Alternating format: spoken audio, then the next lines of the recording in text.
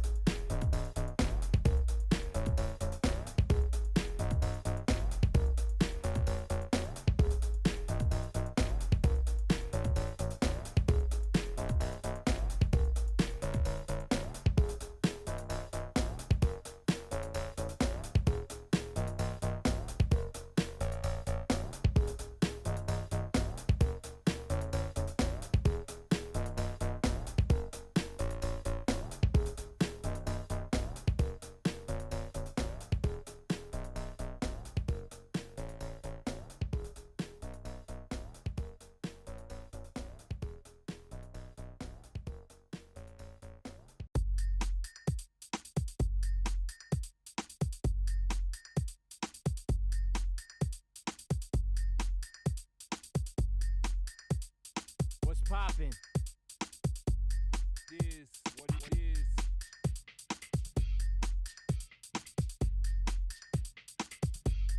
Is what it is.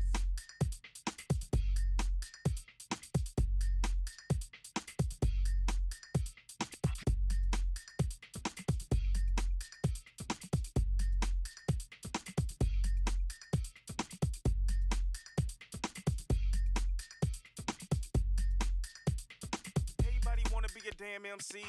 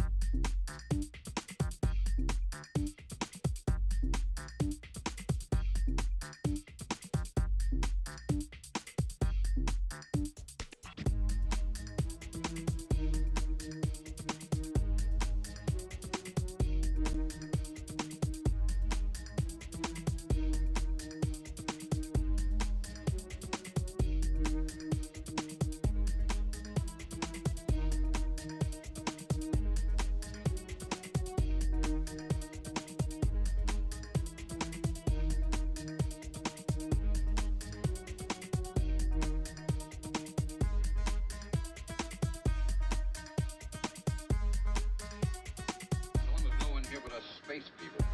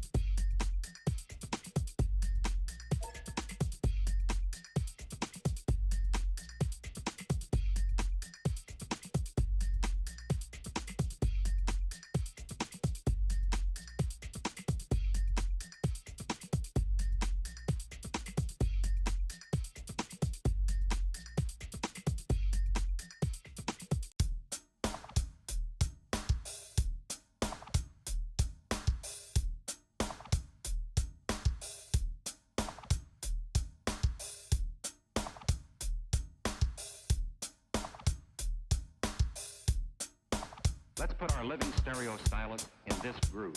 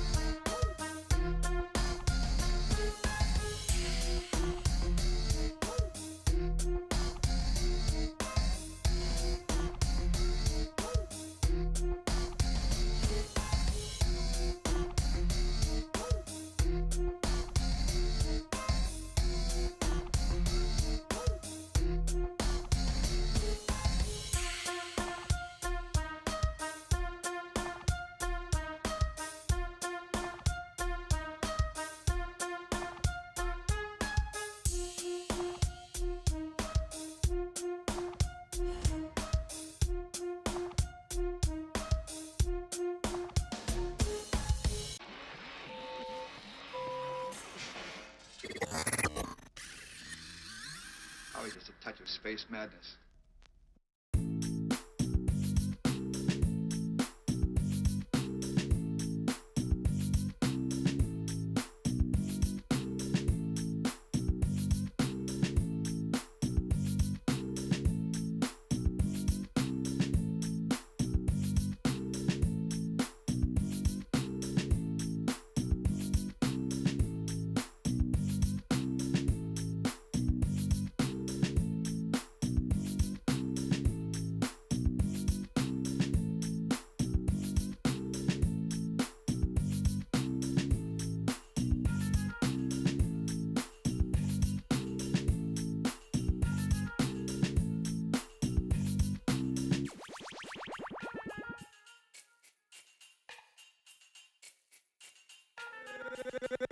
Gangsta Boogie.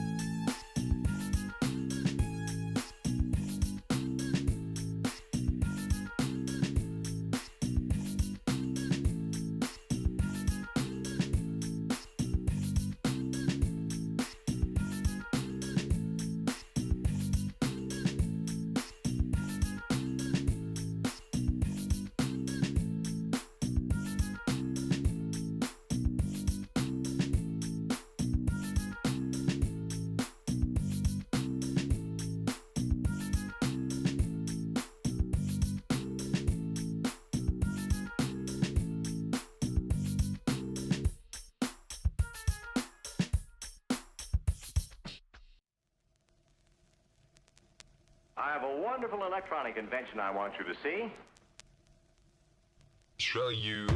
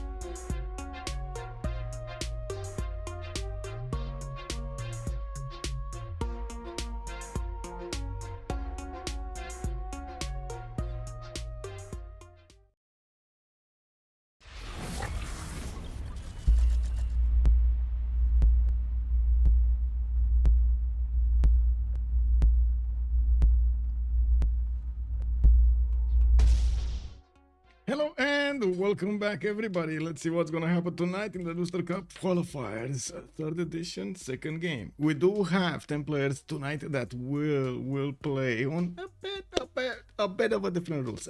We did ask for them for their civilizations beforehand, so we don't actually get to see a scrambling of the last minute civilizations, and we did double check if the list is correct. That's why some of the wait did need to happen, because I needed a few minutes over here to take a look at the list and see if anybody changed, if everybody is in the lobby and so on and so forth. We still need to wait for them to get back into the lobby. We did have an issue with one of the players having a problem with his mods, and then we actually like he fixed his mods and then he couldn't get in, so we needed to remake the lobby, unfortunately.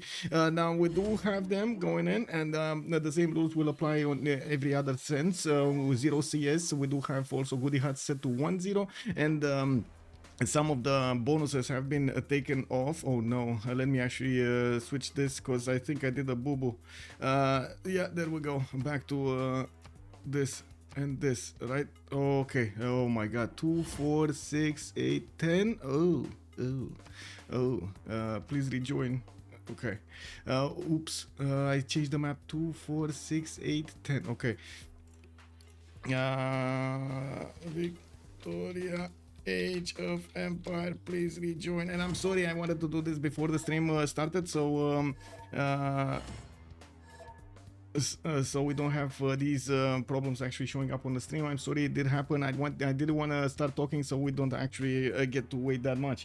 I am pretty sure this actually helps a little bit with the wait. Kenzie Lol, hello there, sir, and welcome. Yeah, normal every other CS, 0 blue CS, because they do interfere with the game quite a bit. We'll see if we do need to actually interact and see the other CSs in the meantime. We do know 100% know that these blue CSs do have quite a few issues in the game, as in they do manage to get so many bonuses on the leaders. Also, Ramblyman, good evening, sir, and welcome. Hi, Nick Dave, good morning, sir, and thank you so much for picking up that first promotion. I do notice Bordanian was the name theming for today. Let me actually take a look, because I actually forgot what the name theming was for today. Do I still have the list open? Give me a second. Oh, I don't know if I have the list open. Oh my god, I actually need to take a look at the thing. I think it's character name. Fallout. It's Fallout character names, if I'm not mistaken. Yeah, I think it's Fallout character names or something. Anyway, that's at least what's showing up in my history. Yeah, there we go. Also, Oscar, hello there, sir, and welcome. I did notice Fortuna Belly, hello there, sir, and good evening, and good morning, sir. Actually, I should say, Servus, good evening, sir, and welcome, or I should say, Servus.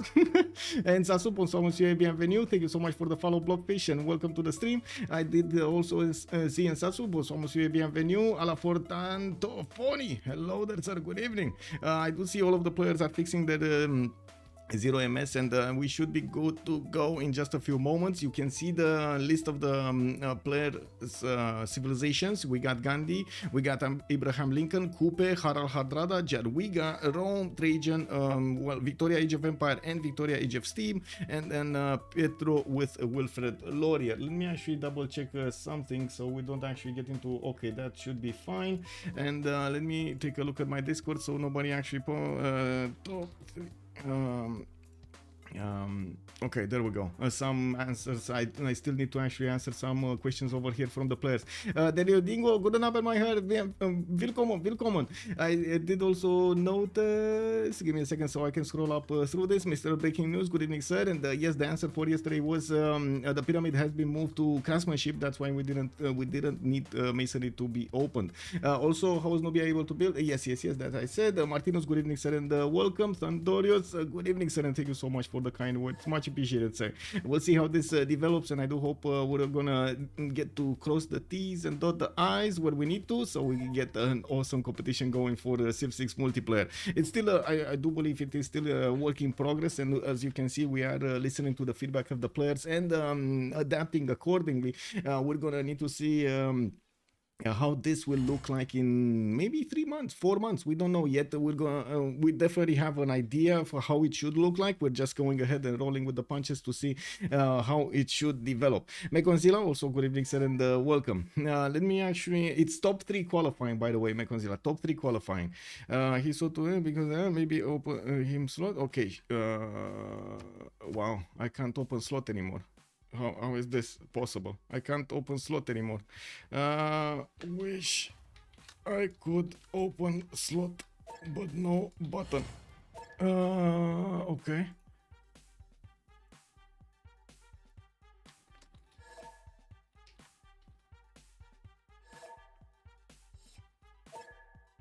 Oh my god.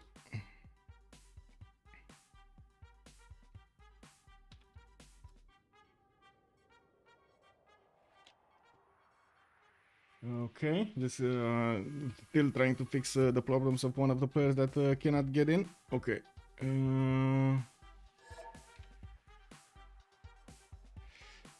Okay.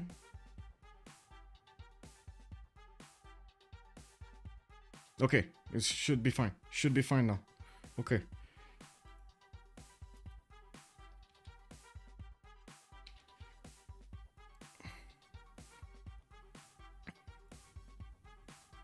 Okay, should be fine. We do need the players that couldn't join to join back. Well, sometimes, yeah, it happens. Unfortunately, especially when you do have multiple players from quite a few different parts of the world here.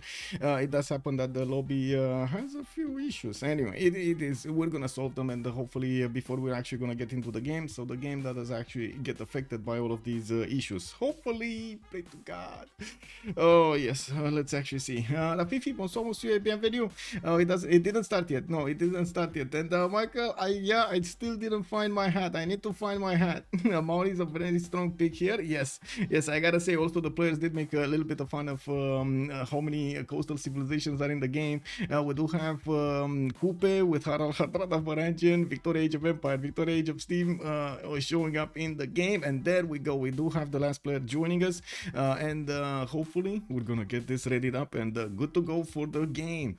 We won't have remaps during the game, as you've seen, unless there is something like extremely bad happening over here. We are using the mods that we've been using for quite some time, the extended policy modes, multiplayer helper, better report screen, the top panel is Station Pro that actually gives you the information about how much food, how much amenities, how much production you have in your empire at a certain point.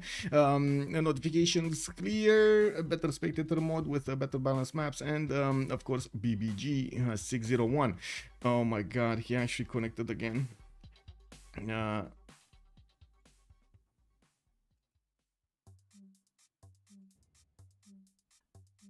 Okay.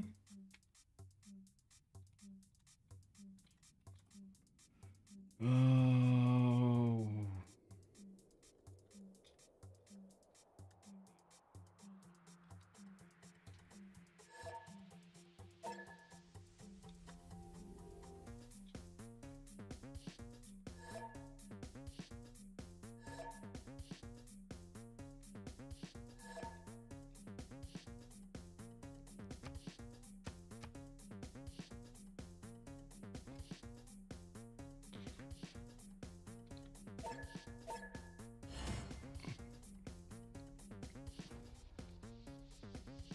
Okay, hopefully he's actually gonna get back in here and he's gonna fix those issues. Unfortunately, sometimes it is caused by the direct connection between the players, not actually something related to Steam or something else. Yeah, some players, I do have to say, some players sometimes they just cannot play at certain hours, at certain days, in like weird spots over here. They cannot play with each other.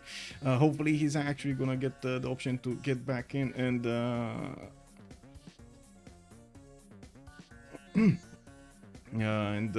Rejoin here.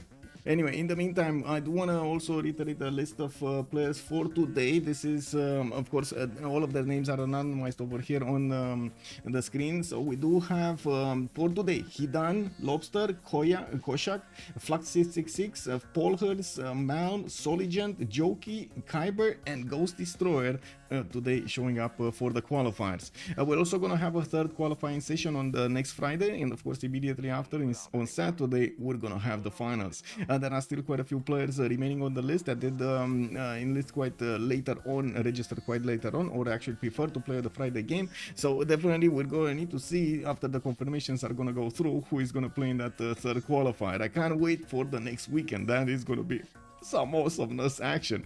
It does seem like we're gonna have quite a few amazing players in the same game in the finals. Let's actually take a look here if Randy is getting his slot back. No, he's still not getting his slot back. Come on, man.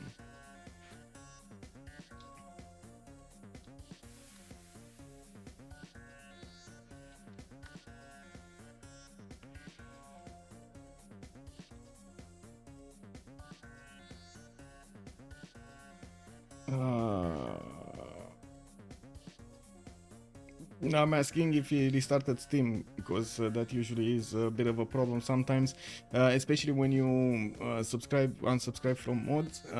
It does cause issues. Okay, there we go. We got him. We got him back in the lobby.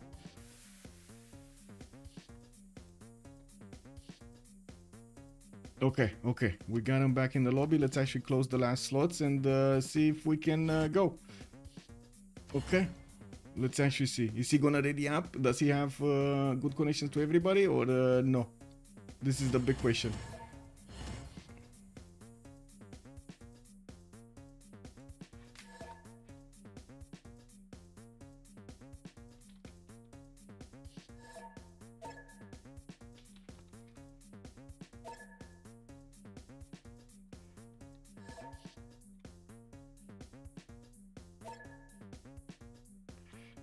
Brazil and Canada, please enjoy.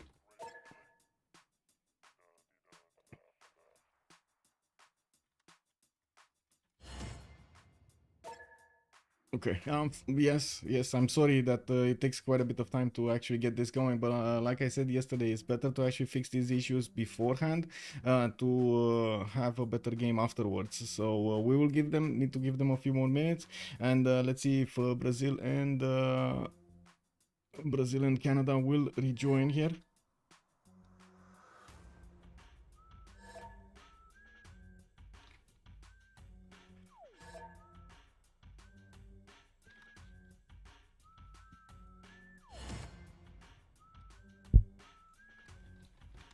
Waiting for Canada and Brazil to rejoin.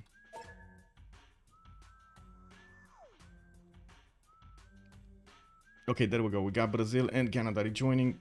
Okay, so yeah, if there's a problem with the connections, you might fix it by somebody else actually rejoining and not you disconnecting from the lobby. So hopefully now with the connection reset, they should actually have their pings, and there we go. There we go. He readied up.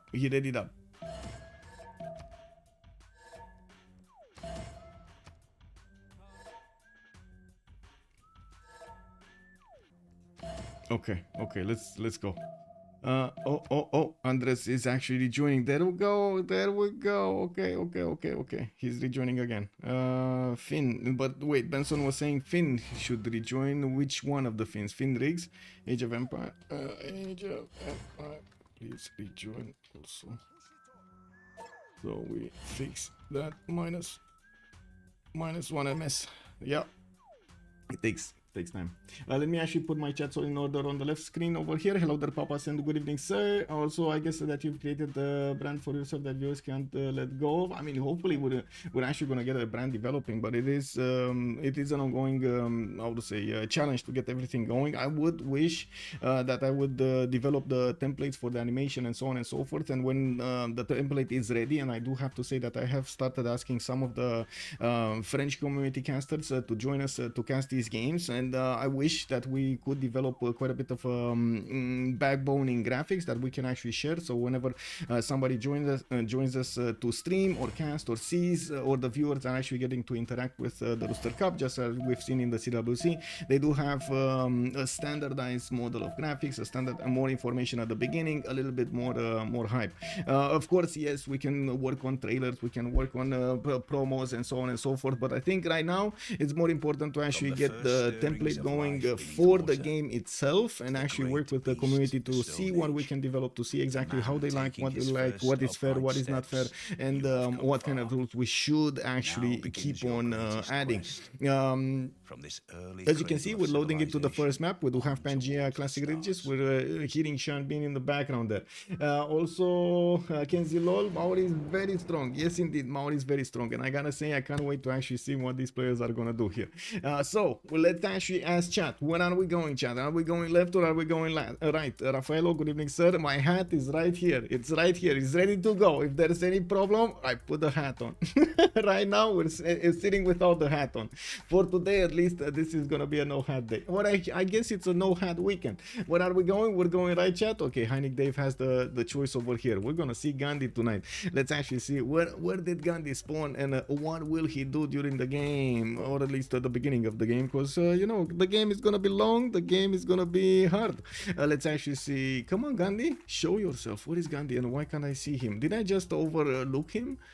Whoa. Is this, no, this is England. Okay, this is Poland. This is another England. Where is Gandhi? This is Brazil. This is Rome. Did I just this is Norway. This is Maori. Hello?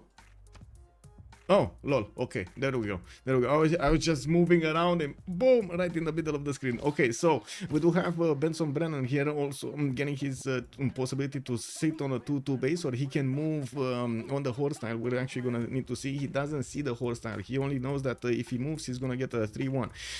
I do also notice he's gonna have a geothermal. That means he's gonna have a continent split left side, and as you can see, right side, white and red continent. Also to the south, he's gonna have access to the green continent. That's also where wonder is going to be Sahara El Beida, which you've seen yesterday with Petra. That looks amazing.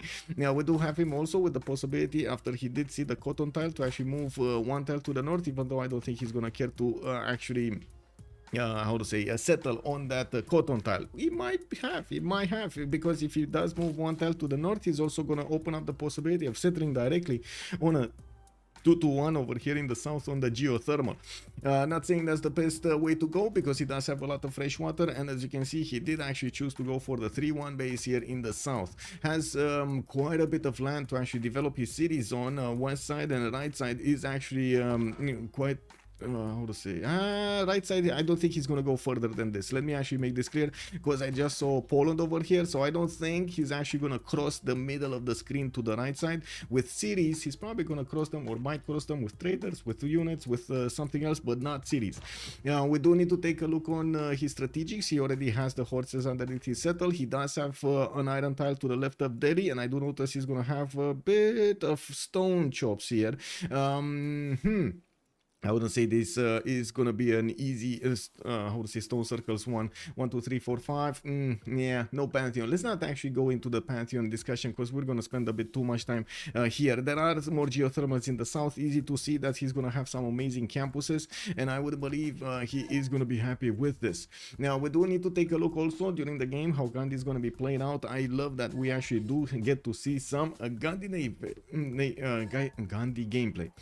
Abraham Lincoln in the north, he's gonna have Washington between the mountains. He's also gonna have some truffle tiles here, 2, 2, 3s, and I do notice he's gonna have some tiles to the southeast that he's gonna benefit from, especially 2 2s there, and to get his cities going. But I gotta say, if he does settle here, it will be a problem with how many, wait, I do want to double check. Okay, no science, yes. How many tiles he's actually gonna get to use in the later part of the game. Usually players do stay away. If you're not Inga, you want to kind of stay away from being too crammed over there with your cities, because you know, city gets to 4 pop and then it starts to run out of tiles to work. Now we do have him also to the southeast of Canada. He's gonna have his horses in the capital, iron tile to the south on a +3 campus spot, and I do have to say, this truffle tile over here in between the mountains is holding hostage a +5 campus tile. One thing is, he does have a +6 that he's probably never going to discover. We might actually need to put a prediction over here. Is America ever going to discover the +6 campus? Should we put a prediction? Also, hello there, subs, and good evening. Skill folks, hello there, sir, and welcome. Goober Dragon, welcome, sir, welcome. I still can't believe Ben got 4th on the last 10. I know, R3C, that was incredible moves coming out from the toes. Incredible for Mr. Toes. What's with the icons? Unfortunately, when I switch the vision, sometimes it resets the icon, probably buffer or something like that, so I don't get to see them that much. The pig says no campus for you. Yeah. Okay, so let me actually put up this wait, we did have a desync over here from Benson. Oh my god, let me actually take a quick pic.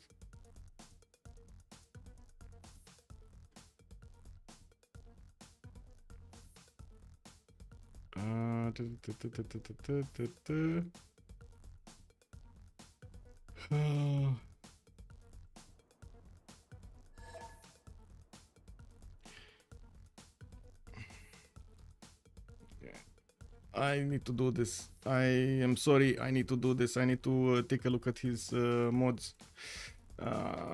Sorry, guys. I'll take a look.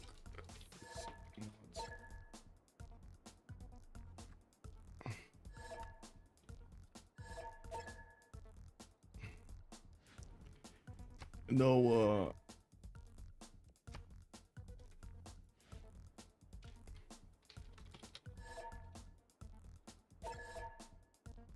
okay, I need to check his folder. I'm gonna relobby turn 1.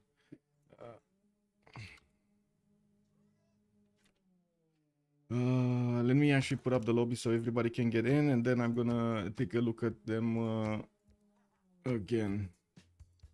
Okay, lobby's back up.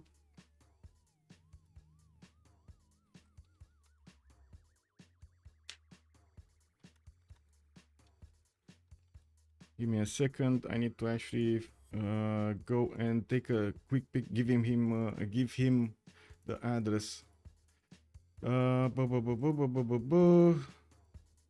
Wait, this. this.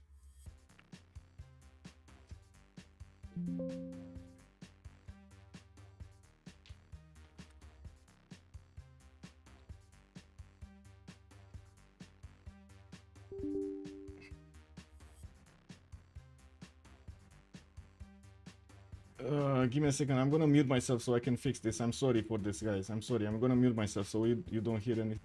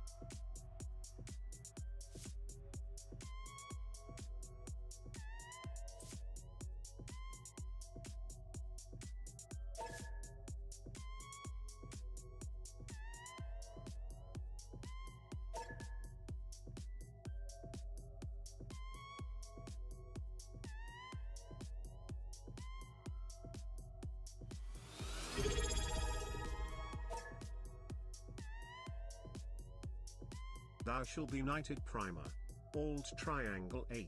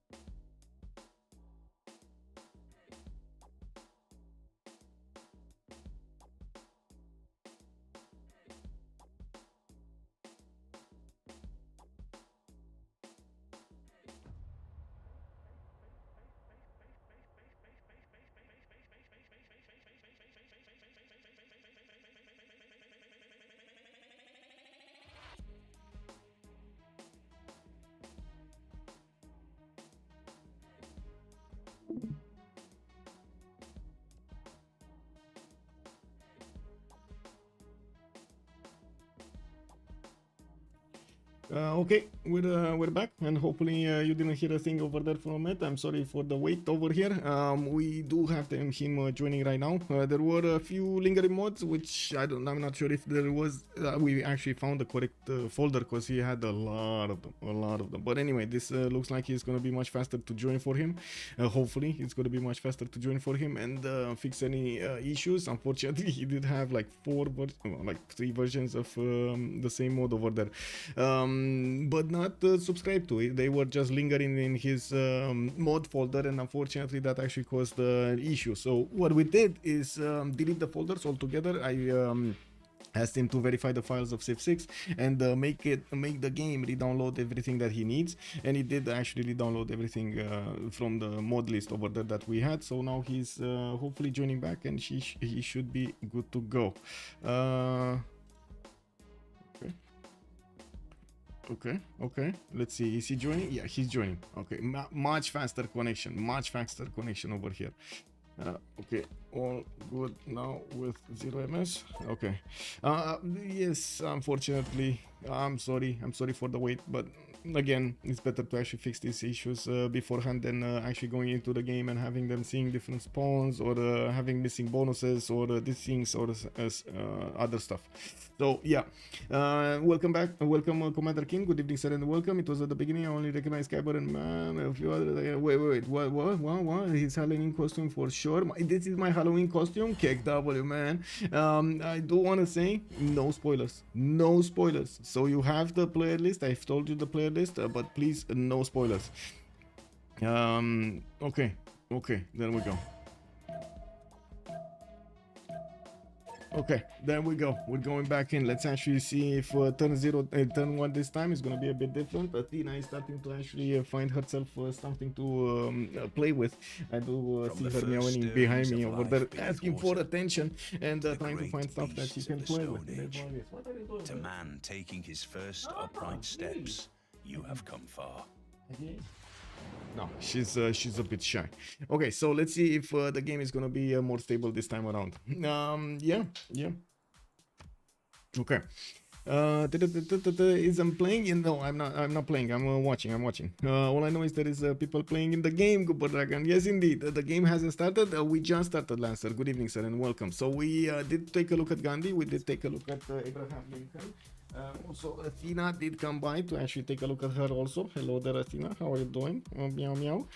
We do have to take a look at Abraham, right? So he was here between the mountains. We were at the moment that I was trying to say that, hey, we should actually put up a prediction up. So let's actually right over here and slash prediction and go for will Lincoln see his plus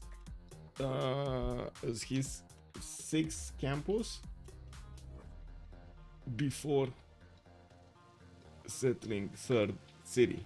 That's the catch. Yay or nay? That's the very good, very easy question over here. Let's actually go for 10 minutes. Wow, I can actually, it's too long. Oh my god. Okay, wow, imagine the question is too long. Cake W, man. Okay, I can't put the question mark. It was 1 letter too long. How common is it to have mods that stick around? It's quite common, unfortunately. And one of the issues that we are plagued by these desync issues and so on and so forth, especially if the players are changing mods from one lobby to the other, or they're playing on the normal multiplayer lobbies. When they do get in, they auto-download mods. Those mods stay there until they actually are deleted sometimes. And yes, restarting Steam might actually work, but most of the time it doesn't. And also we do have, I think, quite a few players that don't actually turn off their computer, so they don't actually restart Steam, you know, that often. Okay. I'm not gonna want to go into all of the different scenarios that this might happen. It does happen, and we are aware of it, and we are trying to fix it every time, and this does take quite a bit of time sometimes. You have seen it actually in the CWC also, as going, or I should say the referees going into their mods and trying to fix it, so the game does actually go through. So everybody did connect. We don't have any Firex issues over here from what I do see. No Firex is crash. Okay, we're good. Okay, good luck, have fun. Okay, turn 2. Let's see.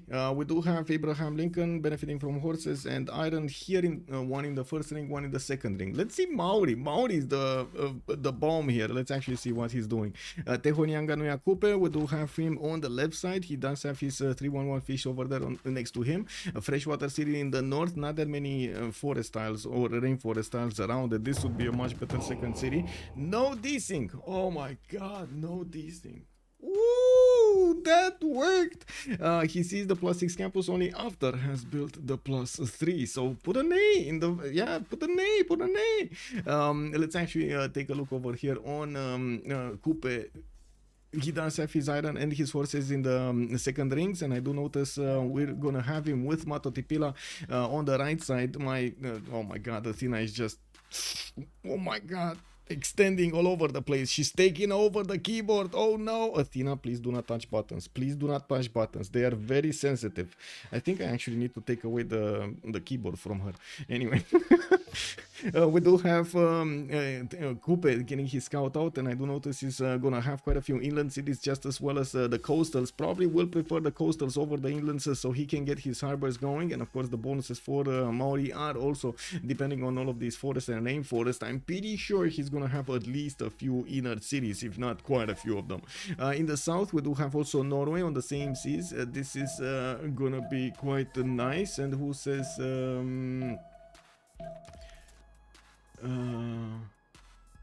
what?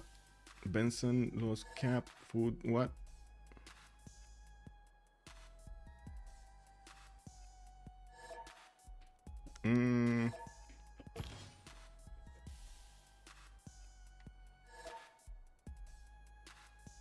That's the 2-1 base from a horse.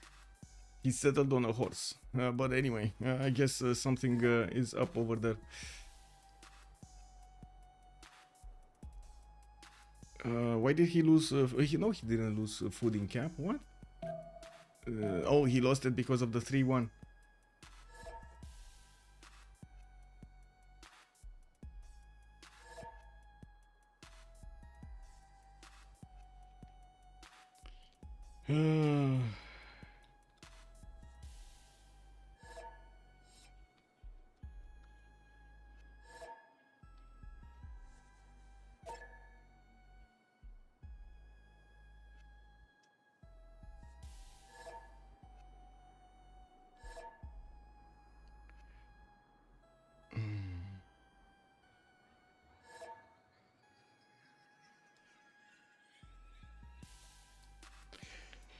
Check heals. It's not a visual bug. He actually settled on horses.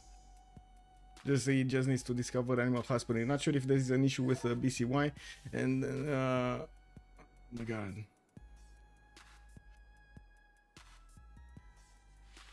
But I see 3-1 base.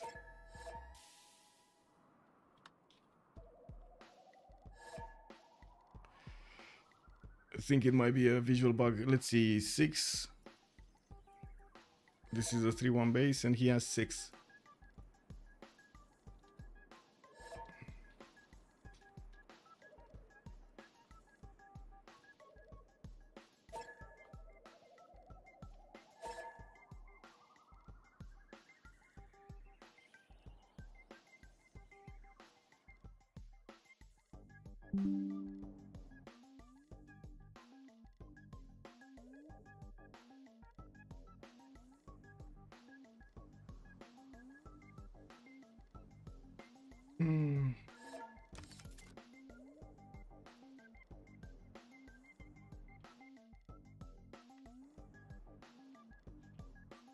Okay, easiest would be to remap.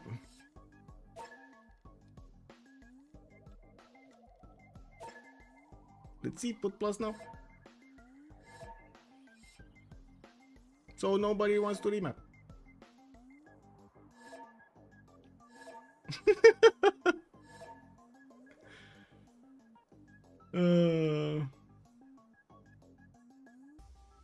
Oh my god.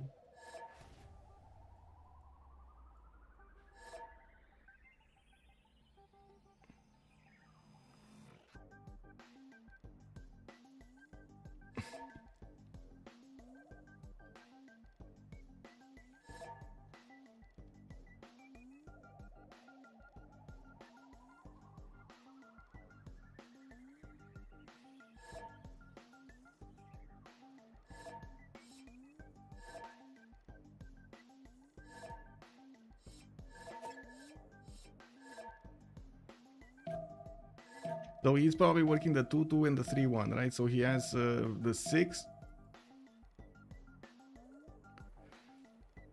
plus the food of the palace. Let's see if it desyncs. Does it desync or does it not? If it does and he gets something else, we'll see. Oh, it doesn't desync. Okay, it didn't desync.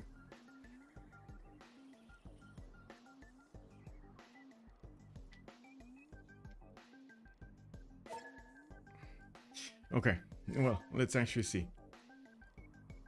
Hello there, Marian Puzo. They are talking about BCY, the mod, one of the options of the mod that we're using, the Better City Yields, that increases or decreases accordingly the base of the underneath the setter.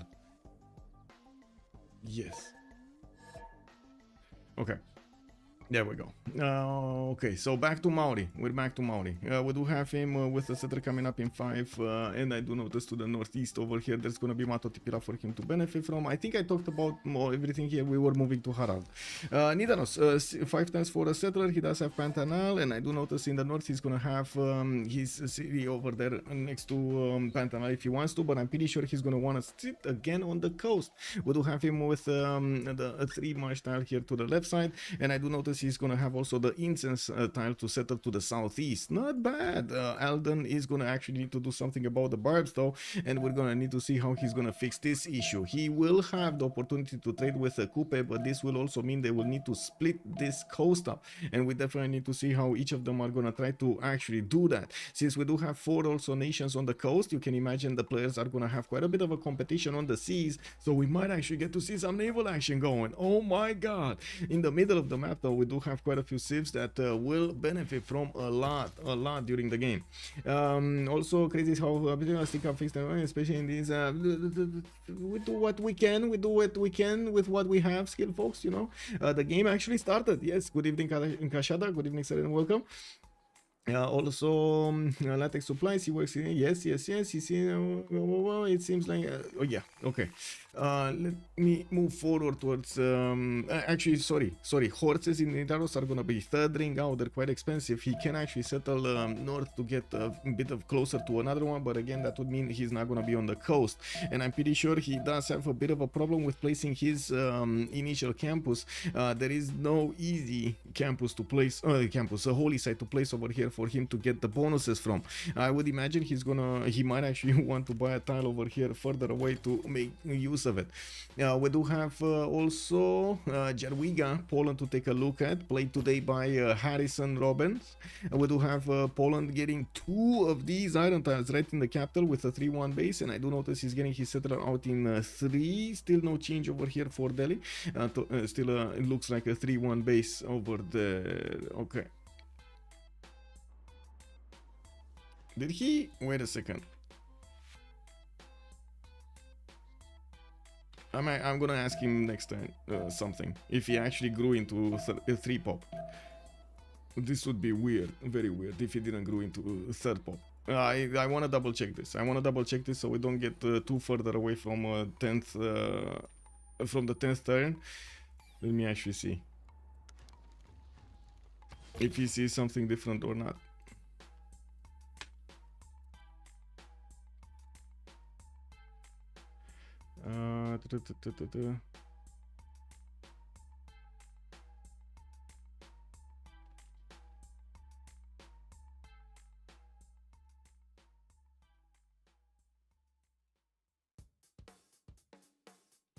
Yes, it did. Okay. Okay, there we go. He did get it. Okay. 1 sec. Still double checking my.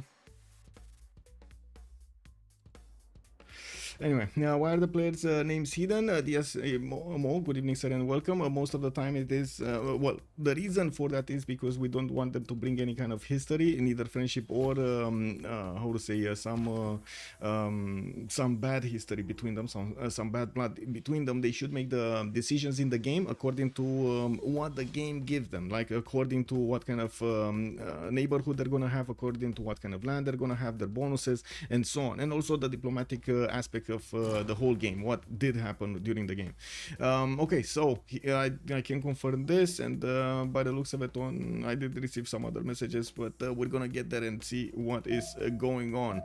We do need to take a look also on Poland, right? Poland, the northeast of of Gandhi. We do have Krakow getting his settler out next turn, and I do see his horses are gonna be second ring on the right side. He should be about that. It should be about that time that he's gonna need to put down his holy site somewhere. He might be waiting for a bit of gold from somewhere else to actually get this going.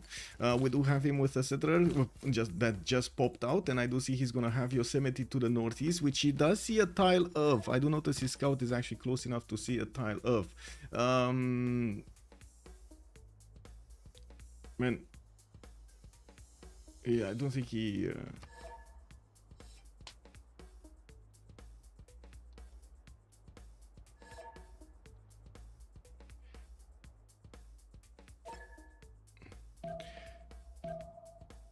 oh my god. So yes, sometimes if you just see, if just one person sees, you don't get the boost because you didn't actually meet him, but then the next turn you're actually gonna get to see if he sees you, you're gonna get that. Let me actually take a look. Do we see? I don't think we can see boosts, right? So I can't really actually take a look at this unless he's gonna get the campuses at some point. Okay, let's see. Okay, well, we do have settler on the right side. We do have a sugar tile with a 3-1, and by the looks of it, in the north, we did have Poland actually scouting out Yosemite. The holy site of Krakow is going to come out in 3 turns, and I do notice he's going to have actually multiple settlers with 3-1 sugar tiles, one to the northwest, one to the east side over here, while he is going to have also the south to settle. That is going to be towards another 2 opponents here. We do have Findrigs on the southeast with England on the coast. That's going to be Age of Empire England, while to the right side we do have India past those rivers. I do also notice India is putting his scout towards the north of Krakow. Maybe he's going to find one of these settlers and actually catch him. We do have also Harrison actually choosing to go through the mountain range towards Yosemite after he did scout it out with his with his scout here. You do see he doesn't have full vision of everything, and well, I don't think he actually saw the barb, or did he see the barb? The lucky stuff is he actually the barb is actually moving away. We do have next up to take a look also on his neighbors. Let's see Rome here. What do we have on Rome? We do have Trajan, Rome getting a settler out in 4 turns with the northwestern settler actually going for it. We do have him also with actually quite a few settlers. Is he going for the honey, or is he going somewhere between the mountains? That's what I want to know. We will need to see in just a second here when the turn will roll over and he's actually going to get to move his settler. He doesn't actually have right now set a waypoint on his settler, so we don't know, and I'm not sure if he knows. Now, let me actually take a quick pick over here. Jesus, yes, he doesn't know everything around that north. He doesn't know about the mountains, and if he does move on the 1-3, he's gonna get vision over everything.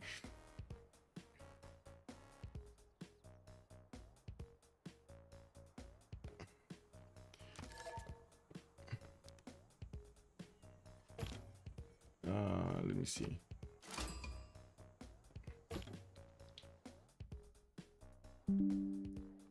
Man.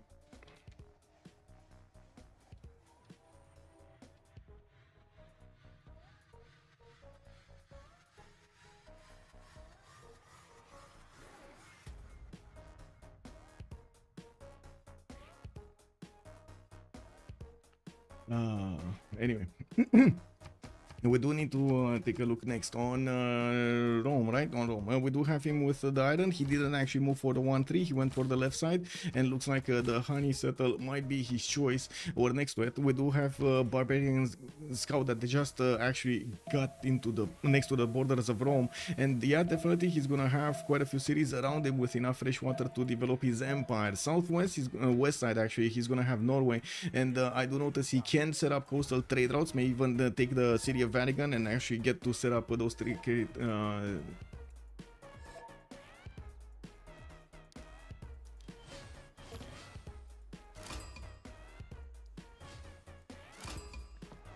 and Man, I see 3-1 on him also. I don't know what anyway, just play. Okay, let's actually see horses. Did we see horses? We didn't see horses. Horses second ring from Rome. We do have a settler coming up in 2 turns, and yes, from what I do see, he is gonna have his city on the honey tile next. Okay, there we go.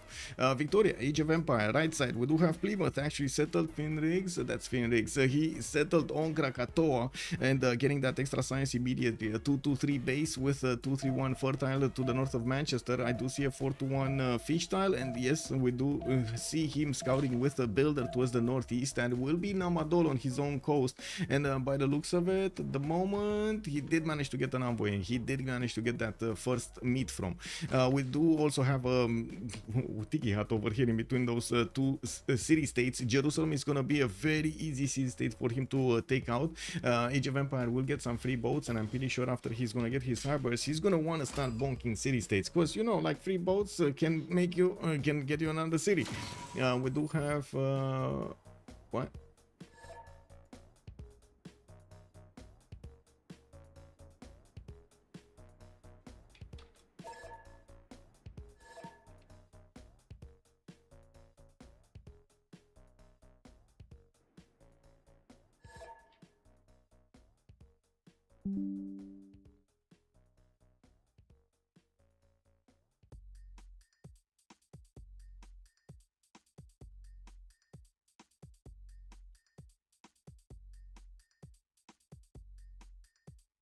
What's poppin'? Is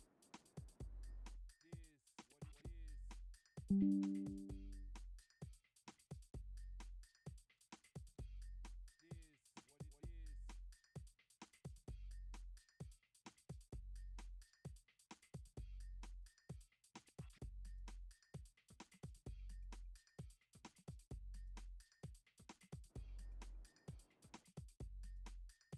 it is. Everybody wanna be a damn MC.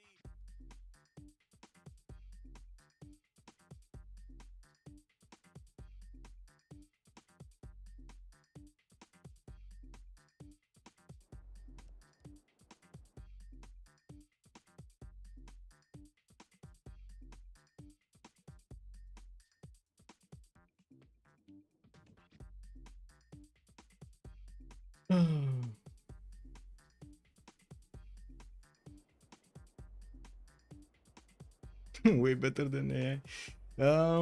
Yeah, sometimes it is what it is. The players want to start a fuss over here. Let's actually see what let's see.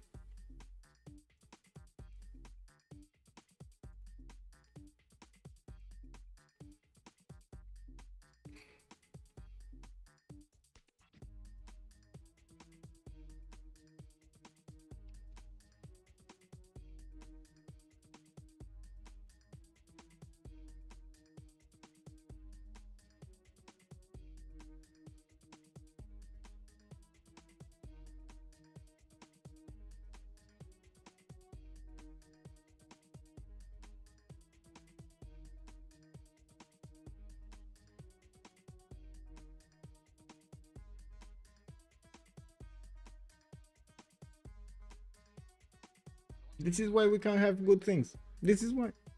The complaint is apparently that some people aren't seeing the BCY. It's probably Brazil is seeing a 2-1 base in their cap, despite the fact that they should have. Yes, I know. Maybe they weren't subscribed to BSM. They one of them is 100% subscribed to BSM, and by the looks of it, the cities are with 3-2 bases and with 3-1 over here. They did share me a picture that he doesn't see. He doesn't see actually. He sees the 2-1. I can't really share the. I don't know if I can actually share the pictures or not, but I told him to rejoin and see if it fixes. Is he rejoining? Is he rejoining? Yeah, but at the same time, if this happens, usually if the database is broken, you do see desyncs. So if those desyncs, if I see correctly over here, what is the next conclusion? Yeah, something with didn't give me any okay.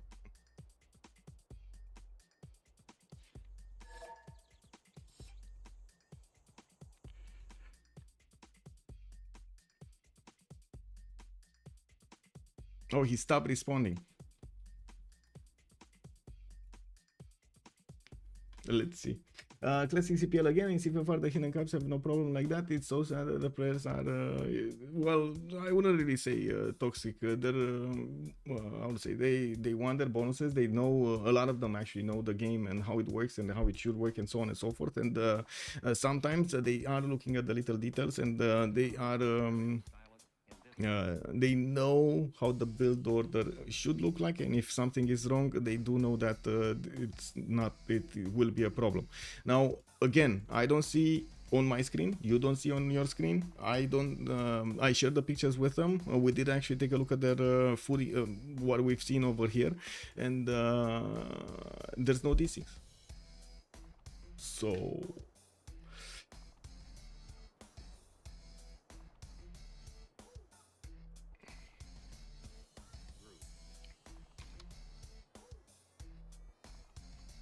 I also don't want to name names.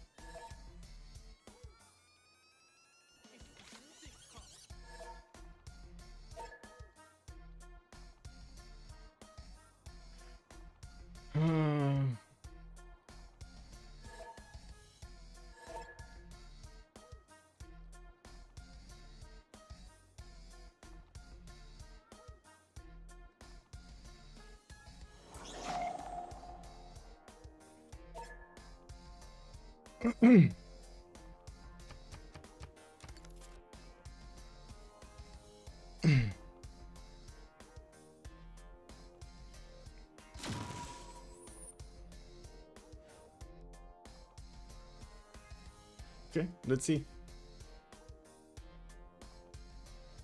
I mean, this game, like, well, because he doesn't have a BCI on a qualifier on yeah, I mean, it is a good bonus. It is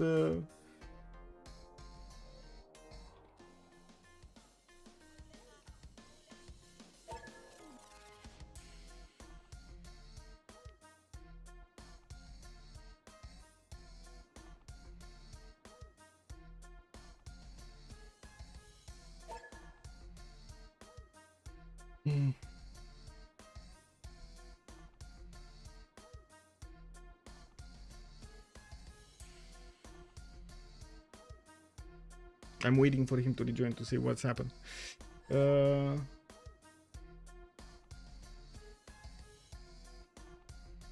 Let's see, who was it?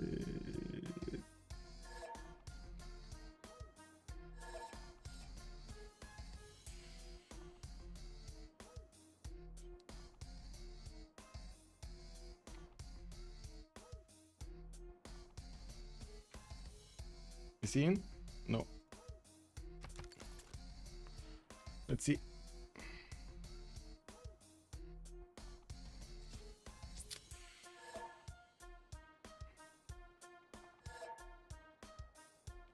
I respect you so much for saying conversation with these guys. I mean, well, I'm glad to do it, sir, but I've been through so many lobbies, so many, like, thousands of hours of lobbies with exactly the same kind of arguments.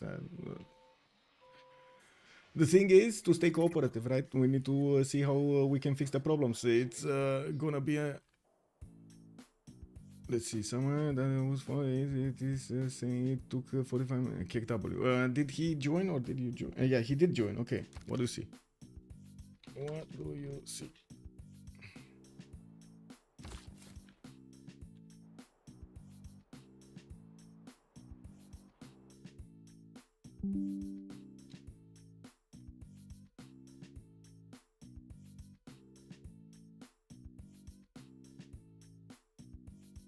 Let's see what he sees.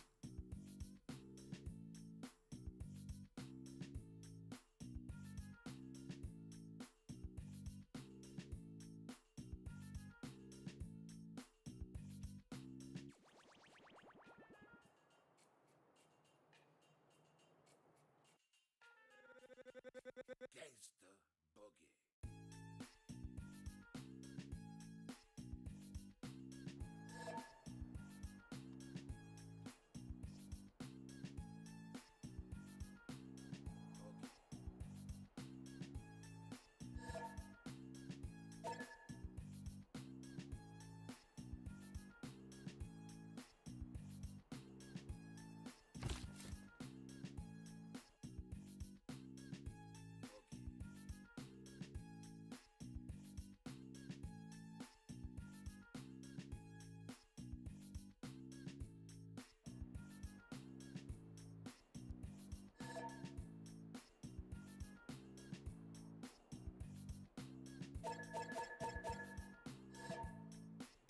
Uh,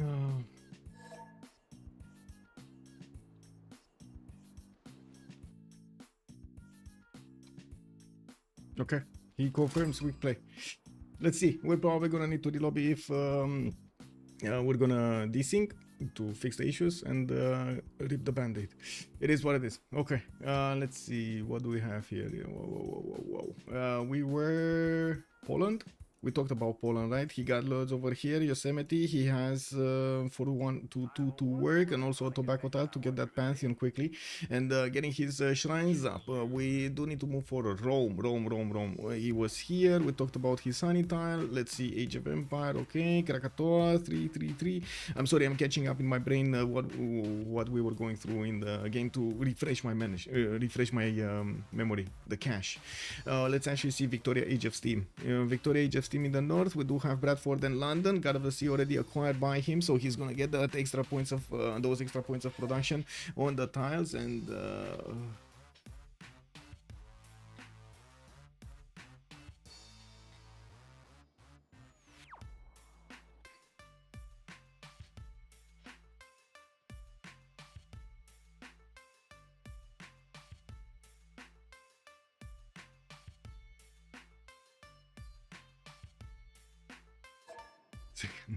he saw something else. He can't cross a river with a scout. Oh, this one. Yeah.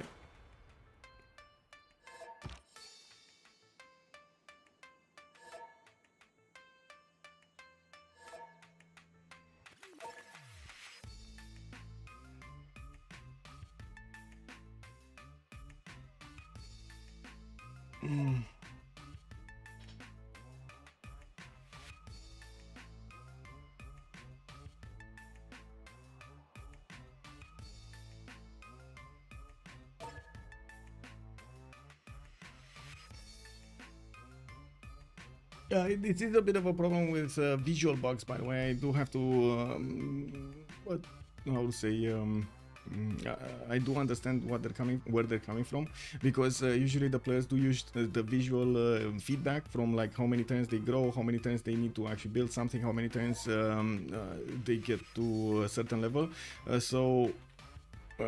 Unfortunately, if you don't have the visual representation of what is going on in the game correctly, you don't actually get to micromanage your tiles properly, and that actually causes quite a few issues with the players not optimizing exactly what needs to be happening in the game with every one of their cities. But yeah.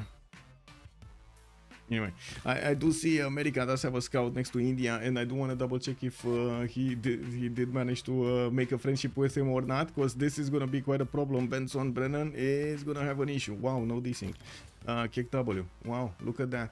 He doesn't have. He does not have. He is about to move on a tile that is in. Wow. Unbelievable. Wait, he doesn't actually see. He doesn't see. Yeah, he doesn't see. Okay, where is this settler gonna go? Is this settler gonna go south, or is this settler gonna cross? Okay, never mind. America actually made this easy. He actually revealed his scout before the settler moved, and this is a lesson, boys. This is why you don't actually want to move your settler before the turn ends, because you might have this happening to you. Also, shot caller, hello there, sir. Who has the best spawn right now? I'm not sure. We do need to take a look at another 3 Civs to actually take a look at their spawns. We do have, there we go, Brennan choosing to go southeast here. Age of Steam, where is Age of Steam? Here in the north. Bradford, okay, he does have his, 2-2 base over there. I do notice he's gonna get his third city soon in 2 turns. He does have, J-tile to the right side, but that's not gonna be that great to use, and I do see a desync, so we're probably gonna need to relobby. Okay. Relobby on good third.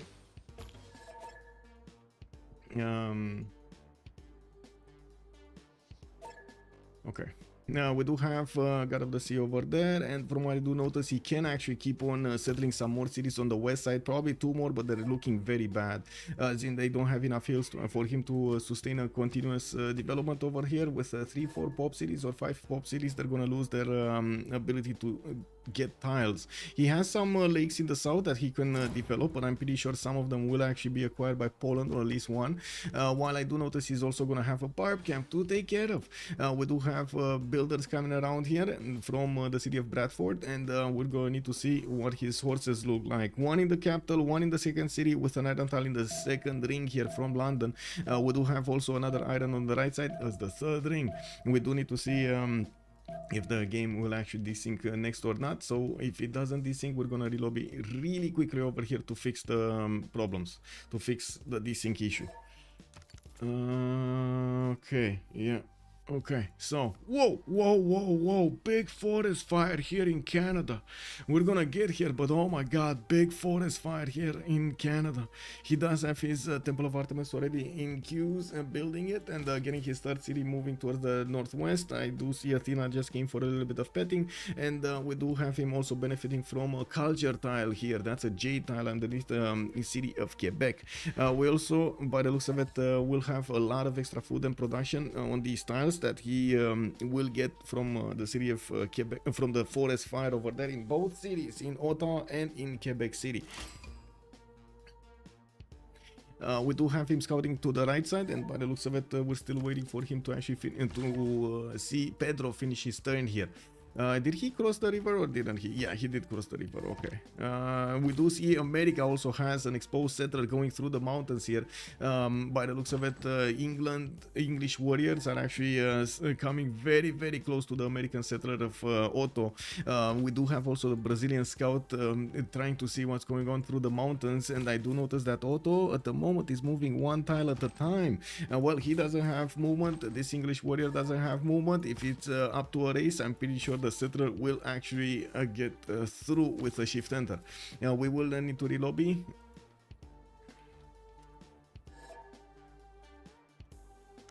Okay. Oh my god. Is this syncing?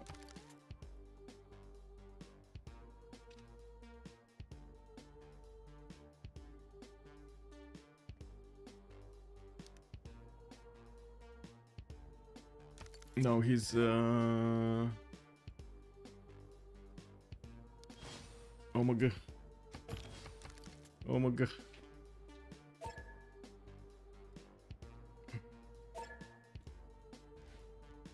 Okay, relobby. Hope this can get figured out. I'm not a fan of the bullying, but I also understand both sides. Yes, sir. Yes, sir. We need to understand them. Like on this, especially when you're talking about little details that need to be fixed between the players or actually in the game. Yeah. We need to understand them. Most of the time, the players will know a long time before what needs to be happening in the game according to their land over there, according to what kind of tiles. Remember, these guys have seen like thousands of games.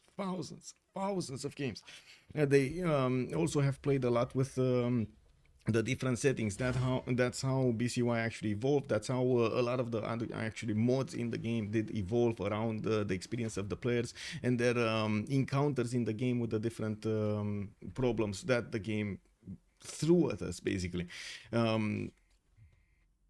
We'll see. Welcome to Relobby Simulator. Modo, yeah, good evening, sir, welcome. Can someone hit the 10x button? Woo woo!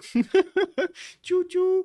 Incredible, man. This cat actually wants to look at her. She wants to sit on my chair over here. She wants to sit on my chair. Anyway, after this thing, I showed correct pro. Then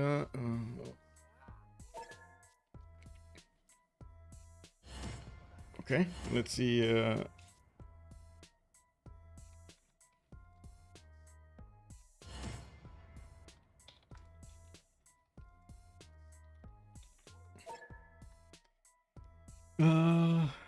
The next time 10 times. Did he? No, he's coming back. He's coming. He didn't reach quick. No. These are the respectable players, and they do like to play. As in, they want to play this game. It's not that they didn't. If they didn't want to play this, they wouldn't hear it from the get-go. I'm pretty sure. We do need to make sure that everything is fine, and we do need to see how we can fix the different issues. Now you can imagine from also our perspective, right? You've seen what I've seen, and from our perspective, from the game perspective, the D6 didn't start, and so on and so forth. We did have a different different information, and yeah, it is what it is. Let's actually see what will happen. Remap though, the thing is with a remap, they already saw the spawns, they already have a form of expectation about the game, and unfortunately, unless you actually, how to say, you can look at this from a black prism, basically like a dark prism, and say that some of the players actually wanted the remap and they started saying it and so on and so forth because they didn't like the spawns, which sometimes it does happen in some normal games. That's why the remap is probably the last choice that we need to actually do, because it falls into that category of gray area. We don't know exactly what's happening over there. So let's see what will happen over here with the relobby, and let's see if the players are actually gonna get exactly the visual impact that they need to have in the game, so they make the correct choices in the game, so they do get what they want. Let's see. I'm just as excited as you are, by the way, to have all of these problems actually, you know, going over these problems, over the drama, and getting through. I do want to point out, did you see the signs of Age of Empire there? Finn just making casually 11 signs per turn because of his opening on Krakatoa. Correction, she wants to hit on her chair and that you are currently occupying. I mean, yeah. I mean, you know, I think when you said that, she felt a little bit, how to say, hey, this is my chair, okay? This is my chair. Come on, this is my chair, come on. It's fine, yes. Come on. Calm down, little kitty. Hey, look at that, no fun axis crashes. Boom. Let's actually see, does he see the correct deals, or does he or is he not seeing the correct deals? I have a bit of a, do you know, oh my god, man, the cat. Do you know, by the way, what my cat does to tea? She actually puts her paw in tea and actually tries to drink it. It is incredible. I've never seen a cat do that. We still see the 3 pop in Delhi. We still see the 3-2 over here. I don't see any, but I think he might have not joined up over here, or he did actually, because the game started, so never mind. Now we do have him also moving to the southeast. It looks like the uranium 1-2. Where is he going here? He is eyeballing the wheat tile that he's gonna, oh my god, that's a far away settle. By the looks of it, 1, 2, 3, 4. He should have actually moved on the 2-1. I'm actually curious why he didn't move on the 2-1. Is he going somewhere in the south here, very far away on a trek? Maybe. Anyway, moving to, we did take a look at Age of Empire with his horse next to London. We do have Iron over here in the second ring, and by the looks of it, the players are already starting to do the diplomacy in the game, starting to actually talk with each other, how they will actually try to trade, how they will actually try to get friendships going. If somebody's close to somebody, and of course they do have coastal trade routes or something like that, they will definitely want to use them. We might actually see, because it's one friendship in the game, we might see the 2 powers from the east to the west in the naval, Maori with Norway, and then the 2 Englands on the right side might actually clash during the game in the last part of the game. We're going to need to see how things will evolve here, but that is a certain possibility because, yeah, I mean, you know, coastal. We do have Pedro II here to take a look at. So, Rio de Janeiro 3-1 base, getting his campuses out. He did settle Torres del Paine to the north, and I do see 3 2s next to. For that city to grow. He does have this as a +4 campus, with this one as a +3 campus. We do have a builder coming out in 3 turns, so he can keep on improving his tiles, while in the south he does have a barb camp. Ooh, very nice, no desyncs. Okay, a barb camp that has been taken out. It's just, oh my god, somebody took out that camp and released the hounds. The red hounds are going everywhere. We do have Salvador de Bahia also getting his 3rd campus going. That's going to be a +4 in between the rainforest tiles on the right side. There is also Rome coming in through the fog of war in the southwest to put another city on the front line, probably on the honey tile. I would imagine the honey tile there is going to be another one of his cities. He can easily trade that honey away for another amenity and get the bonus from somebody else for extra amenities. We do also notice in the main cities of Brazil, he does have iron in the first ring with horses in the second ring here to the left side. We got also builders coming out into from Rio de Janeiro, while the coffee tiles are gonna give him that extra culture. He already has a lot of science, so 9 science and 5 culture at the moment with 24 points of production. Wilfred Laurier, we do have Canada in the north with the Amazing forest fire. We do have Goddess of the Hunt already chosen as a pantheon. He's getting the extra food and gold on those camps, and as you can see, he did manage to improve 2 of them. We do have him also starting to get the mines, which are very important on the Jade, because he does get the extra 2 points of production over the mine point whenever he improves one of those because of Canada. He does have in 4 tens Temple of Artemis finishing, which is gonna give him 1, 2, 3, 4, oh my god, 5, 6. Oh my god, this rainforest fire actually went through 3 deer tiles. How did the deer survive? How did the deer survive in this situation? Like, really? Is this possible? Is this actually real life? He's actually gonna get deers with 3 deers with forest fire, guys. 3 deers with forest fire. It's incredible. Like, this is incredible. We will see Nolan over here just booming. Yeah, we do have also a builder coming out from Quebec City next turn, and he already has a 1 charge here on the one that's outside. And I do notice from the South America did manage to actually get his settler safely over there to the north. England is there with a warrior, but couldn't actually catch it when he was with his pants down.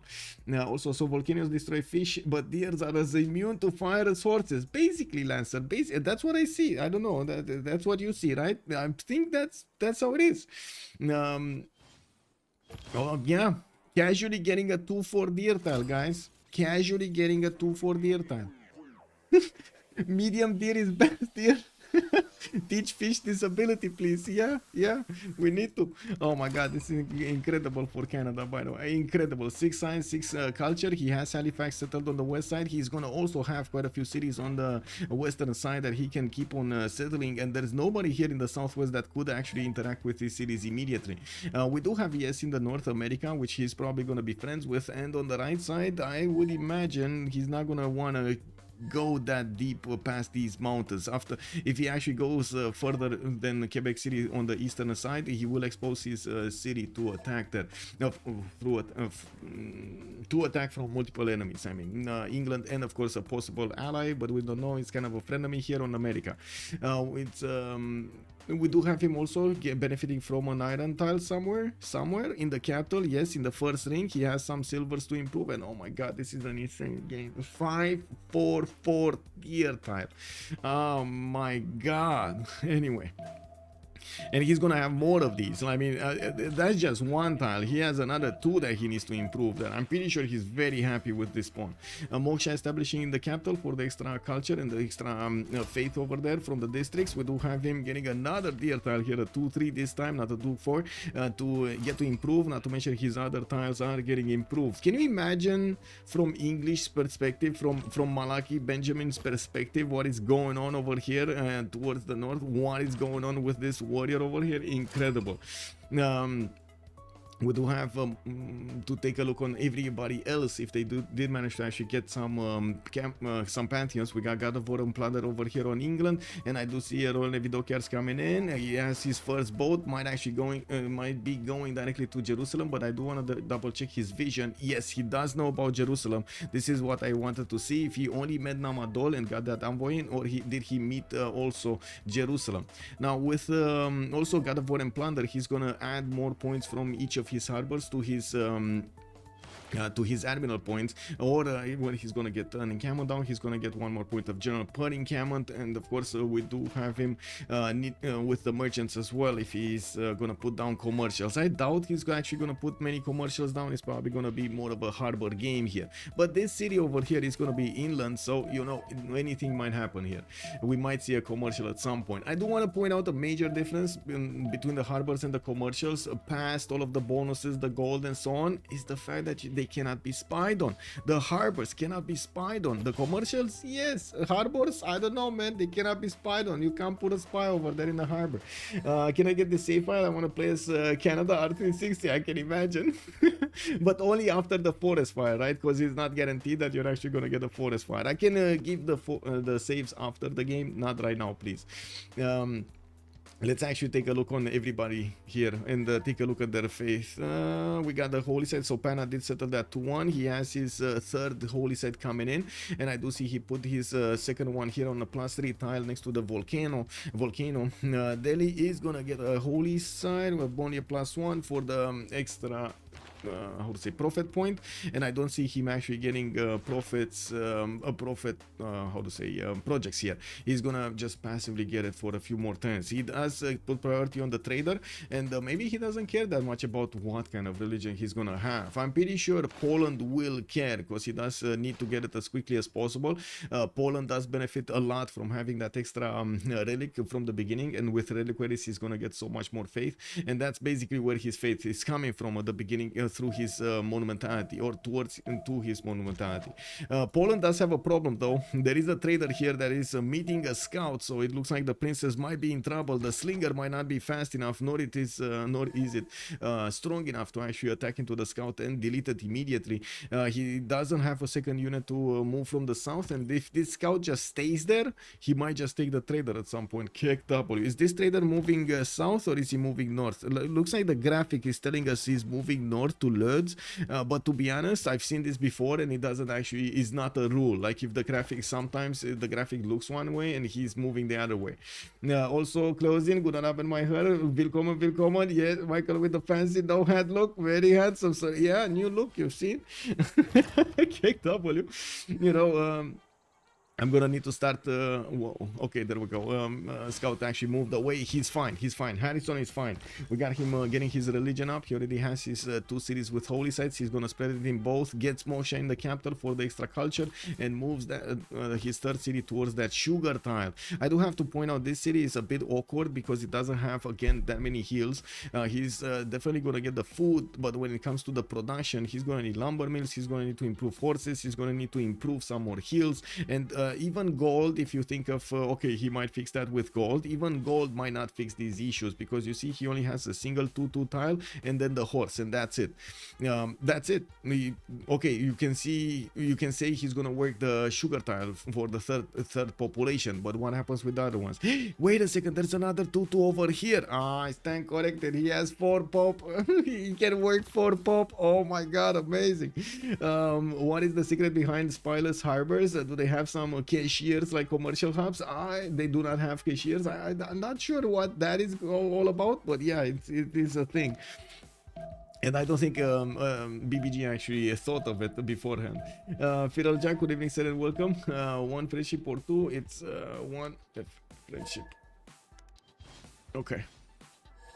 We do need to move forward. What did Poland pick as a pantheon? Let me see. He got Divine Spark as a pantheon with reliquaries and stewardship. He's gonna get the science from the campuses and the gold from the commercials. By the looks of it, we do have a monument coming out from Warsaw, and yes, it is gonna take him a long time to build it. There's a 4th city also coming out from Krakow, while his Moksha is getting established in there. This is gonna be a 4 city opener, basically casual or default opener here for Poland. Usually the settlers are coming out from both cities. This time around he actually chose Lodz to not actually get another settler. Now we do have a +4 campus there next to Yosemite, and I don't see him investing into these 3 ring tiles from Yosemite. That would actually give him quite a bit of extra yields there. The 3-2-2 is gonna be extremely good. He just doesn't have the gold right now to spend on that. Now he's working the tobacco, he's working the 2-2, he's working the another tobacco tile, and I do see a wheat tile, and that's about it, right? The 4th population. Let's actually see. Brazil didn't get a pantheon yet. He is getting oh my god, bullied by the slingers of the barbarians here. I do see there's one barbarian on the campus, in the campus of Salvador de Bahia. Actually right now, if you take a look at that campus, just imagine getting that vision zoomed in over there. You can see the scientists just running around with like books in their hands over there. Wow, no, and then the barb just, you know, lit that on fire. We do have Rome actually getting one of his slingers out, and I do notice there is a slinger from Brazil also going for the barb. We do need to see if he's gonna need to invest into something here to get that going, to get that defense going. The spearman is gonna do a bit of damage, but it might just die against the city's defense. And with also a 4th city coming around from Rio de Janeiro, we do have him starting to move on the other side of Torres, and by the looks of it, he's also gonna have a coffee settle to the southwest in between the mountains. This is gonna be be quite nice for him to actually get as a defensive position on the western side from Maori, from Varangian later on in the game. And of course, I do notice he also has kind of the same thing on the right side. He's gonna have this mountain age to protect some of his settles and not let actually America settle on them. You can see all of this mountain age is creating quite a border here between America and Brazil. Okay, looking Rome, we do have him with City Patriot Goddess. The 40% towards the first district in the city is activated. He does have 2 of these honey tiles with one of the coffees worked in Ostia. I do see he's plugging in magnets in 110 in the capital, and I do also notice he does have his builders moving around everywhere. Horses in the second ring from Rome, and of course he didn't get to upgrade them yet. We do have on the coast here Bergen, Nidaros and Alessund coming in. Okay, he did manage to get his Pantheon. The Earth Goddess is gonna be his choice. He's getting quite a bit of faith from these tiles. He does have good breathtaking appeal from what I do notice, and well, charming and breathtaking appeal. Yeah, this is it. We do have him with the Pantanal tiles that he didn't actually acquire at the moment. I'm a bit surprised, but not so much. He does have the fish tile to work with a 2-1 to the left side. And I do have to point out he did need to get mining first, so he places down his holy site on one of the former 2-2 forests before.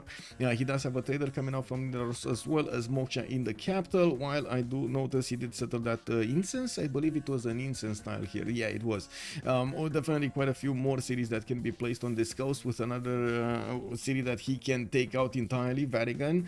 Now we do need to see how far into the south he's gonna go, because yeah, there's also Rome there, and we don't know exactly how he wants to actually settle his cities. On Maori, we got religious settlements chosen, and I do notice he's getting his holy site prayers in Kayapoi. He did get to 110 discount his Gavron Plaza here, and he's gonna actually beef up a bit more his holy site, their adjacency, starting to get whales from the coast, so he gets those extra amenities. While I do notice we do have a monument coming out from Tepokohiwi in 7/10 from that city center, from the northern one. He does have the salt mines that he's also gonna need to improve, but yeah, he needs more builder charges to get everything done. He did also activate the extra production on these tiles over here, and definitely looks like a much better city. Opango looks like much better right now with all of those tiles activated. Also, no minas today, bro. Yeah, no minas today. We're gonna have Brazil in the middle of the screen there, in the middle of the map. Why there are so many Civs shot color? It's mostly because Herson said that there is a secret, and it is to actually settle on the coast. That's not really a secret. Everybody knows it. But anyway, yeah, looks like they tried it out. Let's see what happens with 4 on the coast with not that many in the middle. Let's actually see what's gonna happen on the otherwise. We did take a look at this. Did we miss some pantheons here? No. Oh my god, beautiful land on Poland, on Canada. He's gonna get his Gavron Plaza in the second rings here from Ottawa, and I do notice more settlers coming around from his city center. He is actually gonna move across to the right side. He's gonna actually expose that city to the elements here, and we're gonna need to see if it's gonna stay well, if it's gonna stay defended. We do have his upcoming builders with quite a few more charges to get the deer tiles improved, and as you can see, he's getting so much gold from this. Right now Canada is on 34 gold a 10 with 16 science and 21 culture. Really quickly, let's go through the city states, because we got one. Oh wait a second, let's actually not dissing this era score. Let's take a look. Is everybody getting their golden ages? No, we got 2 of them that might not get their golden ages. We got Jesus here and Malaki. What's going on here? Can he get his golden age? That's the question. Can he got it. He got it. Is Malaki getting his golden age? That's gonna be Age of Steam. Is Age of Steam getting his golden age? Age of Steam needs 1 more point. Everybody else in the game got it, by the way. Everybody else got it. It's just him. It's just London here that needs something. Oh no. Barb. He did have a barb camp. He never actually tackled this barb camp. I'm pretty sure it spawned a lot earlier. He could have sent his warrior there to tackle it. I think his warrior is on, yeah, there we go. He's on an escapade towards the city, towards the west side here. So wait, is he not actually getting this? He got it. He got it. He got it, chat. This is the time, you know, in one of those stages when we see Civ6 esports and stuff like that, you actually get your pom-poms going and you're like, He got the golden age, everybody got the golden age. Goody Huts weren't needed. 1-0. Look at that. The players actually did manage to get this going. Other continent forum, first government, clap. Yeah. What is the Canadian pantheon? It's goddess of the hunt, sir. Goddess of the hunt. Also, can you explain Herson's secret? I think he can explain his secret much more than me.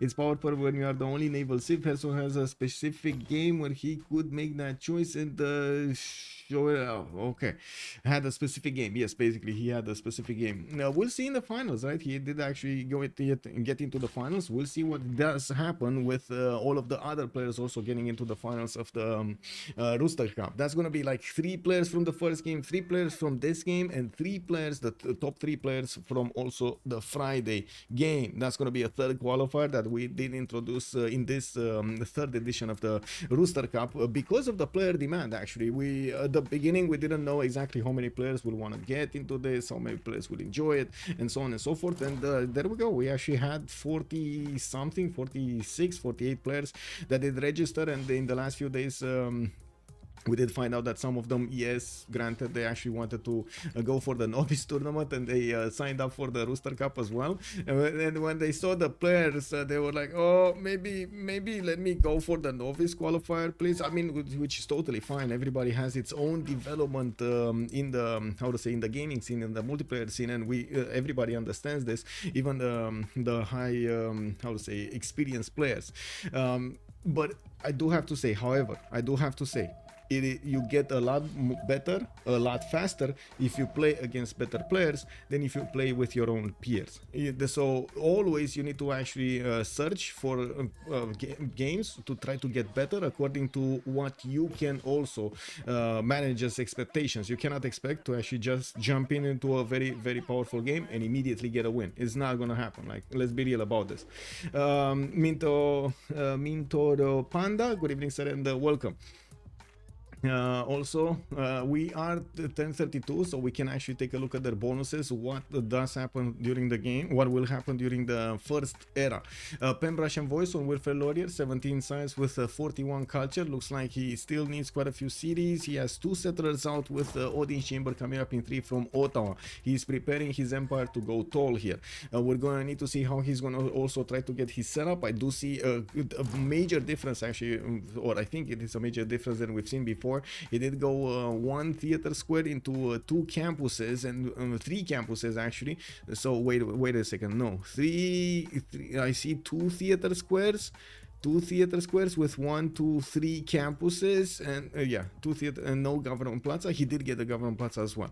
Now we do have him putting down his hanging gardens over here from Quebec City. He didn't actually get the opportunity to place all of those districts together, mostly because of the land and how it looks like. He did have all of these deers that he wanted to benefit from them and not actually take them out.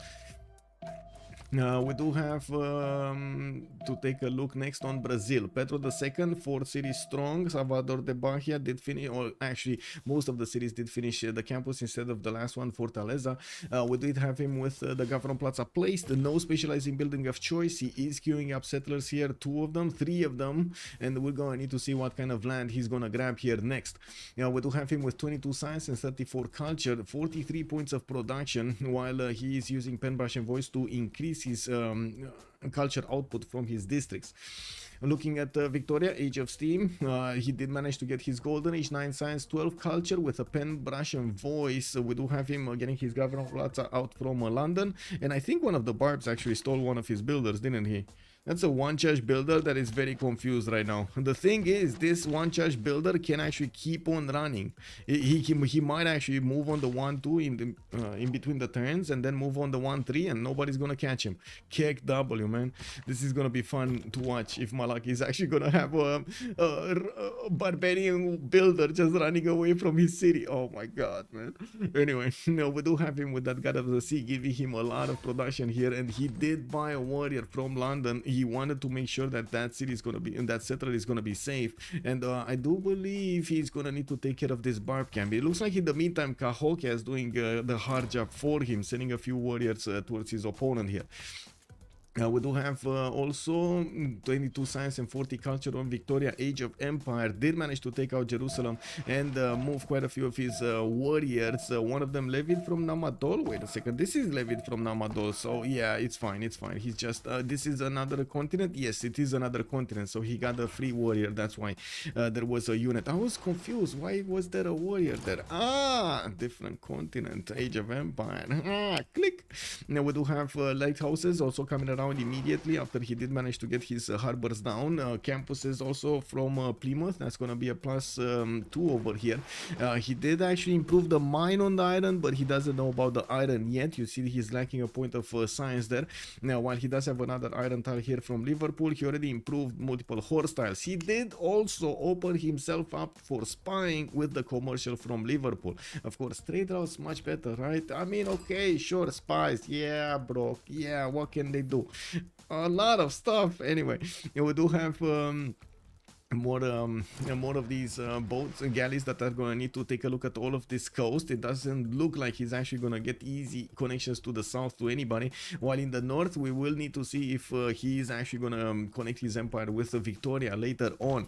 They did meet each other. Both Englands do know about their position, but I don't think they actually know about their oh, they do. I do actually see an English scout did actually scout all of the coast here and saw the other England's spawn. Let's actually see if Finn did see it. Finn did not see the north. He doesn't know exactly how far away England is now, but I can only think that he can assume he's not that close, but he's on the same coast because he has his galley in the water. Looking at next, we do have Rome here, Trajan, 4 cities, Orient Chamber coming up in 5 with a city patron Garcias. We did have him getting his 12 science and 23 culture. Pembrokeshire Voice Golden Age, 45 points of production. He is managing to get some of his trade routes going here. I do see at least one is connecting his cities, while he's definitely going to need to get more. He needs to get his markets down, and of course you do see that it takes him quite a bit of time to place the commercials and also get stuff going here. He did choose to increase his rice tile there, to put a plantation, to put a farm on it, so he gets the 6 foot to couple it to allow his capital to grow much faster. Oh my god, I'm so sorry, something just entered my... Yes, you be calm, please. To stay calm. Okay, stay calm, te rog. Okay. Hello? Stay calm, please. Okay, think. Okay, yes. I have a little baby over here that just puts her paws in the... Yeah, anyway, Jadwiga, let's see Jadwiga. We do have him getting his campus, that campus next to Lords. That was a +4, wasn't it? I think it was a plus, yeah, it's +4. Gdansk is gonna also get his builders. He did choose Monumentality Golden Age, so now he does get to use his faith pattern of 50 to get as many of those, as many of these builders as he can afford and as he needs. He did manage to put down a few commercials, and we're gonna see his trade routes showing up soon here after he's gonna finish his Sukienices. We do have also Pingala establishing in 4 tens in Lodz, while I do notice he's gonna get his Stonehenge in 2 tens. Wait a second, I do want to double check this because this is quite important. A unique building replaces the market. Yes, replaces the market. There we go. I was confused for a second there, and I didn't want to make a mistake, so there we go. Mr. Baby, I cannot actually change your diapers today. Now we do have also him managing to get Stonehenge really quickly. That's gonna allow him to get a 3rd belief in his religion, and I do want to point out right now he does have reliquaries with stewardship. Let's actually see what he's gonna choose next. He didn't actually click on it yet. We did have a few more religions in the game being established, and as you've seen, for example, let's actually take a look at this. We do have India with tithe for the extra 2 gold on each city following the religion, choral music for the shrines and the temples providing him the culture equal to their intrinsic faith output, while defender of the faith is going to get a +3 combat strength on each of his units that are in the cities that he actually got to convert that. We do have also Maori managing to get Jesuit education to purchase campus and theater square buildings with faith, while he is working on sacred places also. He's gonna get the extra science, culture and gold with faith for each city that has a world wonder. We do have Norway also feed the world with the world church for the +1 culture for every 3 followers of the religion in their civilizations, while the feed the world is gonna give him the extra food for the housing for the shrines and the temples. Okay. Cat really wants to sit where it's kind of awkward. But anyway, let me actually double check. Did this go through? No, it didn't go through. Wait, he didn't get his third belief here? He didn't actually get to choose it? Wow, he totally forgot about it. Anyway, 5 stars for audience chamber from Krakow. We do have these commercials that need to finish over here. Hello, hello, hello. What's going on? Just trying to chew a wire. Kick. Anyway, oh, finally that actually that Stringer did manage to take care of the warrior. Anyway, let's see Harald with the Mortality Golden Southwest Coast getting his harbors out. I do want to point out he did get his Gavron Plaza as the second district in Nidaros, so while he's putting his harbor as the third one. He did choose to go for the audience chamber but did not actually finish it. He pre-placed the harbor first and now he's actually going to go for that. We do have quite a bit of food that he's going to get from audience chamber and of course the extra housing, while in the capital we did have the fish allowing him to grow much faster, and quite a bit of extra housing also from the fishing boats. We do have him with a fourth city also moving to the north. I do see he just bought a settler from Alesund and he's probably going to move it to the west side here. Now while we do have 6th city coming out from Alesund soon, we do have also some galleys moving towards Vatican. 3 of these with Vatican benefiting from a warrior defense. It is 26 defense strength and it is going to be quite problematic to take care of. I do want to let me actually double check this because I was such in a hurry to actually get the information going from the game. I totally forgot to check YouTube. I'm so sorry. Hello there everybody on YouTube, and I do hope you're enjoying your time with me tonight, watching the players trying to qualify for the Rooster Cup. Michael, hello there sir, good evening. I do have hair. Yes, imagine that. My mind had imagined a shiny head. Oh wow. So basically when I was hat off, I was like a beacon.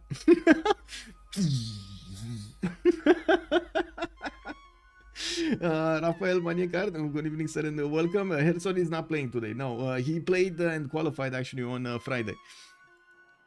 We do have to take a look next. Let's see what's going. Actually, take a look at his yields. 9 science with 18 culture. Does look like Harald is gonna need to catch up quite a bit in his yields tab, but now he does have 43 faith attack, and he will start to chop his land over here soon to get those instant production points. Hey, not this. No, my boy. Okay, looking at next, let's see Maori. We do have him with 12 science and 39 culture. Wait, we did take a look at Maori, no? We did take a look earlier actually on Maori, but not after the era. 12 science and 39 culture on Maori's Empire. Pembrush and voice. Looks like Tina just wants to put her head right in the picture. Have you seen this? Have you ever seen a cat that wants to do this, by the way? Wow. Anyway, she's right underneath the camera over here trying to do some mischief. Anyway, yeah. Whoop. Go. Yeah. Okay, he sent her something to throw. Anyway, we do have Maori. I do have to say he's gonna get quite a bit of faith from not only Mato Tipila but also his theater squares, the building, the Mare, right? The Mare is the special building.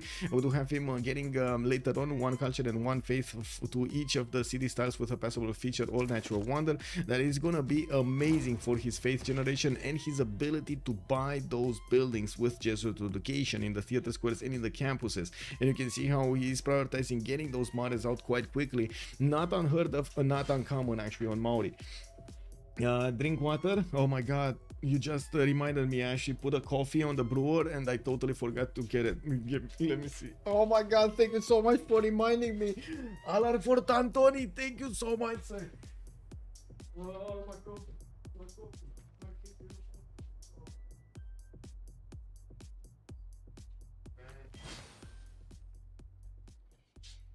I need to click on 3 more buttons to actually get my coffee out. I'm sorry. It will take me at least another road to get, or 2 roads actually to get it.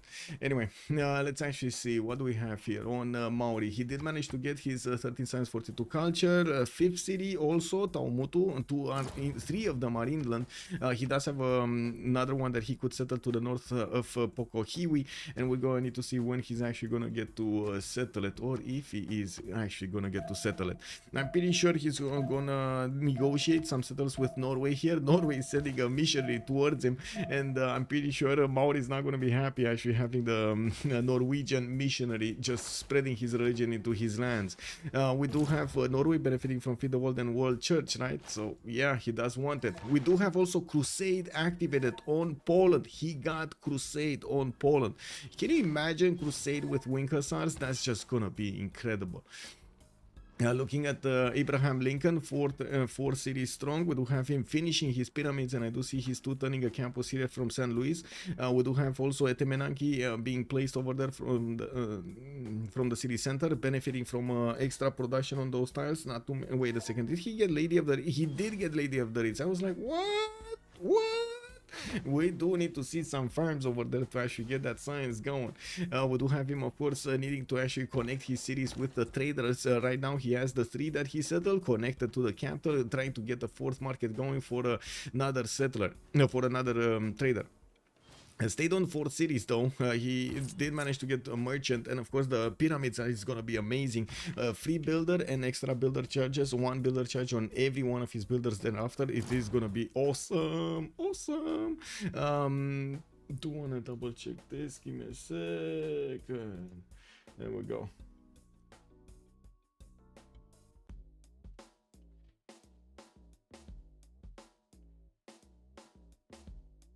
Okay. We do have more settlers coming around here from America. Looks like it's a bit awkward. We did have a new city settled by India right in the face of America. America actually will need to settle non-fresh if he wants to keep moving here. Looks like he wants to go back and not actually interact with whatever happens here. He might need to actually take over Cahokia and put another city to the northeast towards Yerevan. And I do notice he needs, like 100% needs to secure this place here. This is also probably gonna force him to go to the west side past the mountains to get the position on this river that I was saying earlier. Brazil might want to get as far as to the northeast as well. We're gonna need to take a look how Otto is gonna try to manage to gather enough territory for him to benefit from in the later stages of the game here.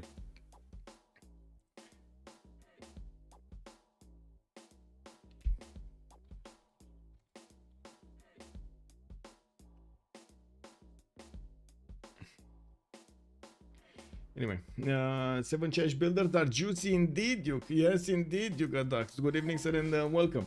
I guess first target America. Let's see what happens. And at campus, somebody settles the mountain. Hey, wait. So, wait. We need to finish the prediction here. What do you guys say? Let's see in the chat. Let's see. How do I finish the prediction? Did he see the copper tile, the +6, or he did not see the +6? Because that was the question, right? Is he gonna see the +6 with already four cities strong empire over here? He got through his first pen brush and voice and so on and so forth. Do you think he saw that +6, that he has a +6 on the copper tile? Oh my god, nobody's responding. Chat, what are you doing to me? No! Okay, let me actually take a look at this. I'm gonna click on his vision and check it. Check it. He did not. He did not. Yeah. I'm sorry, sirs. I'm sorry. I'm gonna put over here. Nay. Nay. You did not see it. You did not see it. It is what it is. 3 points over there. It is what it is. Well, let's move forward and see how things evolve here with... Oh, thank you so much for the prime Duck of Ducks. Much appreciated, sir. Let's actually take a look how things are evolving here on the next ones. We need to get a look at Gandhi. With 19 science and 26 culture, we do have Gandhi over here benefiting from 2, 4, 6 cities. He's gonna choose to go Warlord's Throne. Man, this guy is not kidding around. We do have him also improving some of his styles. He got a plantation pantheon. From what I do see, he's actually getting the extra culture on these. And I do see Mysore is gonna work on another holy site here. He still has quite a few cities to place. Some of them non-fresh, some of them good. And I do want to point out India does benefit from the stepwell, which is a unique improvement which does give him quite a bit of housing. So if you take a look at the stepwell over here, boom, irrigation technology activated, +1 food, +1 faith, and the +1 housing, additional faith and food with the feudalism, and you do get more faith with holy site district adjacency or farms getting you more food around that. Liang is also establishing in Mumbai. We might actually see him try to get the left tree here. It doesn't look like he's gonna have enough resources for the right tree to matter. a granary in Pana to get some extra housing. I do have to say, since he did choose to go for Lord of Throne, he's accepting that he's not gonna have he's gonna need to put more work, more production into other buildings in each city to actually try to get the higher population going. And of course, we do see immediately the effect the granary is gonna be built in Padna. We did have also Madurai sent to the south here of Delhi, that is towards Rapa Nui, and he's gonna start to get the olive tile there improved so he can get another amenity. From what I do see, that is he has cities on 3 continents, and he is very happy because of this. We do have him also choosing to go quite quickly for Great Library to get the bonuses from it, and of course we're going to need to see if he's going to start to chop it. I don't think it's a mistake that he actually did get Magnus in here and prepared his chops accordingly to get that Great Library at the correct moment in time. We do need to see what his friendships will be. I do want to say it's going to take us quite a bit of time to actually discover the diplomatic deals that have been happening. You have access to the chat, by the way, on the left side of the screen, right above me. You actually have access to the chat and see all of the information passing through. We do have 21 science with 30 culture for Gandhi, with 57 points of production here, 26 points of gold. And by the looks of it, he is friendly with Jadwiga. So by the looks of it, they are kinda gonna have on the right side quite a bit of power against the other nations. So for example, Poland, because he's friendly with Gandhi, he will probably have 3 choices of attack for his timing with Wing Hussars. That's gonna be the 2 Englands and then Lincoln. I don't think he wants to touch England. I don't think he wants to touch Lincoln, but one of the Englands might actually succumb to his power. Now we do need to see who made alliances with Age of Steam and who made alliances with Age of Empire. It looks like they made alliances with themselves. They actually like each other very much, and they want to settle coastal over here and get those traders booming to get the gold. But that also means, well, there's a very wild Poland in between them, you know. Yeah, who has the friendship with India? Poland has. Poland. I do want to double check also on Canada what kind of friendship we do have here. It's Lincoln. It should be Lincoln, to be honest. Yes, it is Lincoln. So he's gonna have a friendship with the closest one to him. That means he's not gonna be that afraid to move to the east side here and get another city going from Montreal. And I do notice he is getting more settlers, while Maori, it just moved in. It looks like there was a massive blizzard telling Poland over here, a sign from the sky. Man, you have to watch out, man. Maori's coming in. And of course, we do see him getting more cities from the capital city and starting to move to the west side here, while he's going to put down his commercials to get that goal going. We did have another city-state being taken out. I would imagine that was in the south over here. Vatican City being taken by Alden Mackenzie, which, by the way, did actually recruit quite a few warriors from Samarkand, moving them towards his cities. Oh my god, this is going to be fun.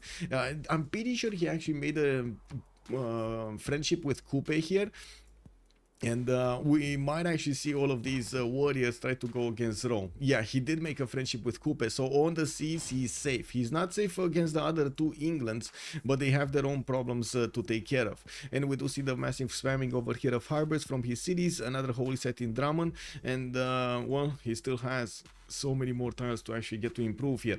His yields though are not looking that great. His science is 17, and we do have only 27 culture for him. He's gonna need to work quite a bit to catch up, but I do have to say he did spend quite a bit of time to get his settlers out. You do see, and I have said it so many times on the stream, whenever somebody actually puts more production into settlers, most of the time, like 90% of the time, you're actually gonna have less yields on him, less science, less culture, and so on, because he keeps on using his population to get the settlers out, and also uses the time to build the settlers instead of building campuses or theater squares or harbors or whatever you want over there.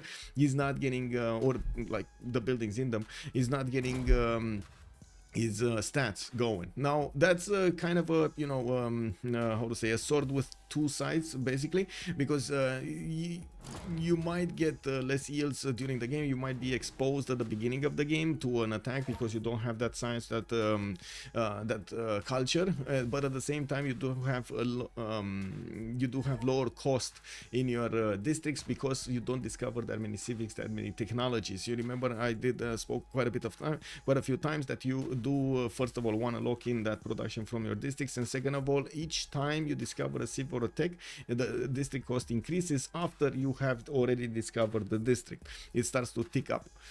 We do need to take a look next and see how the things are evolving here in the diplomatic screen. Who is Brazil friends with? Is it gonna be Rome or I guess Rome, right? That's the only one that's remaining here. Yeah, that is gonna be Rome here in the south. So that means he's gonna have possible opponents in the north, both in America and Canada, and of course to the west side here, Maori. I don't think he's actually gonna trade punches with Benson, but you know, it might happen. It might happen. Let's actually see. 3 times for a great library. Still no other buy of builder here, but I do have to say why. He doesn't have any more forest, and he definitely doesn't want to get bronze working down. Who is friendship with India? I did actually answer over there. Give me a second. I think I didn't put my chats in order. Oh, there we go. There we go. I didn't have my chats perfectly in order here. Should be fine. Should be fine. Should be fine. Wait. Oh, there we go. There we go. Okay. Okay. So, let's see Wilfred. What's going on here? Because this looks like it's gonna have an insane game. The Great Library is in Ottawa. I do notice Nolan does have a builder ready to go, but he, of course, doesn't have actually anything to chop around it. He should have said it in the north if he wanted to chop something, even though most of the time with Canada, you kind of want to get those lumber mills going. I mean, sure, chop what you can, but but a lot of the times you kind of want to get those down.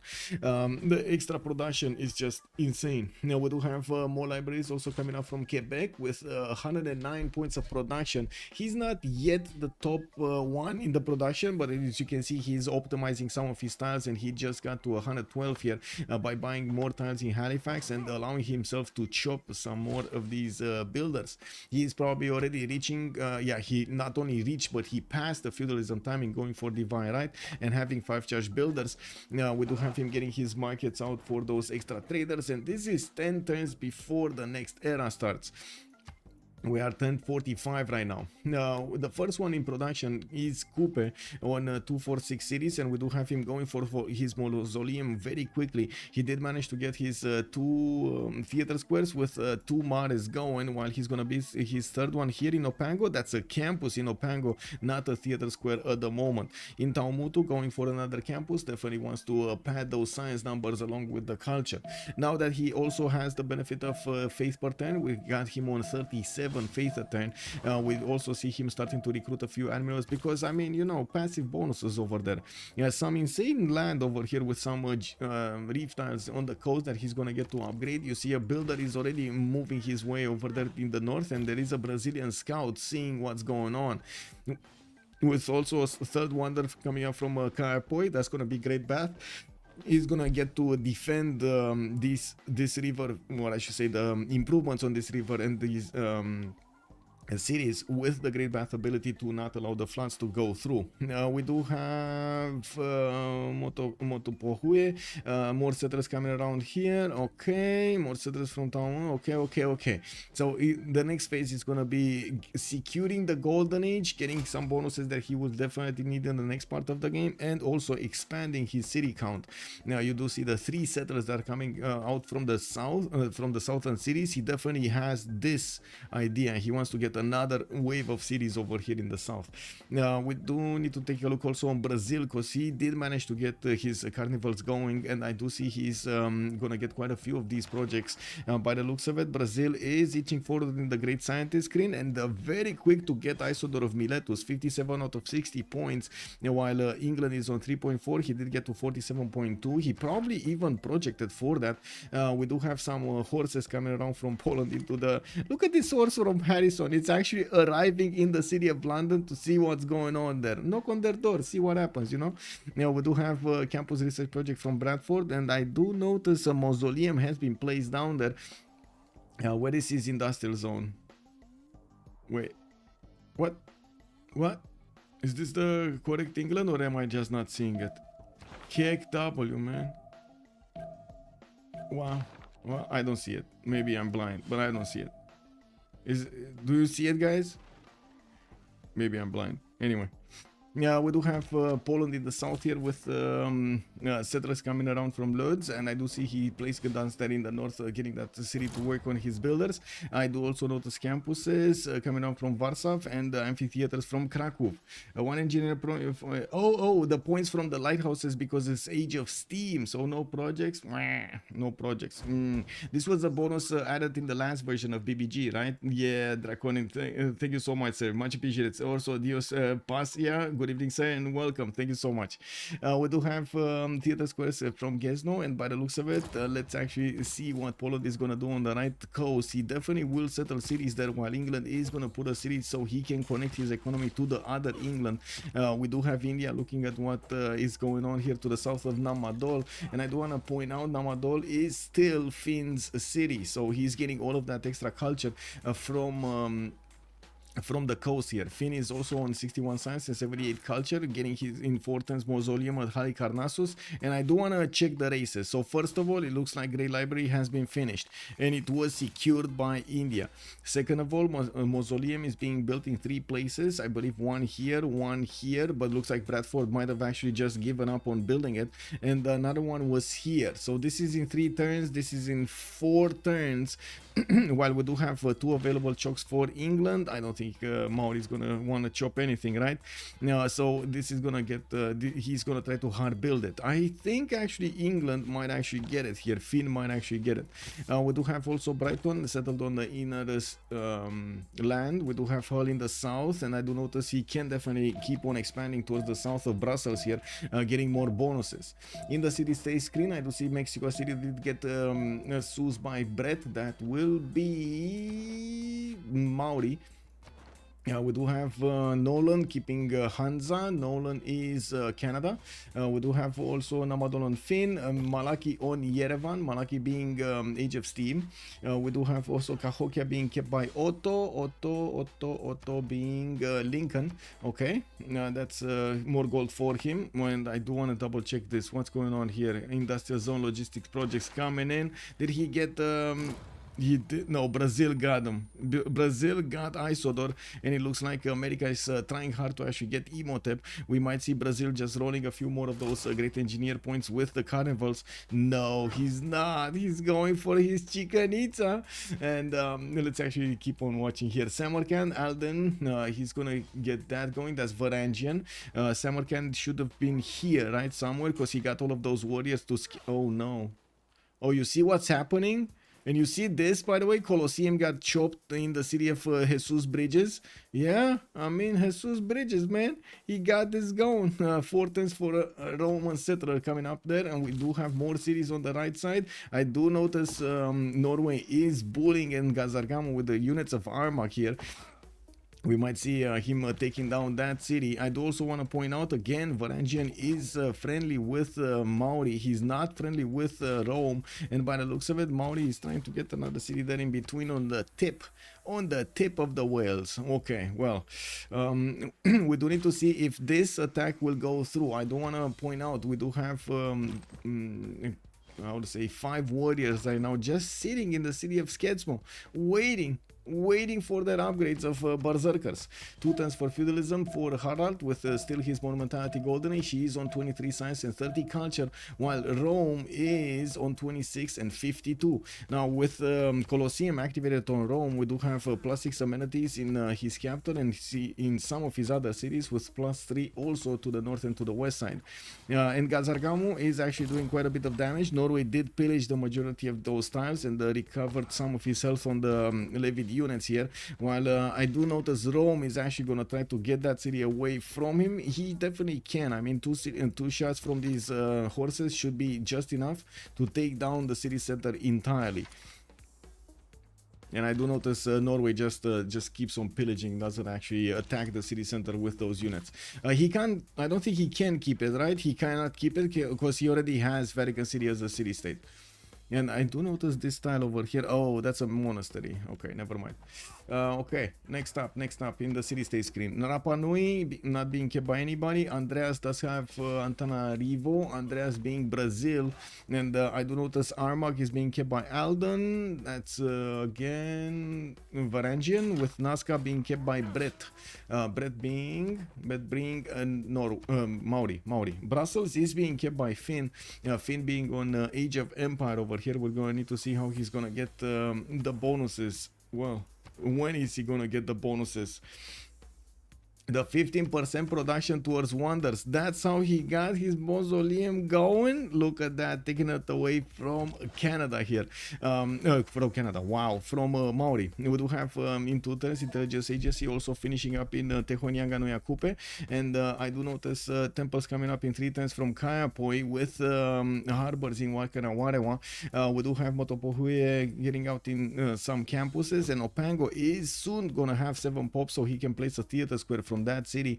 With the intelligence agency, he's gonna get a free spy, and he's also gonna have the ability to get more successful missions there. I think actually a lot of the times this actually caused quite a bit of I don't want to say drama, because of this sentence over here, all spy operations have a higher chance of success. And so many times in a lot of the competitive games, we've actually heard the players say, oh my god, my spy actually died, my spy didn't get a successful mission, my spy did this and that and this. A lot of the times the players were going for foreign ministries, so they get more envoys, and they went for other, like totally other bonuses than actually using this intelligence agency. And most of the time, yes, they were failing. Well, now I'm actually quite curious what is the increased percentage, and maybe somebody knows from the stream what is the increased percentage of the chance of success from the intelligence agency. Does anybody know this? Does anybody, or can anybody actually ask the BBG team right now? Because I'm pretty sure you can actually get it. You know, just throw a question over there to check or something. I would do it, but I mean, I would need to follow it up afterwards. Whoa. It's all going. Okay, there we go. Canada peaceful with city states. Yes, Canada is peaceful with city states. He could kind of bully the city states. So for example, you can, if a cat is being sued by Brazil, let's say like this, and then Canada wants to take out a cat, he can declare war on Brazil. He just needs to denounce Brazil, and I would say when he declares war, he's gonna be at war with a cat as well. We got industrial zones in Kingston, and I do notice he did manage to recruit Yabata. Well, let's actually see who did manage to get Hypatia. Hypatia, there we go. We got Canada benefiting from it. I do want to see also in the merchant screen who did manage to pick up those extra traders. Lincoln got Zankian. Also, let's see. Ibfadlan is going to be picked up by Rome. Okay. So we got them split. I don't see somebody benefiting from 2 of them. We also have start to see quite a few writers being recruited. Imhotep has been picked up by America, while Brazil did get Isodor. Isodor is going to help him actually build the Chichen Itza much faster. I cannot stress how important this is for Brazil, because he's gonna jump up in his production significantly and in his culture immediately. This is gonna be insane bonus over here in the turns that he's gonna finish his Chichen Itza in the next 5 turns or closer, because Isodor still has yield on it, charge on it. It's 107 points of production further. Stoa Aperture, thank you so much for the follow, sir, and welcome. Canada is this time the most OP Civ. It might be but you've seen yesterday, right? And the other days with Canada, sometimes you get a good spawn, sometimes you don't get that good of a spawn. 2 turns for Chichen Itza to finish in the Rio de Janeiro city. You can imagine all of that juicy production and culture showing up over here soon on his tiles. We do have Torres del Paine. My god, there are so many rainforest tiles here. So many of them. Oh my god. Ziggy is also answering the question I had earlier, about 15% as far as I remember with intelligence agency. Thank you so much, Ziggy. Thank you. I will try to remember that. Brazil is written okay. Also, the fact that Canada has top science, looks like we finally see a Canada that doesn't get cut down early. It could be very well Canada. To be honest, during my time in CPL, and that's something that I always try to stress, but sometimes of course I do understand it's kind of like hard to understand this because of all of the like the game seems like you only can play it in one sense, but then you figure out like, oh my god, there's this, that strategy and so on in some niche scenarios. I've seen players do amazing things with the civs, amazing things that you would say that that's never gonna work, like from the get-go, that's never gonna work. They did work. Also Lepi, hello there sir. Canada Fire was good early, yes indeed. What's with the Hearthstone 100%? Okay, did he actually say something here?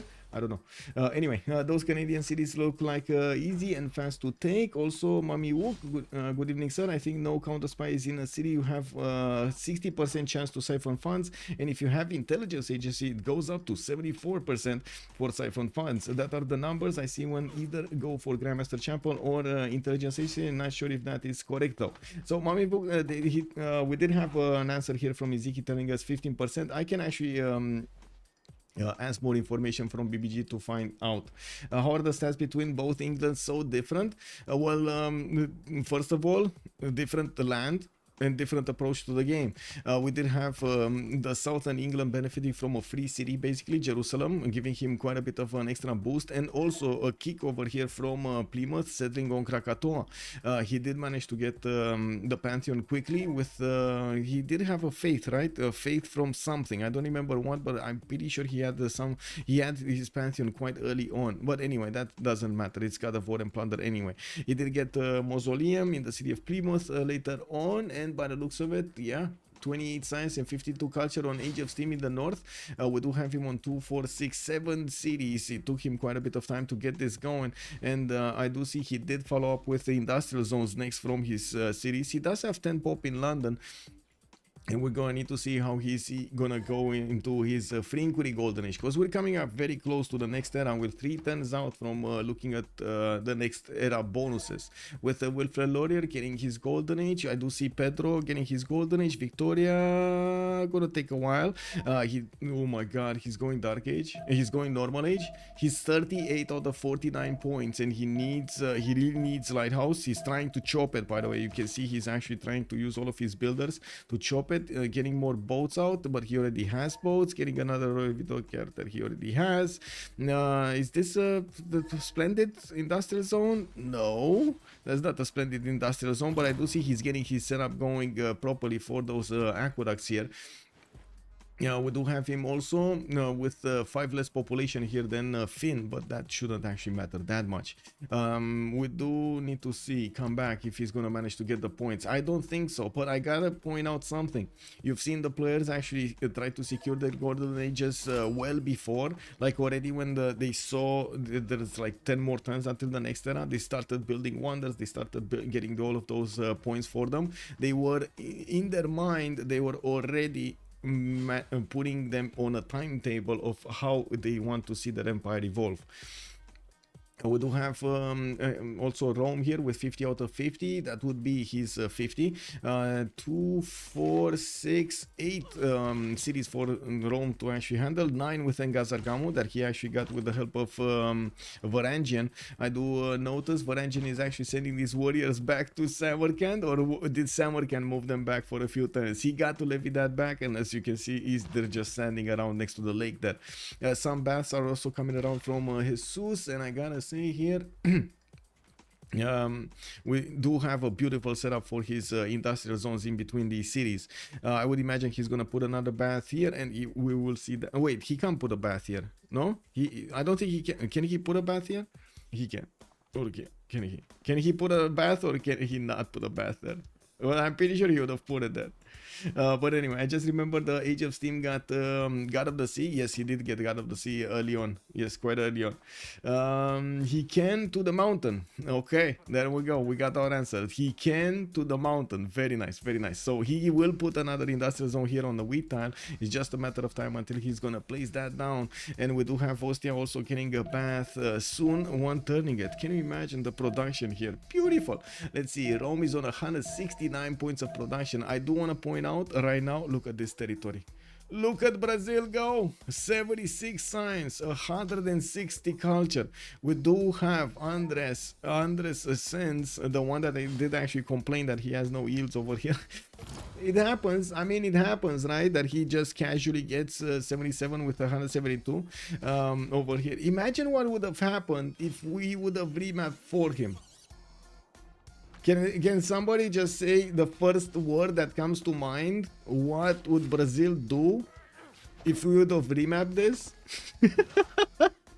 I can put a bath if not a 180-degree bath. Yes, you cannot actually wrap around on the same tile. That's but indeed the mountain does actually give you the access to it. We do have more industrial zones coming up from Ostia. I do see he did place one theater square here. That's a +4. That is from Ostia as well. And we do need to see also on the other ones, especially the high productive ones. Let's see Maori, 155 points of production, 68 science, 95 culture. He's getting his golden age. Alden is getting his golden age on Varangian. Harrison is getting his golden age on Poland. And I gotta say, it's coming about that time that he needs to make a choice. How is he gonna play this out in the next part of the game? What is he gonna focus? If he wants to focus his wing hussars, if he wants to focus somebody to go on the offense or try to sim, it will change the approach of the game here for him a bit.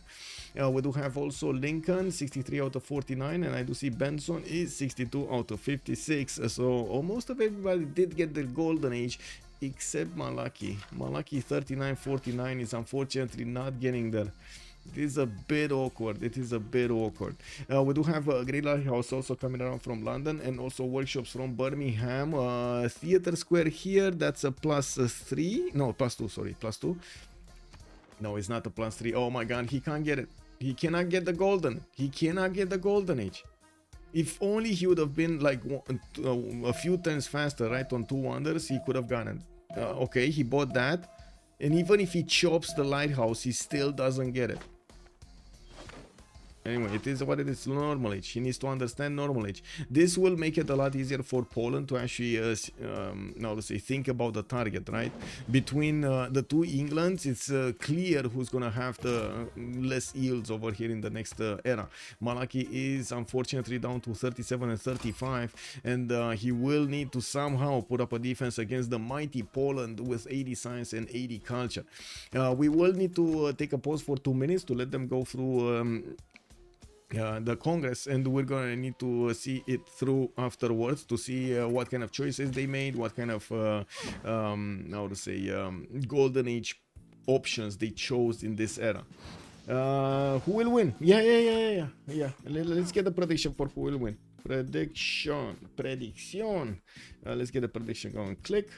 Start the prediction. Who will win? I'm gonna put just the names of civs here because it's much easier to actually take a look, I think, for everybody. We do have Canada, we got Brazil. Age of Steam, Age of Empire, with Rome, with Poland, Varangian, Maori, Lincoln, and then Gandhi. Oh, I put another H over here. There we go. So we're gonna put it for 30 minutes. Let's actually see how this goes. Remember, top 3 actually advanced, but we're asking who's gonna win this, who's gonna have the first spot. That's what we're asking. Who are the alliances looking like? So we got the two Englands allied with each other, Poland with India, Lincoln with Canada, Brazil is allied with Rome, and then we do have on the west side a big alliance between Maori and Varangian. That's how the alliances look like. Kind of makes sense. I mean, Brazil over here with India do have this border between them. Maybe later on we're gonna see some troops moving by, I'm pretty sure. India is getting ready for war. He did get Warlord's Throne from the beginning of the game. I'm pretty sure later on he's gonna wanna use it in some sense or another. Yeah, I do also think he has good bonuses here, 66 and oh my god, even +5 Congress. Oh my god, I'm going. Okay, pause. 2 minutes pause, guys. 2 minutes pause.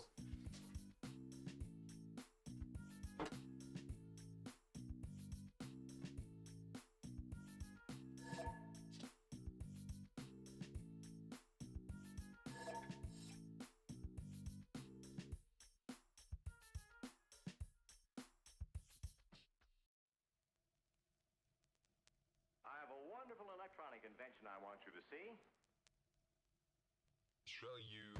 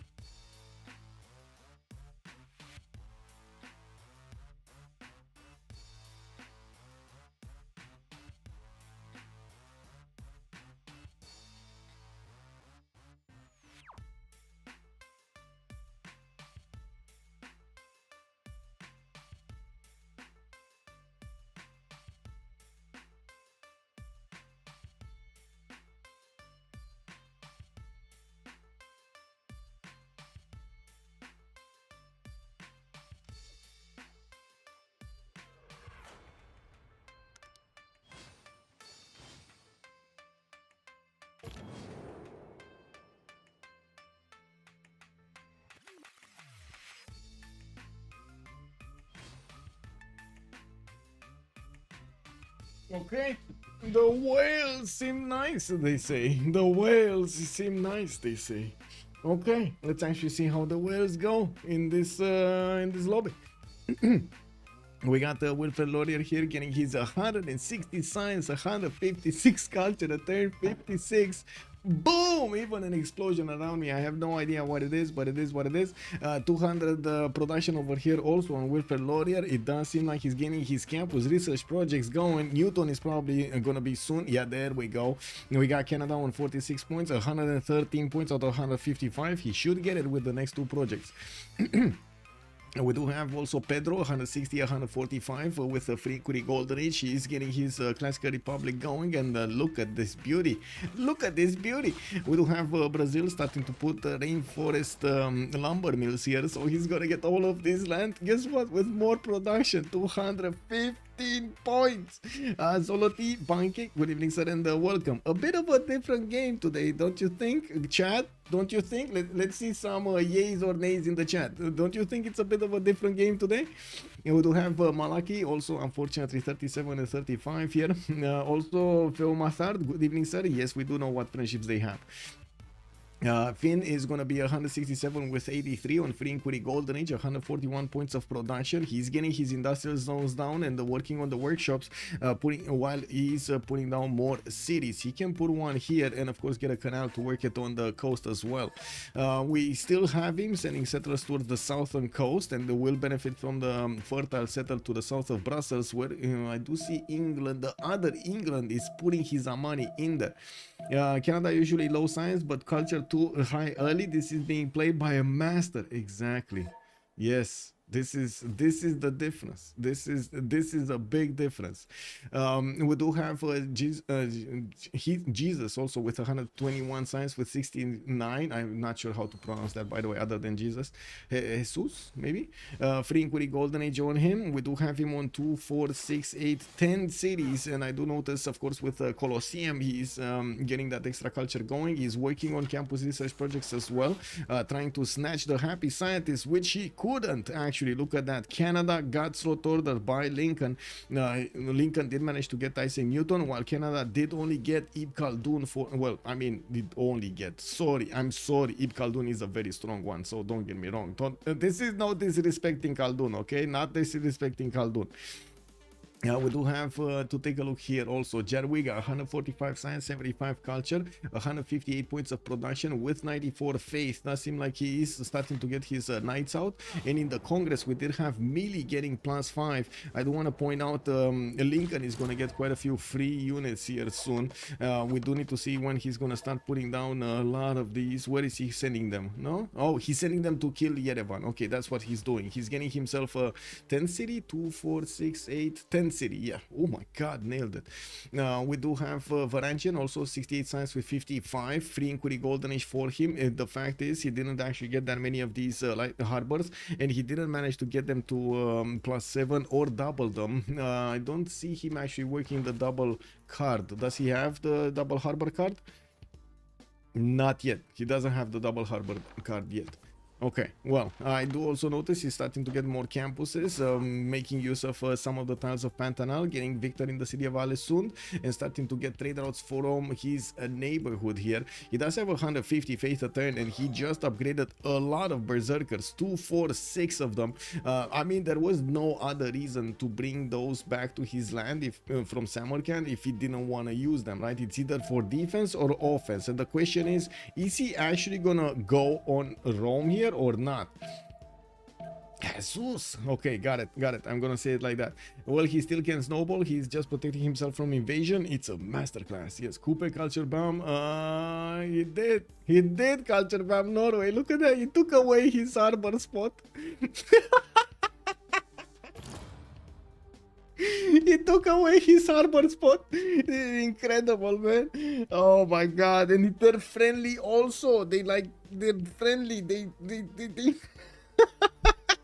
has to be late to tank fascism. Let's see. Let's supply. Let's see if he's gonna go there. In the Eel Stab, we do have Coupe with 88 science with 110 culture. I do see him on 190 production. We do have some workshops coming around, and also industrial zones from Taumutu. I do believe, yeah, there we go. He did manage to get his Diplo quarter in Tepokohi. We are getting a consulate and working on more harpers from his other cities.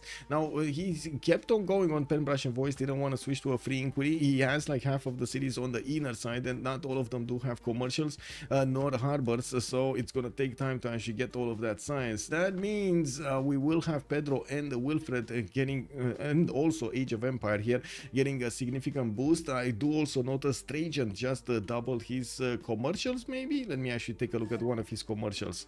I think that's the way, right? He doubled. No, it's much faster to actually take a look at his cards. Yes, Town Churchless and Natural Philosophy getting the +2 builder charge here with Diesel Bunken. Okay, well, Otto on Abraham Lincoln, 100 science, 83 culture. We do have him with that 10 city coming out soon. Yerevan just threw him a hard one. We do have the Maritime needing to go through the wall defense of Yerevan.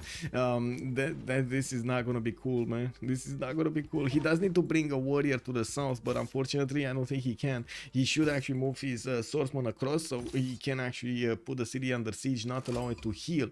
Now, I do see he actually dealt damage to the city center there, and I'm pretty sure, was that a flood? I don't think it was, or was that something else? Well, no. Okay, never mind. I think it was a flood. It must have been a flood.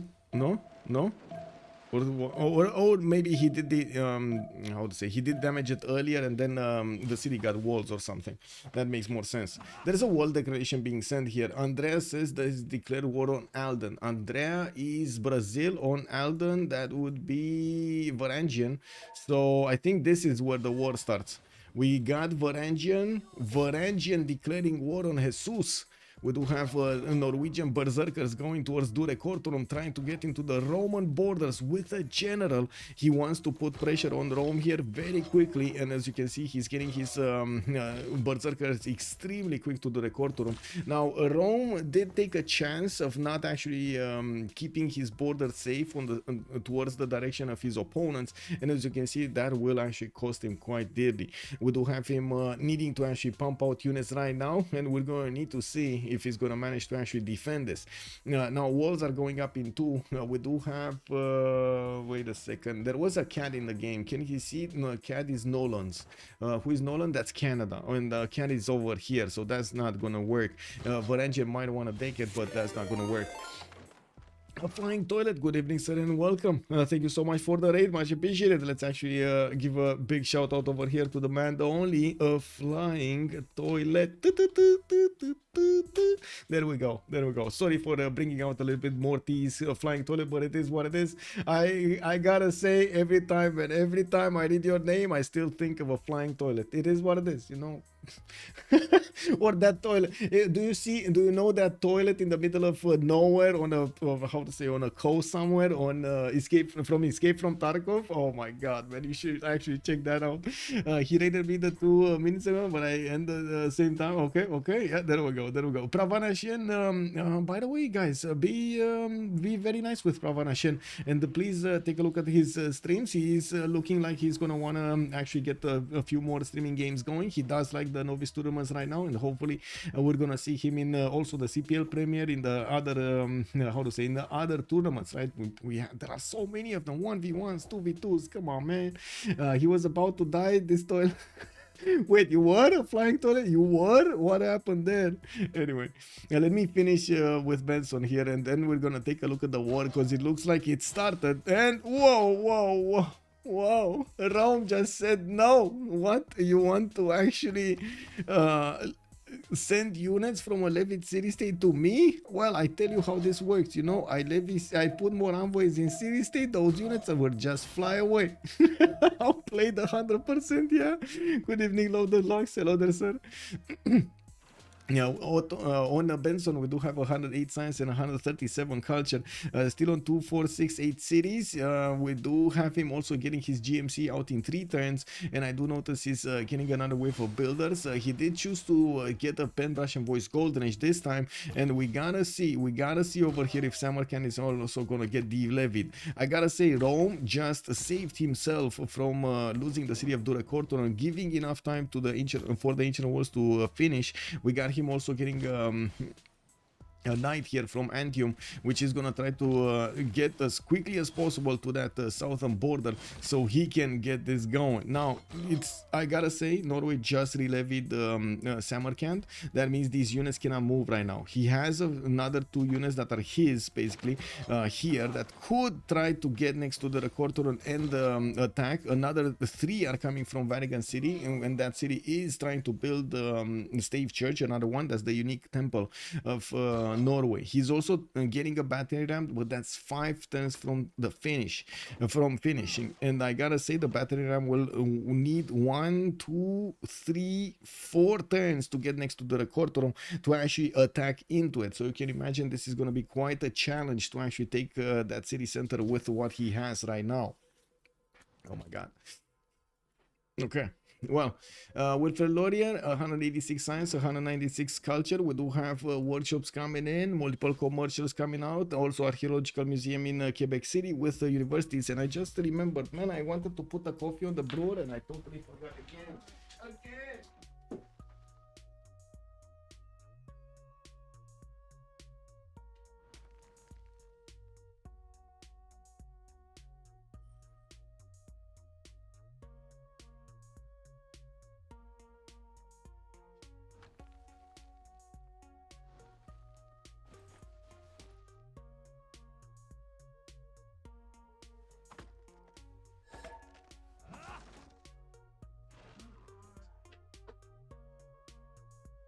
No, I know what the machine wasn't working, man. It's incredible. Oh my god, it was filled up with poop.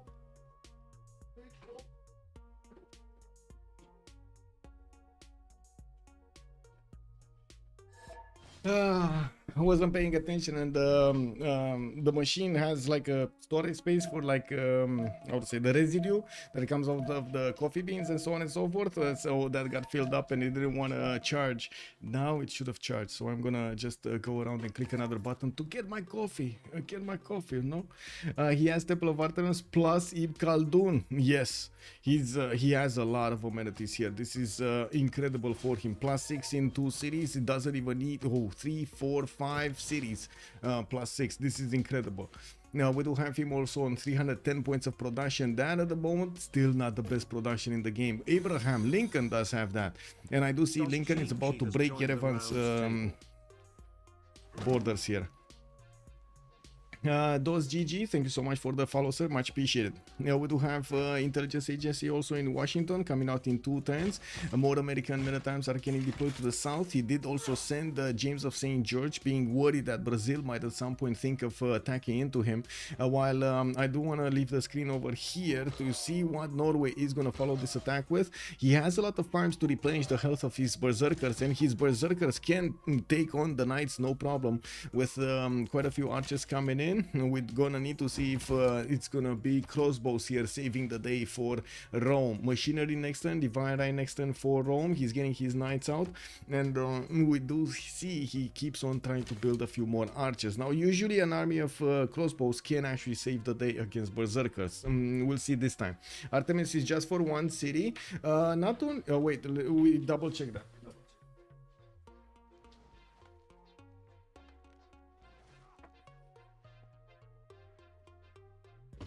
Okay. Okay. I click buttons. The coffee is being made. Can you imagine if I actually get to talk that fast without coffee? Woo! R360 also, it's for the camps which owns the tiles. Yes, so it's not only for the camps but also for the pastures if he has any or plantations. So if Temple of Artemis has been built over here, he has the bonuses 4 tiles around. Let's actually see what tiles he has. 4 tiles around. 1 2 3 4. This is gonna be 1 2 3. So he has at least 2 amenities in Ottawa. 1 2 3 4. 3 amenities in Ottawa, and do see this one as well. And that probably is Kingston. We do have another one in Quebec City, with another one here in Quebec City. One, two at least in Quebec City, with one that he could give to Kingston. So yes, I would say he hits with that one single Temple of Artemis. He hits 3 cities. Also, 1,000 men, good evening, sir, and welcome. 100% it's a city that owns the tile. Yes, it's the city that owns the tile and works it. And I gotta point out, this tile that I thought it's Kingston is actually Ottawa. He chose to put his 15 pop city with an extra amenity there to work. Let's see the war here. Durekortorum is starting to lose its wall defense. We do have the Norwegian Berserkers actually going against that 40 strength city. And I gotta point out, usually a player would want to get a stronger unit inside of the city center to help it defend better. We will need to see if Alden is gonna manage to hit that city before the unit actually gets to save it. Now, we do need to see also Rome upgrading his units right now that he got machinery. He has at least 3 of these crossbows that can get out, a 4th one and a 5th one coming out from Antium and Arretium. And it does seem like Durekortum has fallen to the concentrated power of these Norwegian Berserkers. And I do notice the Knight in the north is also taking quite a bit of a beating. The city center is getting attacked directly, while the Knight just died, attacking back into a Berserker. Wow. That was just okay. That was fast, and I think my coffee has just finished making.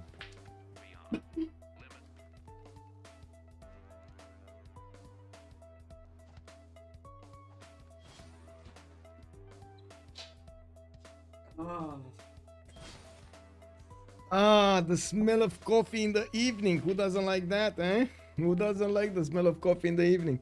Artemis has multi-radius effect. Each camp is pasture plantation improvement within 4 tiles of this wonder provides 1 amenity bonus. Yes, there was another plantation here, the Citus tile, but it's too far away. That's 1 2 3 4 5 tiles away from that Temple of Artemis, so it's not gonna activate as a bonus as of amenity. We do have some trebuchets being chopped here from Bradford, and we do need to see what he's gonna do with them. I think he's just gonna want the boost, and that's it. So, first city from Norway has been conquered. We do have Rome trying to get the walls in Arretium, but we've seen what walls do in Durekortorum. They're not as effective to deter your opponent like this. And we do need to take a look here what's going on. We got some defensive measures from England. I do want to say in the point screen, Victoria, Age of Steam, Victoria is on 75 science and 37 culture. We do have multiple units getting out, and it seems like he's preparing to defend himself against Poland. Now, this was kind of like written in the stars here for Poland, when the second he actually saw Age of Steam did not secure his golden age. He saw weakness in his opponent. Yes, I can totally understand why England did want to go wider. He wanted to catch as much land as possible, and unfortunately, I gotta say, he didn't really stay on his coast. But anyway, that also unfortunately didn't allow him to get as many of these era score points as he could, so he could secure his golden age, and that will cost him. Like there is a significant threat right here on the left side of his border, and on the south of his border. We do have American with men at arms that can turn into musketmen at any point, and I'm pretty sure he's gonna go that way. Next turn he's gonna get gunpowder and exploration in 2. He will get the opportunity to start smashing through the English defenses. Also, he has a +5 from the military advisory resolution that activates also on these units, on the Norwegian units, the Berserkers. They are extremely strong right now, extremely strong. You see the how to say, let's see, 64 strength Berserker here. The Knight doesn't know what in him. Well, we do have now crossbows starting to show up, and you can see they can counterattack quite nicely. They do the damage that's necessary to take out Berserkers in 3 or 4 shots. It's just a matter of having the numbers to shoot, right? To shoot with, right?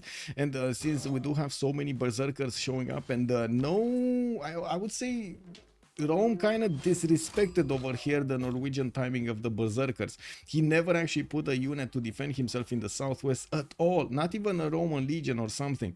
And yes, he didn't have a friendship with him, right? So he basically, what you want to do, you have friends with somebody, okay, that's secure borders, you don't put army unless it's the friendship rollover or something. But on the other borders that you're gonna have opponents, you need to get units. You need to, like, there's no choice. You can grid it out, don't get me wrong, yes, you can grid it out, but this happens when you grid it out and somebody actually smells the weakness in the air. America will be strong indeed, yes. Also, how is Poland looking? He's getting his work hussars. That's what he's doing here. I don't see a general yet, but I would imagine he's gonna want one. He's working for it. Encampment training project from Lublin, and we do have theater squares, and I do see the beautiful setup over there with the industrial zones. Campuses, yes, that's gonna be a +4 over here in between the mountains, while he's gonna get another wave of builders to keep improving his territory. He definitely 100% wants to take some cities from England here, from Age of Steam. Now, how many he will take, how many will America take, we'll see. Also Zim, no good campuses, high activity and universities. He also has Hypatia. No, it's good campuses, high activity and universities. He also has Hypatia. Okay, and scientific ally with America. Okay, who are you talking about, by the way? Who did, I totally forgot who did manage to get Hypatia. Wasn't it Canada that got Hypatia or something? Yeah, Canada got Hypatia. Okay. Anyway, made me a high commercial hub in Jason, and they went free inquiry. No, he has very good campuses. Also, thank you so much for the follow, Zim. Much appreciated. Okay, we did have America here trying to scout out what's going on in England. He sees the 54 defense strength, and of course he knows he will need to use his powerful units against. His muskets are already 63 on the offense, and they can chew through Portsmouth defenses. And we gotta see if he's gonna manage to get the battery ram. He does have one. He does. He's ready. 2 battery rams available, Cincinnati and in Yerevan. Okay, let's see. Second city, is this gonna be it for Rome, or are we gonna have Rome defending himself here? Because there is a berserker that will take hits from at least 3 of these crossbows, and I do notice Norway is trying to just squeeze everything he can from the Roman lands. He's just grabbing all of those buildings. Eels, we do have an encampment finish from Aretium, getting also that wall defense, giving him an extra shot with while his crossbows are getting some upgrades. There we go, started the shots going, boom, one berserker goes down. 2 more crossbows coming up next turn. We do see these berserkers don't take that much damage from attacking into the defenses of his opponent's cities. We'll see if he manages to actually overtake this. Rome is in trouble. I gotta say, Rome is in trouble. He does have his 160 science, 80 culture, no problem, but he's in trouble. Norway, in the meantime, behind all of this, he's getting some caravels. He's also putting down more campuses. And I do see he's getting some Mojave trading domes over here. Okay, not Mojave Haras. We do have also still him working on stave churches. I am a bit sad that we don't actually see, I don't know what these are. Why is he building fishing boats here? Fisheries. Like, he has an amber to upgrade. Why would he not upgrade that? And how to say, with the 2 charges, right? You get the amber and you get this. Anyway, who has the CAD? Canada, or at least Canada had it last time. Malaki right now. Wait, somebody else got it. Malaki is Age of Steam. Age of Steam has it. You wanna know, but I didn't see these high GCC campuses. So looking at the campuses here of Quebec, we do have a +8 over here. He has geothermals, so he's getting that extra adjacency. I do see another one here. That's gonna be another +8. We do have another one here in the capital. That's going to be a +4 to doubled. Another +2 doubled here into 4. Another +2 doubled. Actually, this is a +1 doubled into 2. St. John +2, and it's going to get doubled to 4. While that's about it, right? Toronto didn't build one. Vancouver did get a +3 over here. That turned into a +6. While Toronto did get a commercial and an encampment, but I don't see another district here. This is a bit surprising because it's 8 pops, so he does have another district slot available. Anyway, we do have Poland declaring war and going into the borders of Leicester. Well, we do have ancient walls coming up in 2 turns from that city center. That's going to be too late. The Winkersar should be strong enough to pass through that wall defense, or I should say through the city defense. He does need to be careful to attack with 3 of them, so he needs to move this, yeah, there we go, on the hill, and then attack with 3 of them, so he secures the kill against the city center. Boom, Leicester goes down. Now we do have also Poland needing to bank up for a bit more faith to buy out his Winkersars here. He's on 321 right now. He should have enough for 1 available. Anyway, 185 science with 92 culture. He's going for his production of spies here, and I did notice there was a spy from America being sent into that city center that he just booted out because he conquered it. We do need to see if America is gonna get that into another city, because it's gonna show up in Washington next time. I think he has Zen meditation plus pilgrimage. Let's see on who Geothermals didn't see. So we do have Poland with reliquary stewardship, crusade, and stupas. India did get choral music with tithe, defender of the faith, and watts for the extra science building. This building you can only build after you finish the temple in a holy site. Norway did go for feed the world, wall, church, and scripture, while Maori did get Jesuit education with the sacred places. Canada went for Zen meditation with a pilgrimage, plus amenities, and then the +2 faith for each city following the religion. Yep. Another general moving from America. It looks like they're gonna tear apart England here in 2 places. Now it's the job of England to make it as hard as possible for his opponents. Now we do need to see also how Age of Empire in the south will react. Finn is gonna have a problem. He's industrializing his nation as quickly as he can. The problem is he's gonna need to be careful about Poland to the north. I think the second he actually Poland declared war on his ally, he also got into a war with Jadwiga, so he has a few units. I don't think he actually wants to go forward, because that would mean he's gonna start attacking into his opponent directly, and of course incur the wrath of Poland on the backhand side. We do need to see if Finn is gonna start to respect his opponent here and get a few more of these units in the north, so he has what he needs to defend against Poland. He did manage to get some navy out in Jerusalem, a few boats there, and I do see a 5th galleys coming around with the 1st frigate also showing up on the screen here. We did start to see the time ticking down until we're gonna have the next era, 10 more turns until the next Congress. Until the next era, actually, it's 11 turns until the Congress. Norway did manage to take Arretium down, and I do see he did bring a battery ram to the fight here, and now he's gonna need to start smashing through the crossbows. The crossbows are not good at defending directly against these berserkers. They do need to be far away. You need to have strong units in front to actually defend against these. And I also gotta say, Rome's choice of going for knights isn't the proper choice in this case, because of the Congress. The Congress with an extra +5 for melee units actually secured the advantage for Norway. And since Rome did choose to defend himself with knight and crossbows, this just didn't work, right? It didn't work. And we do have Rome getting another another wave of muskets here from Antium, from his city center, and from Ostia. I think he just upgraded the heavy chariot into a knight, because I don't think he actually bought that knight directly, right? That seems a bit too much for me. Anyway, we do have him chopping some of his tiles from the north. He definitely wants to stop the bleed here and not allow Norway to just have free reign. Can you imagine? He's taking Rome and he's taking his Colosseum. He needs to defend his Colosseum. The Brazilian is in free inquiry. Brazilian is in free inquiry. Yes, 261 science, 200 culture, 429 points of production. He just overtook the production of Abraham Lincoln on 409, and not to mention just blasted through next to Kupes, 178, 159, and 311 points of production. The Polish J is generally pronounced like an English Y. Y, okay. Polish J. What did I say? And it wasn't correct here. What was it? Was this something? No. Winkasar? No. Gdansk? No. Where's the Y of J? What is the J that I missed? Is there a J here that I missed? Okay. I mean, that's some good. Oh, Jadwiga.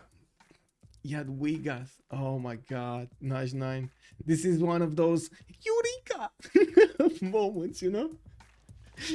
And our W is closer to the English V. I did notice that. Yes, Warsaw, right? Warsaw. Yes, while the Colosseum stands, Rome shall stand. When the Colosseum falls, Rome shall fall. When Rome falls, the world shall fall. The quote from building the Colosseum. Yeah.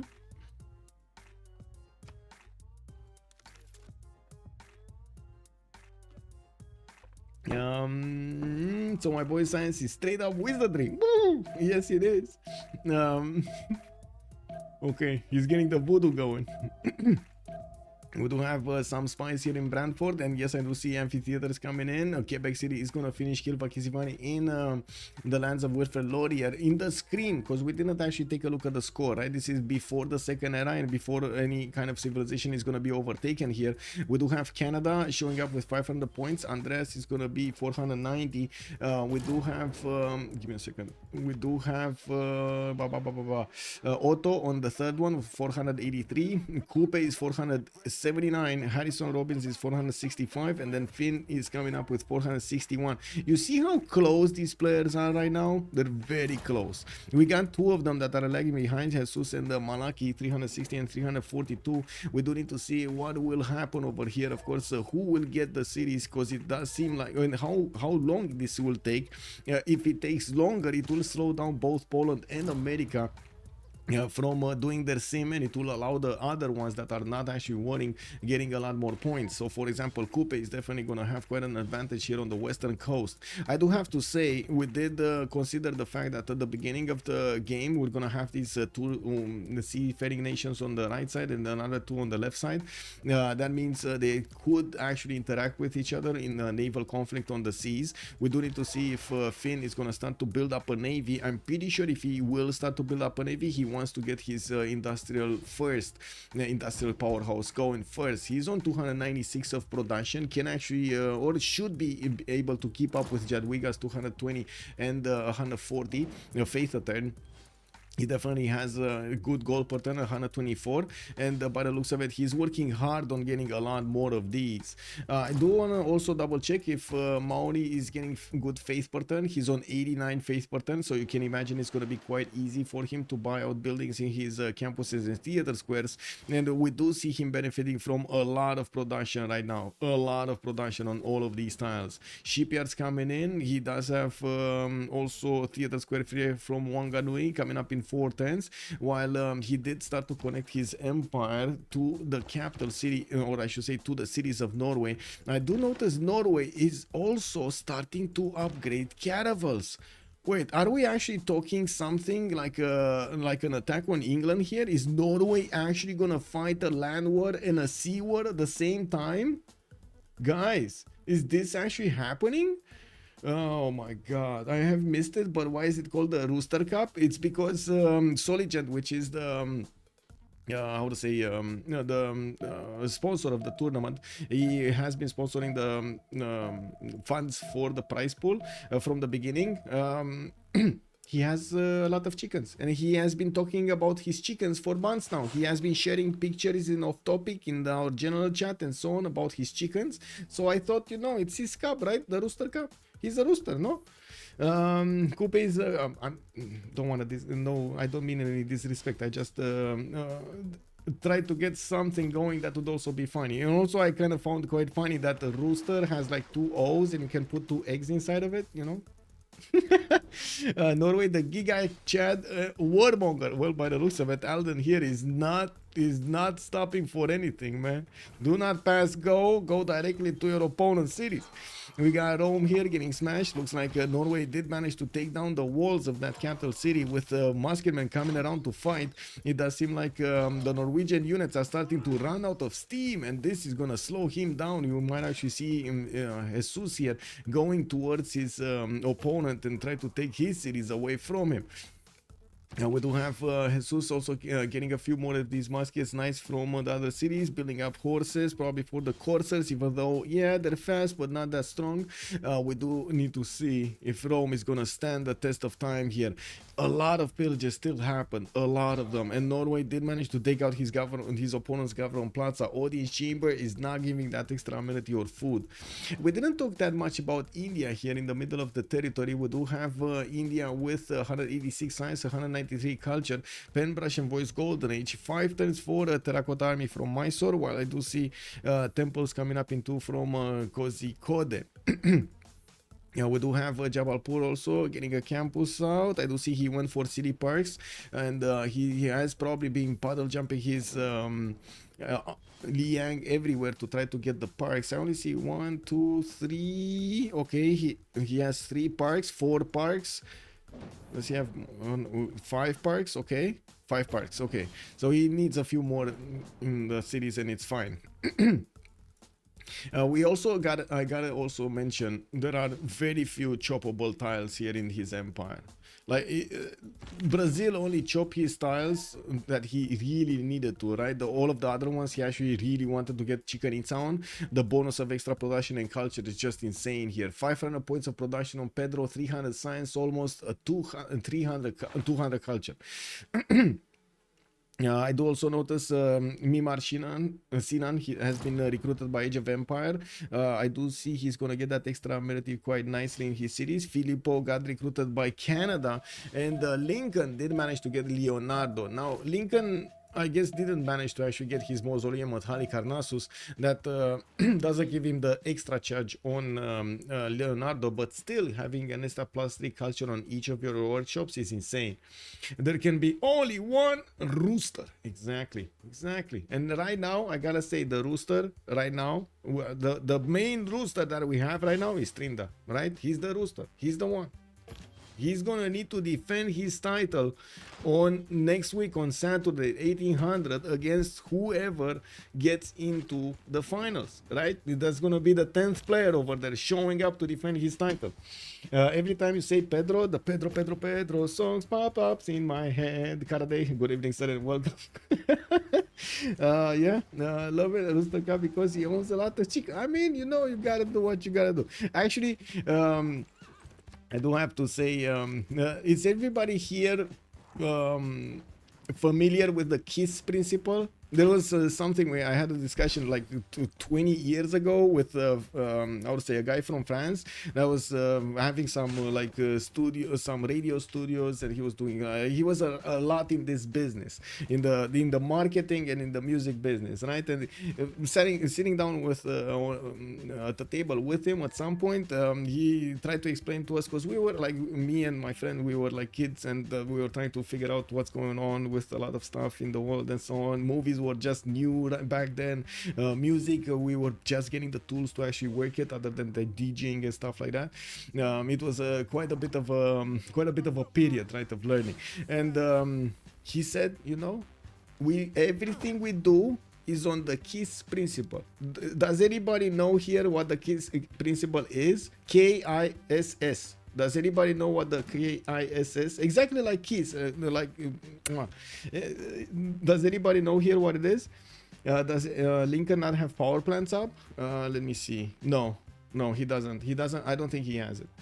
Keep it simple and stupid. There we go. All triangle knows. Exactly. There it is. Keep it simple and stupid, right? That's how it should be.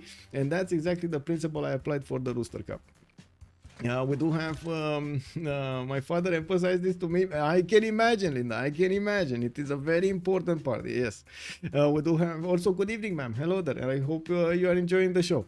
We got knights over here trying to get out of the cities of England as quickly as possible, but they're not fast enough. Looks like America pushing in from the left side. We do have also Poland pushing in from the south. God leads, and it's going for the head. He's actually going to cut this empire in half, take London and Birmingham right afterwards. Bristol is probably going to be one of the American cities here if America is going to go for the city of London. They're going to have a border. They're going to need to somehow get their diplomacy going, because I mean, they need to go to top 3, right? They need to go to top 3. My other favorite acronym is the C. I don't know what that is actually. Or maybe I know, but I don't immediately recognize it. It's an acronym. Like the KISS principle just stood in my mind so easy, right? Okay, Maori moves. Okay, never mind. We do have Norway actually trying to get a few more units. He's down to 4 or 5 berserkers, and I do see the musketmen of Rome did manage to secure the border of the city of his capital city. Now he will have the opportunity to push him back. And we're looking at the main territory here of Norway in the main coast. He doesn't actually have his caravels moving anywhere. He is gonna need to climb them up at some point. He has been sending these galleys out to see what's going on, and to be fair, I think he actually did scout the coast of his opponent. Doesn't actually, oh, he does have a look at that. There's a spy here in the middle of the English lands to see if he's building up a navy and if he needs to react to it or not. Actually, wait. This was oh, the cover your I see what it is. I see why you didn't actually want to say it over the roll triangle. That is also a good, yes, a very good one.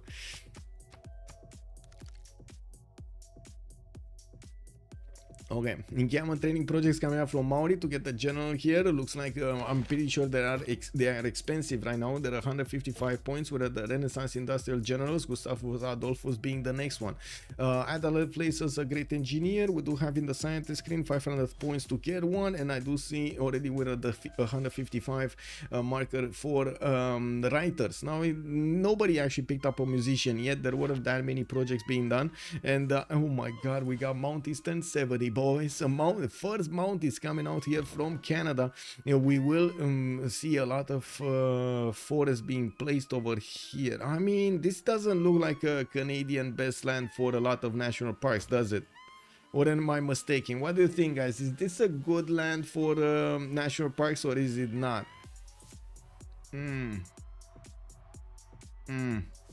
Is it or is it not?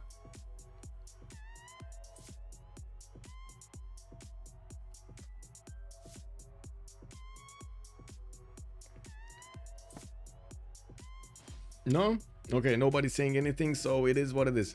Yeah, we do have some archaeologists coming up from Quebec. I do want to double check also my YouTube over here. There we go. Okay, Banks, Montreal and Windsor working on them to give more gold here to Canada. He's already 282, 270 and 259 gold with 460 points of production. Portsmouth has been taken down. America will need to split his units up. Probably he already has enough of them to go against Bradford. He's gonna go against Bristol next.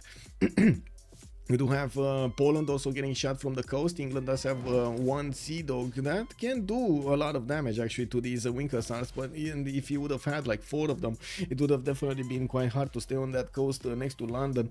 These units would have taken a significant amount of time. England needs a new friend. Can the trade routes reach across the big ocean east-west? Yes, but I don't think Norway can trade to him, right? He already has Maori as a friend. What can happen here, we might actually see him try to trade with Chandra to India, although I don't think India does want to do so. He already is friendly with Poland, and yeah, he doesn't really want to change his friendship here. Yeah, we do have Harald getting more stats than Rome, and I gotta point out he kept on this series of Arretium and Duracortum for a bit of time here, slowing down Rome from getting more stats. Now at the beginning of the war he had less stats. Now with 2 cities acquired from Rome, he has more stats. Now we do have Rome getting to his field cannons, and this will mean he will get that extra technology to attack his opponent much easier. While I do notice the moment Norway is going for castles, he's gonna take a long time to get to his higher strength units. He does have a lot of these horses already starting to get out of his cities, still working on knights. That means he doesn't have ballistics at all, and I'm not sure exactly where he is on the Mitri, but I don't think he actually got siege tactics either. Where can I check? Does he have like a bombard, like a trebuchet somewhere, like something? No, he doesn't, so I don't think he has it. Yeah, I really don't think he has that. Does he have musketmen? He does have musketmen, so at least he has rifling or whatever it's called. This one, gunpowder. I don't think he has metal casting. So he needs metal casting, he needs ballistics, and then he needs all of these in the south for his steel. But first, ballistics is gonna be a problem.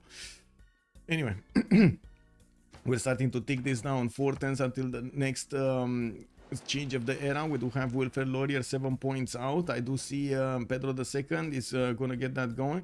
Is gonna go into a Dark Age. Victoria going Dark Age. Age of Steam is getting torn apart. He lost his capital city, and I do notice Bristol is about to be attacked by multiple American units here. The Musketeers are attacking Bradford and the Bristol at the same time. James of St. George, man, this guy wants to see first how he can project those walls in Bristol. You know, he wants to see Bristol as it was, not as it will be after Portsmouth units are gonna take it down. Now we do have also Age of Empire, still low in points, 91 out of 93. Doesn't seem like he's gonna get his next golden. Working on his intelligence agency, getting to finish his coal power plants here. Rome does have golden age, 68 out of 79. He's gonna stay dark. There's no way he's actually gonna get higher than dark here. We do have Jadwiga just 5 points off. There might be a way for him to actually get these points going. He's 4 points right now with let's see, what does he have here? Maybe he could have, if he would have made some projects, maybe he would have gotten a writer. Doesn't have access to these, doesn't have access to these, so he needs to get it from somewhere else. Maybe a levy, maybe a city-state control, or piecing, or something like that. Or maybe a boat. A boat could work also. Just get a boat from London, because I'm pretty sure he did discover caravel, so that's gonna be either extremely expensive in gold or production. We do have him starting to reposition his units towards Birmingham, and he's gonna try to take that city away from his opponent, working with a trebuchet on the walls, but he's starting to lose units here. Malaki is fighting to the death here, slowing down his opponents as hard as he can, as much as he can, as long as he can. We do have, I gotta say, respect for this. Respect for actually doing this. It's easy to put your hands up. It is very hard to do what he's doing. Trying with the last units to hold on. We do have Coupe, 229 science and 193 culture, 313 points of gold here on the western coast. Maori does have 355 points of production and is going Dark Age, 80 out of 85. I do see Harald is 10 points away from getting his golden age. I don't think he actually finished his religion, but I do want to double check. Yes, he did. Derimers was the last one for the extra 3 culture going. For his series. I do notice he's getting GMC out from Nidaros in 3 turns, and he didn't actually finish his universities. This is gonna hurt him quite a bit when he's gonna switch the era. He's gonna drop quite a bit in his science acquirement. I mean, he couldn't really do anything since he did choose to go against Rome here next to him. I gotta say, if he didn't do that, Rome would have definitely been ahead of him in points. Now, it was a risk that Rome might still get his units out, his technology out, so he could get counterattack. We'll see if Norway actually manages to stabilize this. Yeah, we do have also Lincoln, 3 points out, 98 out of 101, and yes, we do have him managing to secure Bradford as well as Portsmouth, while he is working on the University of Sancor, getting Taj Mahal here from St. Louis. And looking at this, so he's gonna get these. Look how he's synchronizing these. I gotta point this out. Look how he's always trying to be there, just ahead of the curve over there in the era score. Necrotic, hello there, ma'am, and welcome to Hat Streams. I mean, you know, with the hat, without the hat, it's still me talking, right? Old Triangle, yeah, I did see that. Maybe England can negotiate new friendship by attacking either one. No, yeah, it just negotiated. Yeah. We do have Gandhi here also. Wait a second, going Dark Age. He's 85-90. He's not going anywhere. We do have him starting to get a few units in his series. I'm more thinking he's actually going to want to get these for amenities rather than anything else. We do have him in how to say, upgrading most of his territory here, even getting wow, even did manage to get a fort going. Starting to put down his industrial zones for the extra production, while I do see in the yield stabs he's 309 faith with 252 production. Definitely a different balance than we've seen on other civilizations, but he definitely has a lot of production if you couple that faith with his production. Unfortunately for him, if he doesn't get to actually use that faith per turn into units right now, in the next era it might be a bit problematic, right? Like he doesn't have the same production as the others, and he's not going to have a monumentality. Neither did he have a monumentality right now. He should have so much faith. He's getting spike coming up from Chennai. He only did manage to put a scout in between the choke points, in between the mountains here. Looking at this, Bradford got taken. America is moving to Bristol. Did manage to take out the garrison of Bristol. It's just gonna work, or I should say the surrounding units of Bristol, which I consider the garrison.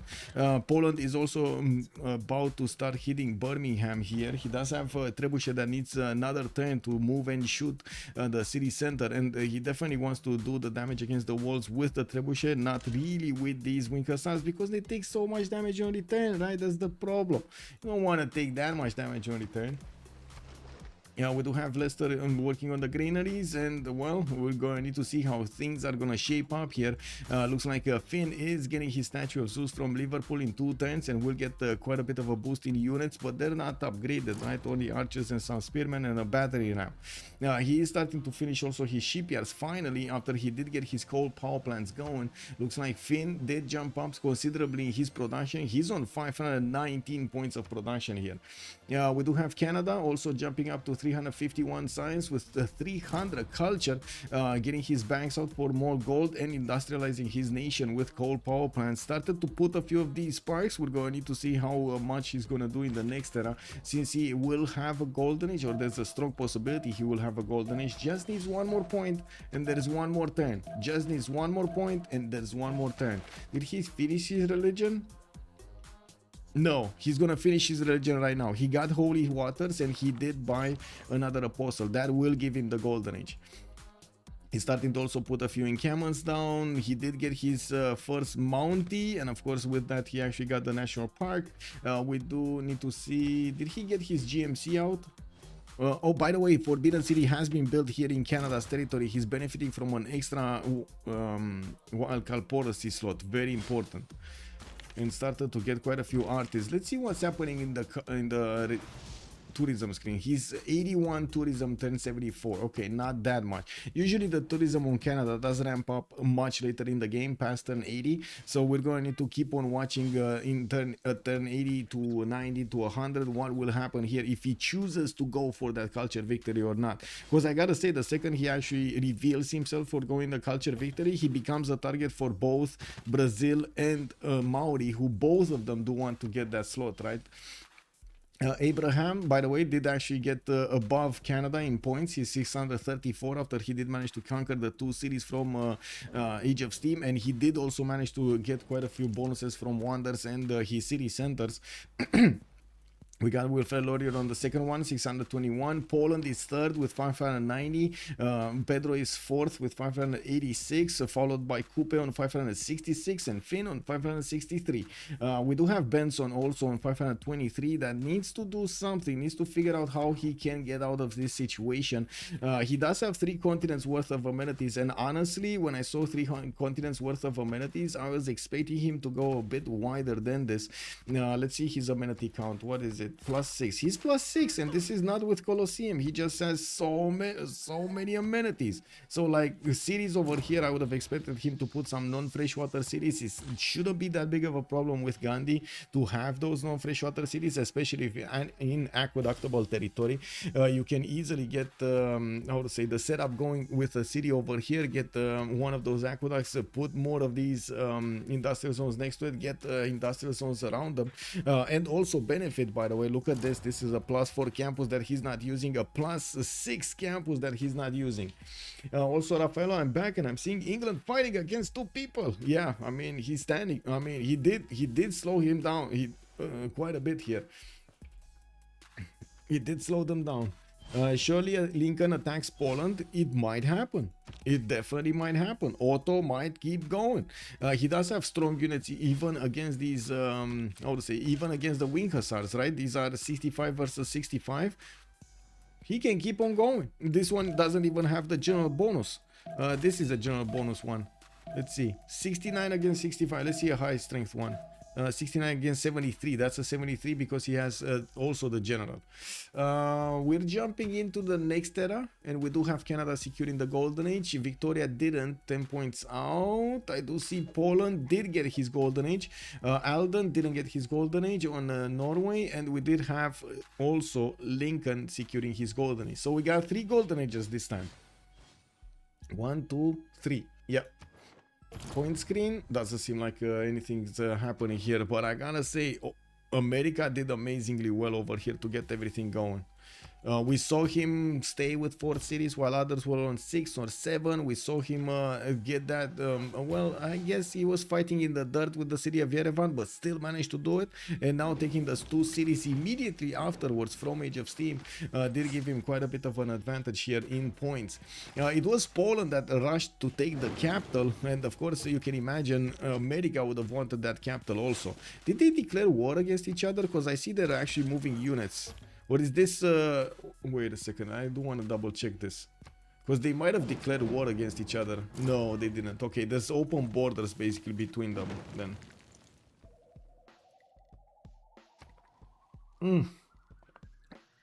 And look at that. Rome is pushing back Norway. So not only that he fought... not only that he fought over here his opponent Norway, the Norwegian berserkers, but he did manage to stop them at the capital city of Rome. When he saw his Colosseum is on fire, he was like, nope, I'm not doing this, I'm not doing this. And he tried to gather all of the strength from each of his fibers in his being to go back and take a shot, take a stab at those Norwegian units. He pushed them back. We do have the field cannons walking onto the field here. Norway getting his own muskets. We got some cuirassiers also that just, oh my god, there's not even a comparison. 80 strength against the 60 of the musketmen, even with the military. So I gotta say, right now, those musketmen are working with an extra +5 on them. Next turn, they won't have it. They won't have it. And all of these, imagine this musketman without that extra +5. Adi Boom Boom, good evening, sir, and welcome. What I should say, bună seara, domnule. I almost wish every FFA was anonymous so people would be more willing, I mean, more willing to make choices that would not follow them in the next game. I think that's what you want to point out. More willing to make choices that would not follow them in the next game. We do have universities coming up from other cities here of Maori, and he's getting Ferris wheels. Vlaco, thank you so much for the follow, sir, and welcome. Terracotta Army also in 3 turns here from Motopohue, but I think we saw it somewhere else getting built, and I think it's going to be finishing somewhere else because that was faster if I remember correctly. Anyway, I don't remember exactly where, but I saw it. I know I saw it somewhere. Anyway, we're going to have a pause for 2 minutes while this goes through, while this Congress will go through. And we're going to come back to see what's going on here. Just clicking on buttons to click stuff. Submit quickly. Oh, wait a second. Yes, they want a break. They want a 10-minute break, so we need to give them, right? It's I think it's 2 hours anyway since we started. After Congress. Moves, please. India Terracotta. There was somewhere around here. Yeah. Let me double check. No, I don't see it. No, I don't see it. Oh, it is here. Wait a second. I wasn't seeing it in the build queues, but it is here. He just moved around to get the campus. Kick.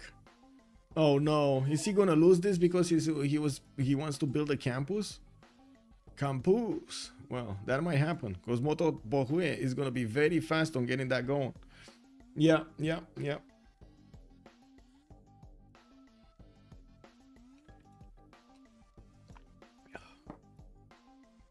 Just waiting for the players to go through this Congress so I can put a pause up. Let me actually get also the timer ready. So this time around you actually get to see it on the screen, the countdown, see it on the screen. Yeah, there we go. Okay, I'm gonna pause the game right here. Okay. X6 35 45. Okay, starting up the countdown. 10 minutes and opening the timer. There we go. I'm not gonna put it on the middle of the screen. It's gonna be top right. Please, if I forget to actually turn it off, remind me, because I don't always see that screen. Yeah, let's actually leave the screen over here for the major war between Norway and Rome. So 10 minutes as the break. We're gonna come back and see the action here. I do wanna also leave this on the screen, actually leave the score screen.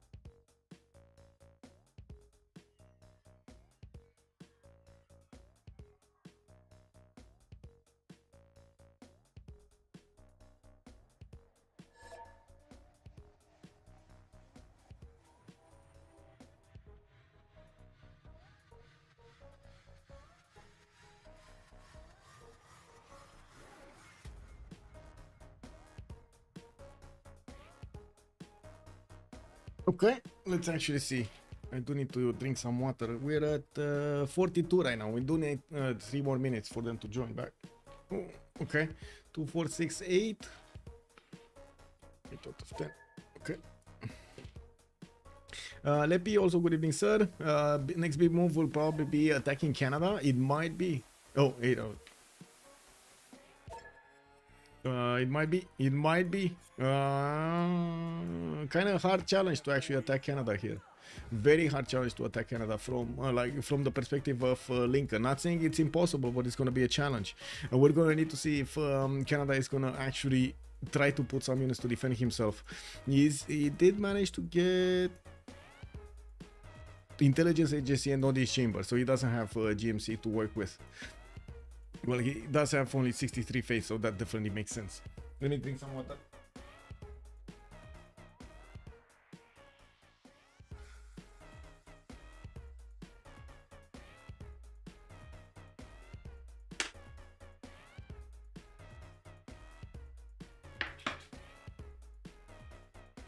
Oh.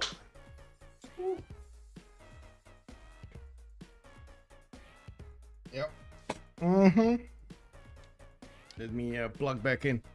Lincoln is allied with Canada. Yes, that would mean backstab basically. Wait, did I say thank you for the follow, Blacko? I think I did. Oh, I think I did. Thank you. Thank you. Okay, just waiting for the last one to join. Last one to show up. Might have needed a bit of a bit more time there. Okay. I think we got everybody, no? Let me double check. 2, 4, 6, 8, 9. 2, 4, 6, 8. Wait, what? 2, 4, 6, 7, 8. Oops. There's oops.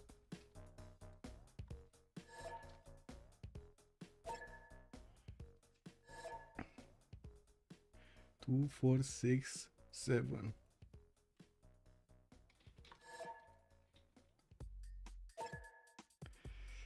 Let me see.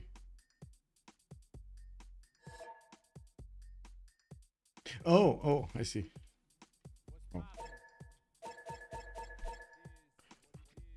Didn't see up. Okay. Okay. There we go. We got them readied up.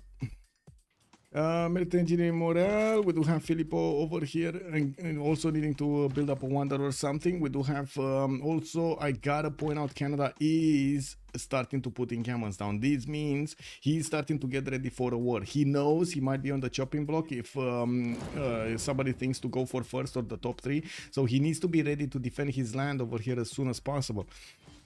We do have him getting some military engineers to keep helping him create the pathways. He's on 350 science and 250 culture.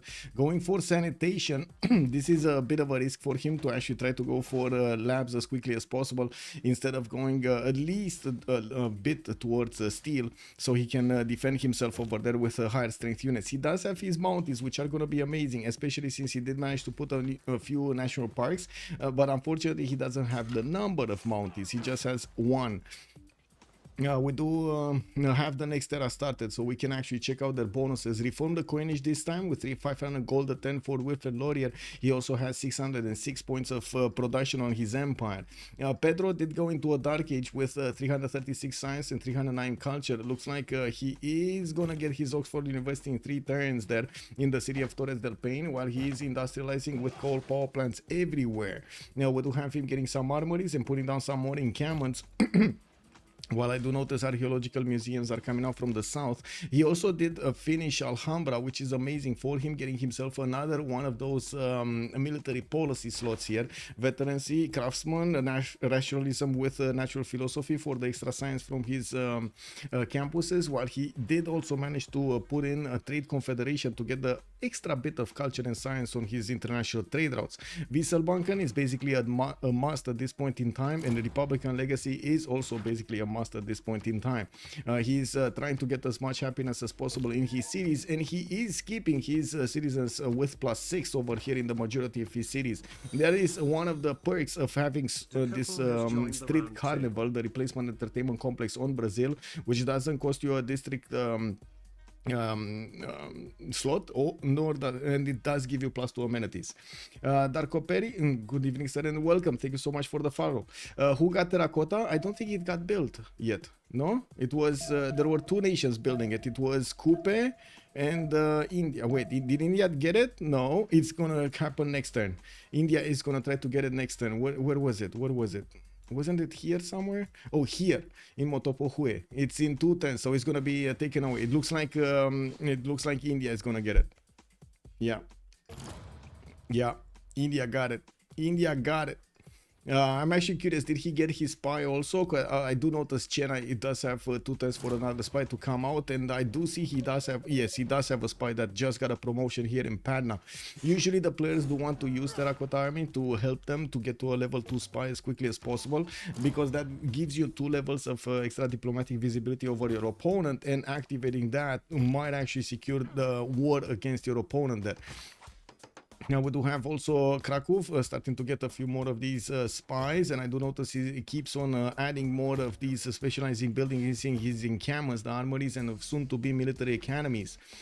Finn, Dark Age, 180 science, 126 culture, got quite a few units in Liverpool and Brighton to defend himself, and I do notice he's working on his universities to add more science to his empire. He did go into a dark age though. 561 points of production does put him nicely over there. He's in the middle of the pack over here. Finn is on 600 points, 597 points, while Andreas up next to him is 622. We do have him also settling this series here. I'm very curious. Is India going to try to take Rapa Nui, or is he going to try to take Perth? This is Perth? No, this is Bath, not Perth. Okay. Jesus is on 136 science and 80 culture. He has been fighting Norway, and now by the looks of it, he is managing to push back Norway successfully. His field cannons with level 1 can do so much damage against these coursers and of course the knights of his opponent, not to mention these berserkers. There is only one single berserker remaining alive, and it is right in the city center of Durecortorum, the former city of Rome. It does look like Jesus did manage to overwhelm the defenses of Norway here. We're gonna need to see when he's gonna get to the coastal cities if we're gonna have some Norwegian boats coming to help. Remove timer. Thank you so much, Shadow Bellator. Much appreciated, sir. A man that has remembered. Oh my god, thank you so much, man. Yes, remove timer. Yes, thank you. There we go. I'm sorry. That's another application. That's another screen that I actually need to access, and I don't see it all the time. It's crazy how these forest fire styles look so sexy, yet the San Luis styles that are staring them down in a battle of sexiness. A sexy style standoff, yes indeed. Also, I did answer the who got the terracotta, and okay, there we go, it's fine. Okay. Next up, we got Jadwiga, 230 science, 164 culture. He got his 3rd monumentality age, or is this well, I guess I'm not sure if it's the 3rd one or not. No, I totally forgot if he went. Did he go Pen Brush and Voice in the 2nd one? I think he did, right? So this would be his 2nd monumentality. Yeah, we do have more of these campuses coming around from him, and definitely needs to pack those numbers of science. Now he does manage to secure 4 cities away from Age of Steam, and we do have banks coming out from Leeds, while Leicester is going to go for stables, and of course he's going to need to repair whatever he has broken here in the lands of Age of Steam.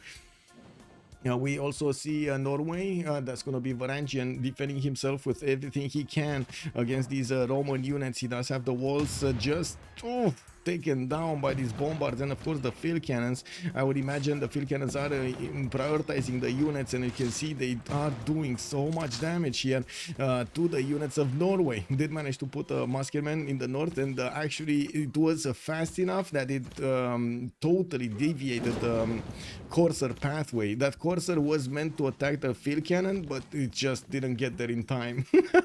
So when they clicked at the same time, and I guess a bit desynced over here, Rome clicked first and then the courser got a bit of a different information.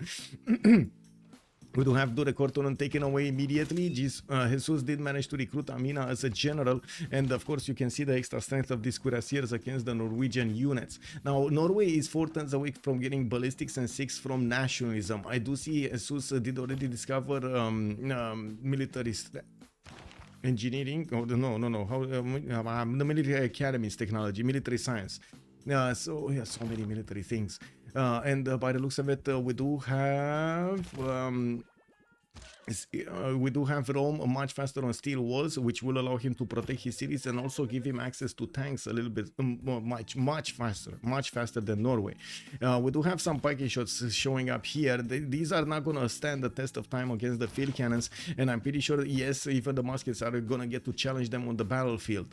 Norway does benefit from 223 faith a turn, so he could try to keep on buying units to fend off attacks here.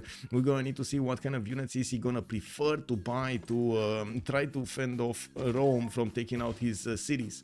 Brett is also asking Norway for friendship. Brett would be Coupe, so they do need to actually re-establish friendship here. We're gonna need to see if this friendship is gonna stand actually the test of time. Okay, let's see. What do we have? Yeah, Maori, 329 cents, 182 culture. Dark Age is still working on his shipyards from some of his cities. Wanganui did get placed, I guess, a little bit later, so that's why he's a little bit slower on that.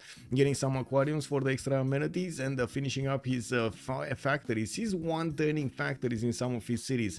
Hueto Kalito, this is kind of a meme wonder right now. It only gives him like that one single point of amenity, and that's it. But at least he's gonna have some better tiles to use over here in the lakes that he has. Only 2 tiles will be improved by that wonder with an extra amenity. Doesn't seem like that's worth, but yeah, I mean, it does give you some point of Vera score, some point of Vera score, and also some point of score actually.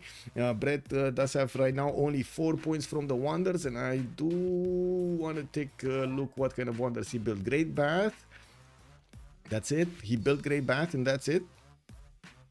Wow, he actually just has 1 wonder. Yeah, he actually has just 1 wonder. He doesn't have any. He tried to build a lot more, but he didn't manage to get them. And I don't see him working on, for example, Colossus, or trying to get the the Great Lighthouse, which was already built here. Anyway. Let's see Lincoln. Reform the Coin Age, Golden Age. He got those cities away from Age of Steam. 430 science, 177 culture, 500 gold a turn. Working at the city of Boston with 4 Rule Valley. I gotta say, he did figure out the +6 campus. And right now he's probably thinking, why didn't I put Philadelphia 1 tile to the left? Anyway, we do have Polish Corsair also starting to take a look at his city centers here. And I do see he has a line infantry corps that would put that Corsair to shame. 1 shot and boom, that's down. We do have sewers coming up from New York, all power plants in the north here, in Yerevan and San Luis, and in the city of San Francisco, getting the production capabilities much higher. Harrison, I'm dispersing. Can you move musket in London? So they're talking about this one. Okay, so they are somehow in a bit of a frenemy kind of environment here. They don't know exactly what needs to be happening. Harrison and America are just having a stare down in the former cities of Age of Steam. We're gonna need to see if Otto is gonna want to keep on going and try to also challenge the power of Poland to take away the cities that he thinks were rightfully his, right? They had the same idea at the same time to go against their neighbor here. We do have also Benson on 325 science and 170 culture. Right now he's working on his factories and he does have only 366 points of production. And I say only because a lot of these players already have double those numbers.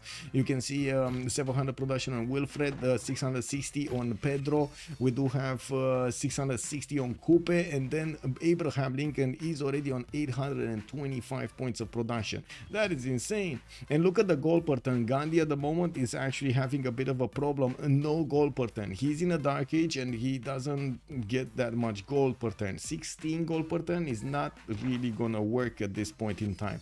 He's on a theocracy, getting a professional army to upgrade his units, craftsman, and I do see Wesselbank, rationalism and natural philosophy. No minus card for the goal per turn here. He did put his army in the borders of Rapa Nui and will probably gonna start working. Oh wait, no. He's going England. Wait, isn't this his city? Or is this somebody else's city? Let me take a look. Who is Rapa Nui city? Harrison. Harrison should be, sorry, that's Poland. Is that his ally? That's his ally, right? Whoa. Now you have a 1.5k army that needs to go somewhere, so I'm just making some. I do want to double check if Gandhi is at war. Let's see. Is there any movement here?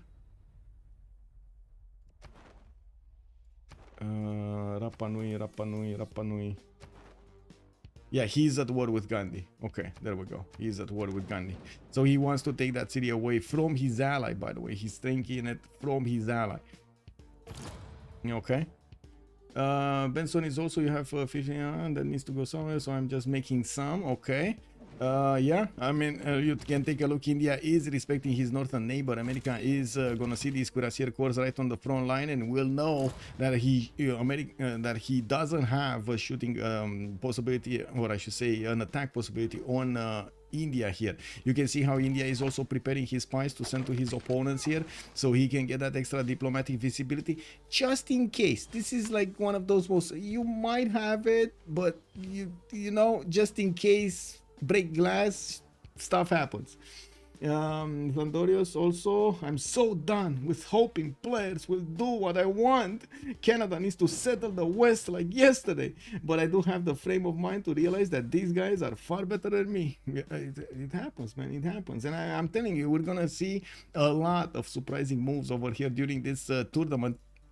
And we do have quite a few experienced players that are gonna go into the finals. The finals game, woohoo! That's gonna be awesome. That's gonna be awesome. When you say Harrison, it sounds like Harrison. Lol, can be confusing. Harrison. I mean, how does it sound like her son? You know, it's her son or Harrison. I don't know, because I don't. Oh, anyway, it is what it is. What are the friendships from America, Canada, and Brazil? America is friendship with Canada. Brazil is friendship with Rome. Anyway, let's come back to the screen here. We do have Abraham going for his labs in 2 turns. Brazil is gonna get his labs next turn. That means Canada should have had labs, no? We do have Canada actually going for rifling and mobilization. I gotta see if he has 1 lab, but I don't see any labs, so I don't think he actually did discover labs. We do see him getting stock exchanges, so he's well on that way to getting there. Might be that he's a bit afraid of what might happen against him, so he really wants to get as quickly as possible to some defensive capabilities here.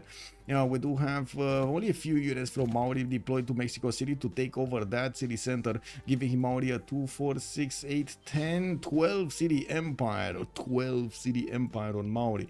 Looking at the army tab here to see, no, sorry, the era score tab to see the population. Now we got Wilfred Laurier on 10 cities. Andreas is on 8. We do have Age of Empire on 11, Rome is on 11, Jadwiga is 14, we got Norway on 8, or I think it's 8 actually, Brett is on 12, and then 13 on Abraham Lincoln, while Benson is on 8 as well. Did England find new friend? I don't think so. I think England doesn't have a friend right now. He's in a bit of a problem, in a bit of a pickle. And I gotta say, the only move that he has right now is to actually go and attack Norway. That's the only move. There's no other move. You see how fast how to say, Rome is getting the cities over here away from Norway. And we'll see Rome wanting to keep on going. If there's another force coming in trying to pick on Norway, I don't think Norway can actually defend against it. Now, that's from our perspective. From his perspective, I don't know if he sees this, and I don't know if he's aware of what's going on the other side. So let's actually take a look at his vision here.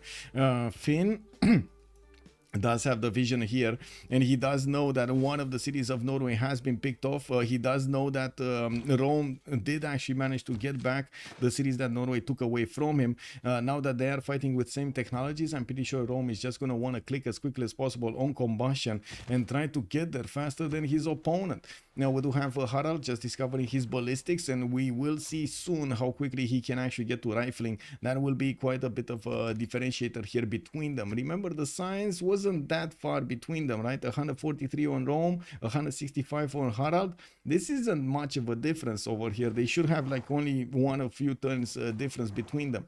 We gotta take a look at the text though. Pedro is on 46 text. We got 44 on Wilfred. We got also Abraham on 40, by the way.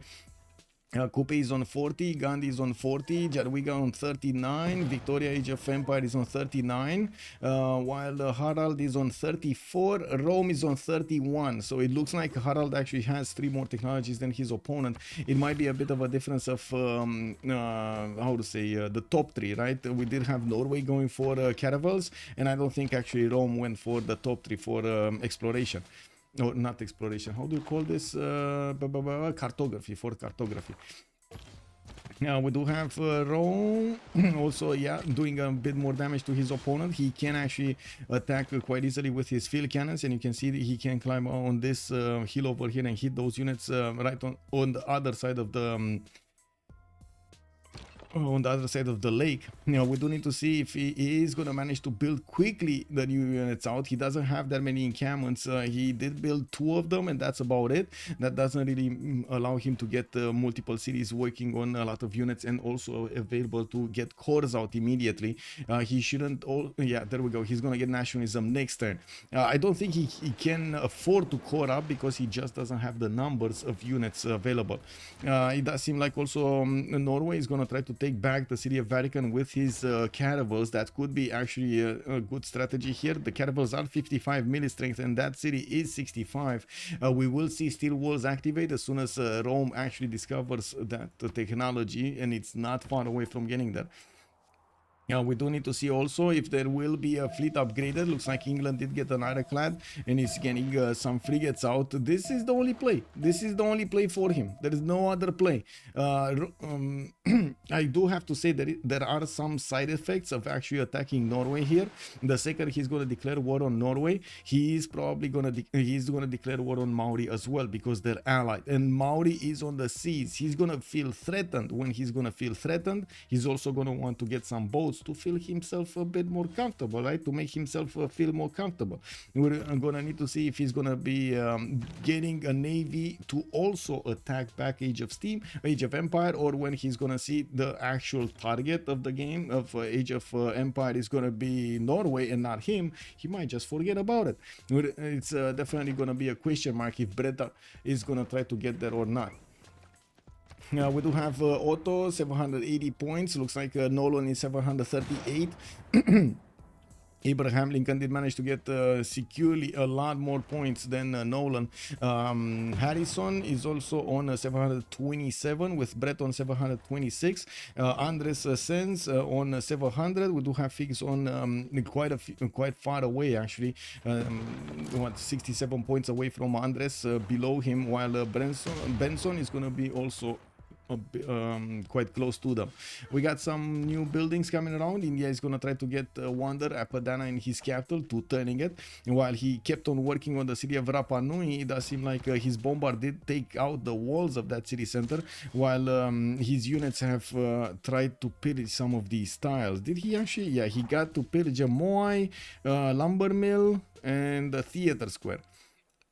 I don't think he cares about the sheep or the other Moais, to be honest. What do the Moais give you? Isn't it faith? Faith or heals, right? It's faith or heals. I think it's faith. Wait, what's the... Yeah, it's faith. Pillager word is faith. Anyway. Do you think Norway could have tipped the scale of war with Rome if he could have kept building land units instead of naval upgrading? Commander King, good evening, sir, and welcome. That's a good question. Let me think about it for a second here. Yes, I think so. If he would have had a lot more ranged units with him, with his army, and some of those like 2 siege units, instead of getting like 4 or 5 caravels, I think so. I think he might have kept Rome. He might have gotten the city of Rome. If he would have gotten the city of Rome, because thinking of the timing, he actually started building the caravels like 5, 6, 7 times before he actually got to lose the war next to the borders of the city of Rome, and that was exactly the moment that Rome actually got the tempo back, right? So yeah, I can only say there's a strong possibility that he would have managed to break Rome over here. If Rome would have lost the capital city, I don't think he would have had enough strength from his other ones, 2, 4, 6, 7 cities worth of getting back enough units without Colosseum, without his government plaza building, without a lot of bonuses. Also his trade routes, right? His trade routes are connected to the capital with Magnus, or were connected to the capital quite a bit at that point because he was still on internals. Anyway. Looking at this, we got some art museums coming in, campus research projects. We do already have Albert. Man, I cannot believe how fast time flies. We got Albert Einstein already coming out for them to be picked here.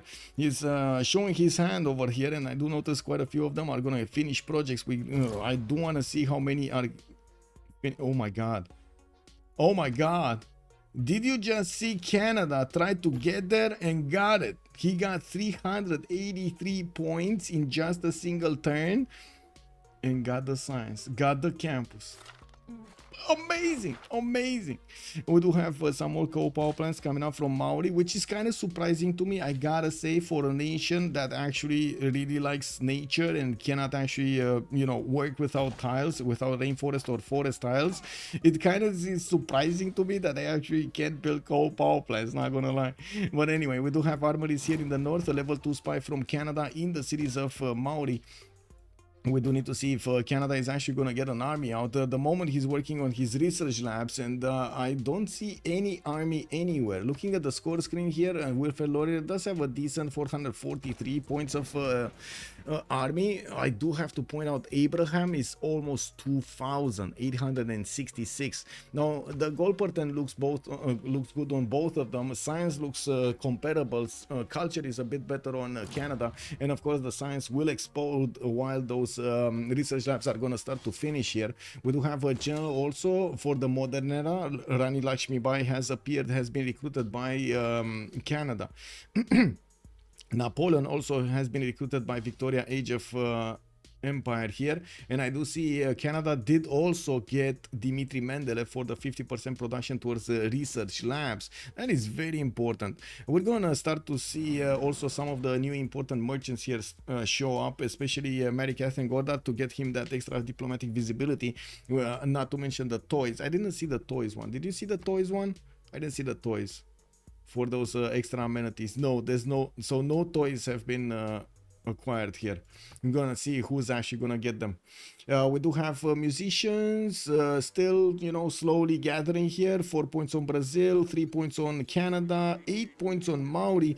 Poland is on 5, America is on 6, just, you know, casually getting there to the musicians. Nobody going there fast. It does seem like Vatican City is trying desperately to get the ancient walls so he can actually shoot back and also protect that city center from the Norwegian counterattack. We do have Rome also managing to two-shot these calves with his field cannons. I do see Norway is trying to put some units in the water. Unfortunately, when units are in the water, they do have an adjusted base strength, and if Rome has the first moves, he's just gonna attack the cav instantly and delete it from the game. That is a extremely problematic how to say tile to stand on when you are in range of these field cannons or range units or siege units or whatever you want, something that can shoot you in the water. Curious about the tech lead. It's what was it? Brazil 48, but that's Oxford University talking, right? He did finish Oxford University.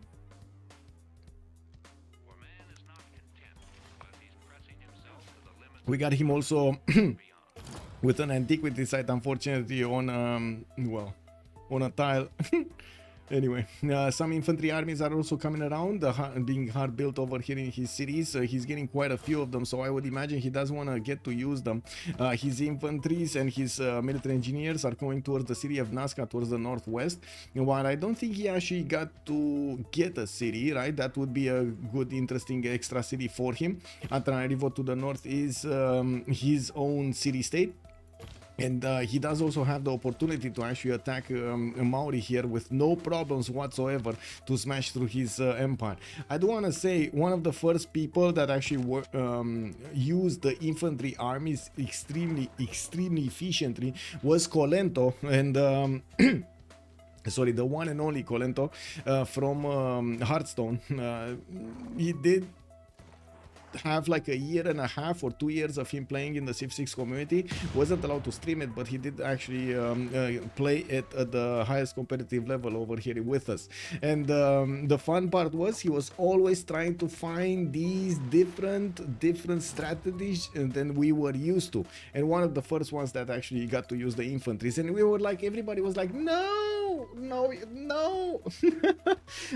how is this unit so strong? Anyway, two frigates for Norway could solve this push. He's struggling. Yeah. We do see that Rome is starting to breach through, and we do need to see if Rome is going to manage to take care of these Norwegian cuirassiers that have joined the fight against his field cannons. They just, you know, went ahead against each other here. Definitely also the field cannons of Norway are not as strong as we've seen the field cannons on Rome work on the Norwegian units. These field cannons do 63 against 73, while on the other side we got 70 against 59. That's a major difference over here, and with both level 1s, one has volley and the other one has volley. There we go. Okay, we got some more libraries coming in from Norway to use. Spies in Kristiansand, and I do see lighthouses on the west side. It keeps building up. Oh, the fleet is on the way. With the fleet of England, Findrigs is on the way. We got 2, 4, 6, 8 boats going to scavenge the cities of Norway. I mean, they felt weakness. He's going for it. Let's actually see what's going to happen here. Let's see. We got armories and coal power plants being prepared here in Polish newly acquired cities from Age of Steam. He's trying to get a big ban, also working industrializing his nation, including his capital Krakow, while he is also working on some theater squares. He needs to figure out what is the next move of the game here, because I don't think he actually has at the moment enough points to get to the top 3. He is top 3, 754, tied with Nolan, but it's just a matter of time until Andres or Brett is gonna get that spot. Not to mention the attack of Age of Empire against Norway. If he is successful, and it's looking like he's gonna be successful, this is gonna be a timing before the steam walls over here on Brett, right? Oh, wait a second, Brett is refining in 3. He just didn't get steel first. Trying to get to his oil before steel. Now, getting steel is gonna probably allow Norway to fend off attacks, but he's still gonna lose a city to the surprise attack of England, whatever happens. There are quite a few admirals also. Himerius, Caius Duilius, he has the fleet one. He has Santa Cruz for Armada. He has Orto Artemisia. Oh my god, this guy got all of them. And he's getting ironclads everywhere. Okay, I stand corrected. I think this is gonna go through whatever happens here. We got quite a few ironclads coming in from Fane to go against his opponent.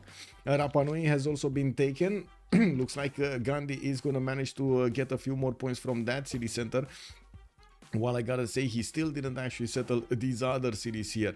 Now, we do have factories coming very slowly from Mumbai. I gotta say the production capabilities at the moment of Gandhi are not on par with everybody else. He's on 400 points of production and 339 points of faith, while we do have Abraham on 900 points of production, Coupe 700, Jarwiga 640 plus 185 of the faith, Wilfred Loria 750, Pedro 726. Rome is also lower than Gandhi here. We do need to see if he's going to manage to successfully keep on attacking Norway and maybe even take on another city. He just needs to be, unbeknownst to him, there's somebody from the other side of the planet that is going to join the fight. And he just needs to keep the line of offense going to force Norway to keep building up defenses while these ships of England are going to get to the shores of Norway and take those cities down for him. Is actually Maori at war with Brazil or just war status between their allies? Let me actually take a look. I don't think he's at war with Brazil, no. But I do want to double check. I think Nazca was at war with, or he wanted to go for Nazca. Maybe I'm mistaken here. Because, yeah, these infantry armies could take a left quite easily. No, he's not at war. He's just allied with Rome and that's it. He's not at war. Yeah, they probably peaced at some point, right? They probably peaced. Now we do have so many of these infantry armies coming in, 1, 2, 3 from his cities, also finishing up his research labs, getting another military academy so he can get, guess what, another infantry army city building it. Now while I do see he's getting spied on by Canada, well, it looks like he's trying to steal some gold here from his neighbor.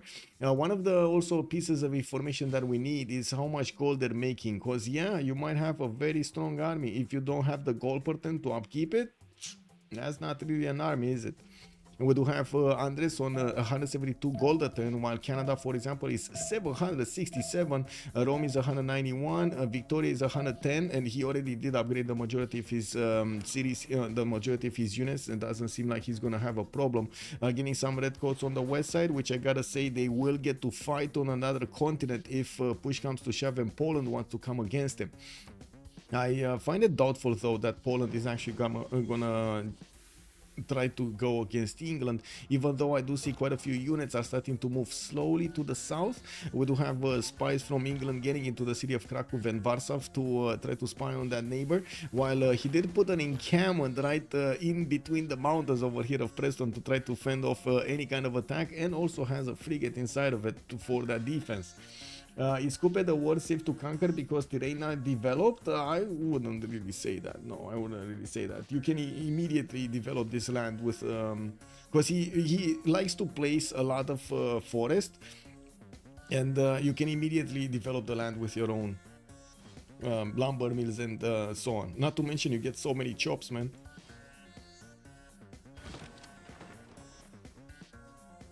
Let's see what Canada is doing for the defense.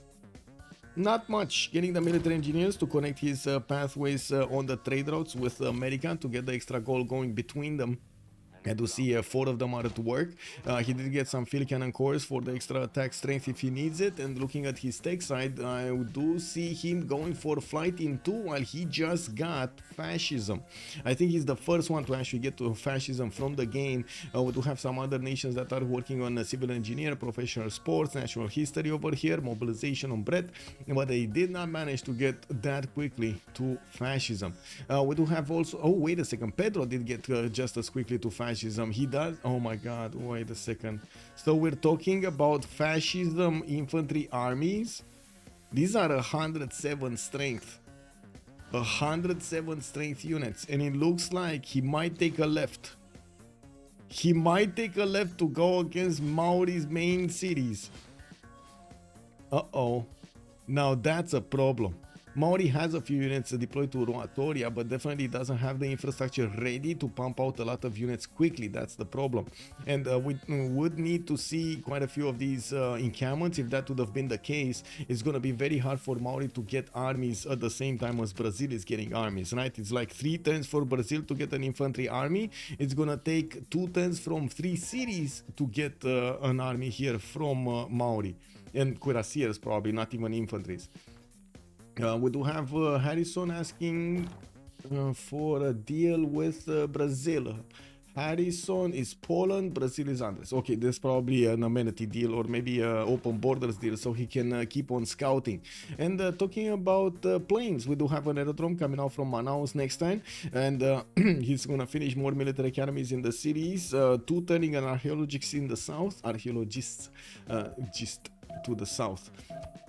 We're also halfway through this setup, by the way. Ooh, corded up Roman cuirassiers are pounding through the Norwegian defenses as quickly as they can, while the boats of England are staring into the eyes of the Norwegian city of Drammen. It looks like Liang is trying to get in there, but I think it will be too late to save that city. I can't believe he never actually upgraded the Amber Tile. I cannot believe he actually never upgraded the Amber Tile. I mean, that's a Stave Church city, man. He was so focused on attacking his neighbor on the right side, Rome, that he totally forgot about that extra Amber Tile. Varga City did get liberated, and of course it's just a matter of time until Rome is gonna send another wave of units to take that city. First he wants to deal with the Norwegian threat and then deal with the other one. That cuirassier has no chance. It got taken out by the field cannons, and I do see Rome is very quick on the buttons to save his other units. Now these level 2 field cannons do extreme amount of damage to the piking shot. 71 against 755 does mean half of that strength is gonna be shaved off. You don't get production from planted forest on the second growth. You don't get it from the second growth. You get it from the first, you don't get it from the second, if I remember correctly. Also, Brazil already at Pro Sports. Pro Sports is after TSC government. Yes, yes, we did see that. He's on fascism. Is actually Maori at war with Brazil or just war status? I did answer that. Did Scoop the war? Okay, I did answer that. Level 2 spy from Brazil also activating soon in the series of Maori. I think we know what's going on here. I think we just found out what's going on, right? We got a war declaration. We got Brazil moving in on Maori. Maori is loose. Oh my god, man, that's just one shot, bro. That's just one shot and the wall just went poof. How strong are these? They're still 107. Oh my god, look at this frigate. It can't even do damage to the infantry. Like, what? It can't even do anything against that infantry. Whoa, that's amazing. Dandara has also been recruited by Brazil. He has a fast cuirassier to help him move quickly, and he is starting to get his air force in the air, and biplanes are coming around. Yes, not very good units, but soon he's gonna get to upgrade them into fighters, and that will be a good unit.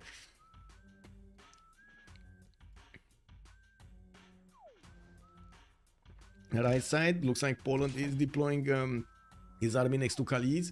England, Finn did manage to get a level 2 spy in Warsaw, and I would imagine his other level 1 is gonna move towards the cities of Norway here to try to get some spies on him. He does have an ironclad fleet in range next turn of attacking the city of Drammen with the help of 2 frigates and 1 sea dog. He should have enough firepower to delete that city center. He does have more iron. Wow, look at this fleet, man. 2, 4, 6, 7 ironclads, 8 ironclads with this one, the Cordoba on. 1, 2, 3, 4 frigates with 1, 2, 3, 4, 5 of these sea dogs. So he's gonna pillage all of this coast. He might even keep on going to tear down the Maori Empire. I do see Maori starting to get a few frigates from his cities, and might think of some defense on the coast, even though I'm pretty sure he's gonna be more concerned about the land warfare coming against him than any kind of coastal warfare. Now we do have him getting a few more frigates from Otopohue. These will help him actually try to fend off attacks from the capital. He's getting steel walls next turn and will repair the city back quite a bit here, with the infantry armies needing support from some of those. No, he's still doing damage. He's still taking down. Wait, did he get... Oh, he got a cat. Oh my god, man. This city was Canada for the longest time in the game. It looks like right before the attack, Brazil did manage to overtake the Sioux of a cat. So now you can see these infantry armies can do damage against steel walls quite nicely. Oh my god, this is beautiful. Now we do need to see if he's gonna start moving here. Yeah, there we go. He's gonna start moving and repositioning his army so he can keep on shooting that city center and deploying more of them around him. He's one-shotting these night courts in the north, while Brett, I do see him going back towards refining. If he does want to get the knights into... cuirassiers and into tanks, he will need to pre-build quite a few of them, otherwise it's going to be way too much production for him to handle. And it doesn't seem like he has an army ready to go, and unfortunately these guys in Ruatoria are just not strong enough.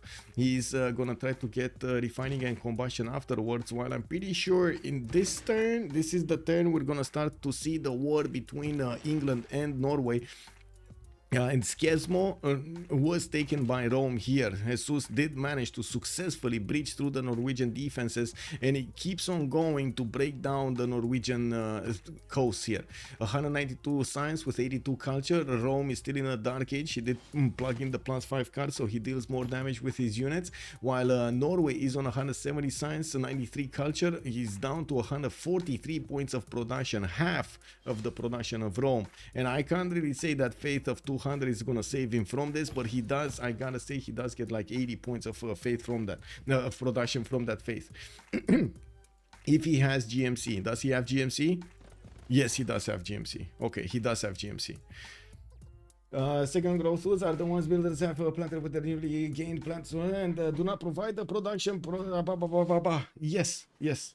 Yes, that is true. But that means all of the other tiles that weren't second growth, he can still chop, no? If you wanna just mince words over there, yes, sure, let's do it. Do you think he over here we did have Maori chopping his tiles and then replanting the woods, or just letting them go and using them and then planting a few woods in between them? Because I'm pretty sure this is how it looked from the beginning, no? But anyway, Norway's land is just flat. Thanks, BBM. I can't really say he did have a good land over there, but to be honest, he could have tried to go for some work ethic over here if he wasn't that sure he's gonna have good production. We do have Rome, and he did actually make the conscious choice of going against Rome instead of actually trying to settle a few more cities and try to make do with what he has. The war has started, Drama is under attack, and we will have steel walls. Too late. Hardarda is 5 turns away from steel walls. We do have also quite a few of these Sea Dogs to the west of Drammen, and I do see frigate fleets right here. We do have ironclad fleets also trying to get in. Let's actually see him go. I'm actually incredibly impressed he didn't click on the city center to take it with the ironclad fleet. That should be more than enough. We do have some trade routes also about to be pillaged. England does want to block the abilities of Norway to get those units out, but I gotta say he also needs to block the harbor.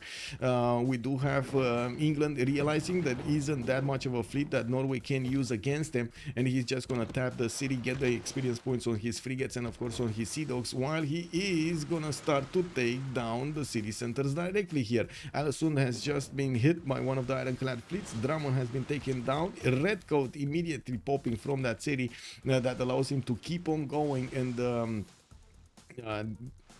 building up an army that, guess what, is going to help him against Maori as well. We do have Brazil over here also managing to do majority of the damage in Motopohue, and I do notice infantry armies are going to start moving towards the north into the industrial zones and pillaging the lands in the meantime. We do have the cuirassier of Brazil also going for his campuses here, so it kind of looks like Maori is going to be next up on the chopping block. Tank armies coming out from Brazil for a much faster unit to go against his opponent, quite stronger as well. We do already have him benefiting from Dandara, a model general here, and I do see he uses his military engineers to pop oof, that's kind of bad. Maori did manage to get a Toa to delete the military engineer and will probably want to take down that airstrip also. Brazil does have a pipeline to take it down, but before it actually pillages it. And what about the Age of Steamland? Man, Age of Steamland is just chopped all together, no? It was chopped all together, and I gotta say he spent so much time to repair everything, right? They got so many builders. Although the extra stats coming out from the pillages, it's no joke that we actually are using sometimes in the game's pillage economy. The players want to milk every one of those points from all of the mines, from all of the improvements that their opponents built here.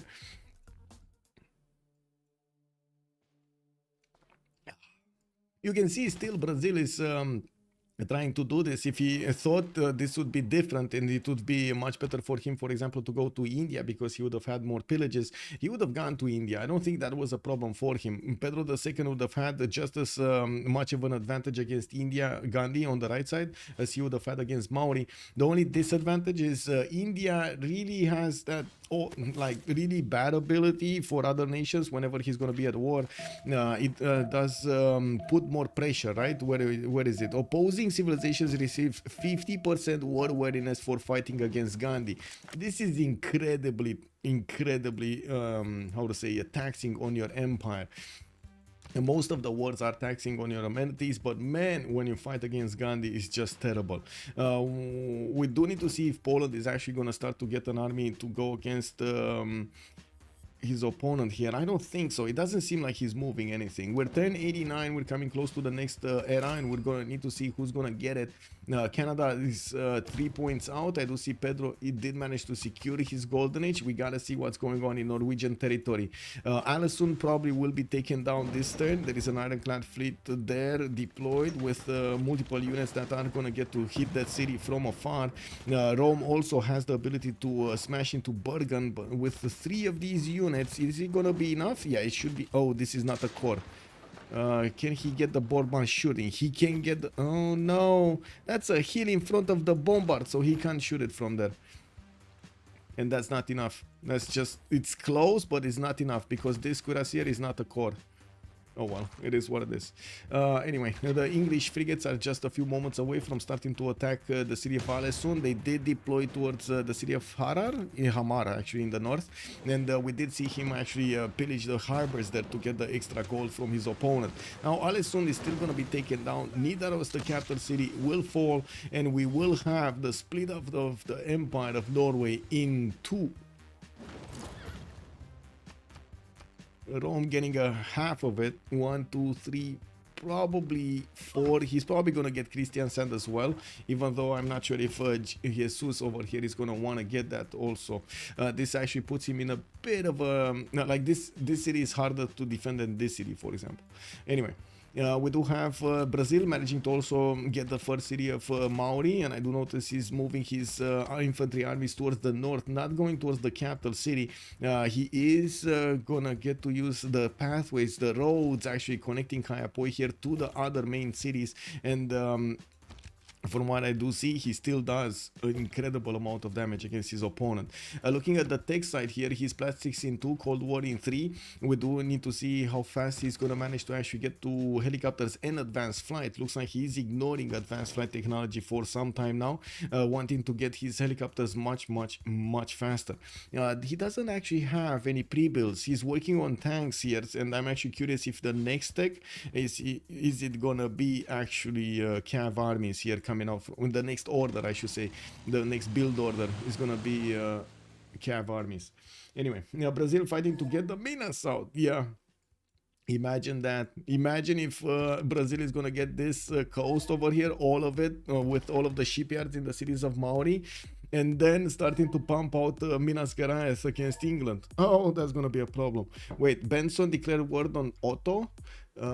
Benson is Gandhi, declared war on Lincoln. Wait, what? Infantry army is also coming around here. What's going on here? Who's at war? Otto declared war on Harrison. Otto.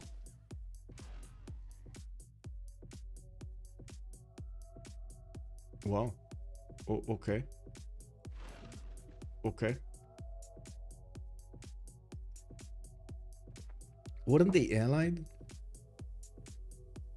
Oh, no, they weren't allied. Wait, they weren't allied. So America is declaring war on Poland. And I do see he's actually conquering. He keeps on going and conquering the cities that Age of Steam actually gave to Poland, splitting apart in the north. In the middle, he's getting he has 3 attack vectors against his opponent, with different different units deployed. All of them do benefit from military engineers to move fast and try to get the infrastructure going. While in the north, he only deployed a few of these infantry armies that he knows he's gonna get to secure some of the cities. I do also notice we might have a problem here. Jadwiga is getting his steel walls next turn, and it does seem like, okay, 2 cities are, oh, that was so close, and that city's gonna get steel next turn. That's a problem. That is a problem. But look at the railroads here made by America. He's going directly to attack the cities, the main cities of Poland here soon. Yeah, we do have also India getting attacked, but not actually caring. He's deploying his army to the southwest towards Rome, while I do see he doesn't really have an army anywhere else. There was an army in Rapa Nui that, I don't know, it disappeared somewhere. We do see him getting a tunnel in Madurai, so I would assume he's actually going to move these to the west side, maybe even try to scavenge a few cities from Rome at this point in time. Biarcoi looks like it's going to be the Roman city. England did deny Rome from actually getting Bergen. And I do see he got Nidaros as well. He got the coastal cities. Hamar is gonna also be soon taken down. It's just probably next turn, to be honest. Jesus is declared war on Finn. Jesus being Rome, right? And Finn being Age of Empire, no? Yeah, Age of Empire. So yeah, Rome is now at war with England also. And when is England getting his steel? In 3 turns, while Rome is going to get it next turn. Now, Skietsmo, I don't think it's going to be a problem, but England does have redcoats on another continent. These guys are not something you want to fool around with. They're not cored up and they're 80 strength. You want to see these armied up with all of the bonuses on them? Oh my god, man. Oh, it sends shivers down my spine over there.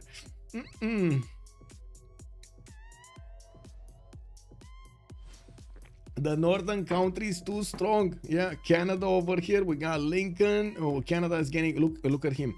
We talked about this. I gotta say, different gameplay from Canada, right? We talked about this earlier. I said when I saw all of these encampments being placed down, I was thinking immediately, Canada wants war late game.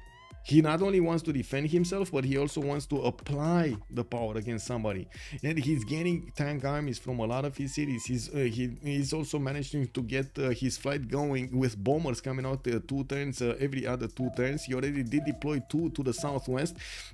We might see him. Oh, he did deploy also a fighter right in the nose of the Canadian border. Did he just buy a bomber? He just bought a bomber in Toronto. So I would imagine Mexico City is going to be conquered next turn here, and there definitely will need to be a unit to conquer it with. So, and I don't think these tanks can manage to make it quickly. Not the cav army, right? This is 5 movement. This is definitely not going to get there quickly. Backstab America or something, yeah? No, I don't think he's going to backstab America. I think, to be honest, by the looks of it, it looks like it's going to be Canada, America, and another nation that we don't know yet. It kind of looks like Age of Empire, to be honest, but also can be Brazil. I'm very curious what India is going to do here as a move. He definitely needs to do something. He can't just sit around and let his other neighbors try to tear apart his neighborhood here, because he's just gonna get 4th or 5th if he lets that happen. So he needs to do something against Rome. Rome is the weakest target of his neighborhood, and as you can see, he did recognize that. He's getting his units around the western border, and I'm pretty sure war will follow soon after this. Benson is getting denounced by Canada. That's Gandhi getting denounced by Canada. And Benson is very like, woo, question mark. Why are you doing this? Why you do this? Why you do this? And look at that. He's actually starting to denounce him, huh? And yes, he would need to actually denounce America if he's going, but I don't think he's going. What I do think is either he's going for India here, or he's gonna try to scavenge a few cities from Maori. He does have a decent amount of points, but look at him. He actually dropped to 5th here. We did have Abraham Lincoln getting more points, Victoria getting more points, Pedro getting more points, and Poland getting more points. Poland is gonna start to lose points quickly. Finn, I don't think he's gonna lose points. Actually, I think he might keep on winning points, because Maori has such a big coast that he's exposed to the coastal attacks. while Rome is going to lose the cities that he just got from Norway. Norway is down to one city, Kristiansand, and I do see there is a red code right next to it to attack it. We do have the Brazilian tanks starting to get into the borders of the main Maori cities and working on taking down Roatoria with his infantry armies. The bombers have arrived of Brazil in Motopohue, deploying them on the front line so he can start eating away at the steel walls of his opponent here. And there isn't that many units that Maori can use against the tanks. These field cannon armies are out-teched clearly of attacking into the tank armies of Andre. You do see the 77 strength is not really on par with 105 of the tank army, and that's not even with a general next to it. Let's see. Benson is asking Brazil if he's chilling. Well, I guess he's chilling. Yeah, I guess he's chilling. Wait, who is allied with India? Because Canada can denounce India and then declare war on his ally also, right? I think it's Poland, if I'm not mistaken. Wasn't it Poland? I think it's Poland. Or did he remain without an ally? No, it is Poland. He's allied with Poland. Okay, there we go. And he's getting denounced by Wilfred. We got tanks from Canada starting to move southeast, and we might actually see him start to carve a line through the Indian defenses, while the India's army is deployed to try to carve a path through Rome's defenses. Look at these units be over here.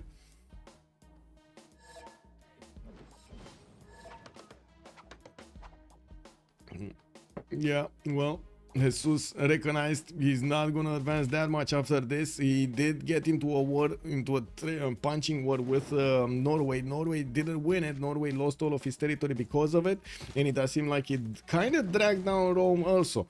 Now, we do have the steel walls activated, which will make it a bit harder for these units to take down these city centers. Yeah, but we do need to see if India is gonna manage to get those artilleries. I do see a trebuchet core only that could actually get the artillery upgrade, while I do not see him actually building any more. If he's gonna get denounced by Canada and if he's gonna get attacked from the north, this is gonna be a major problem. Canada probably wants to not only pillage the tiles of his opponent, but also maybe get some cities there, get some points on his track. We do have also Canada starting to deploy airstrips in the southeast to put these fighters to work, deploy them to attack his opponents and help out actually America deal faster damage against the Polish cities.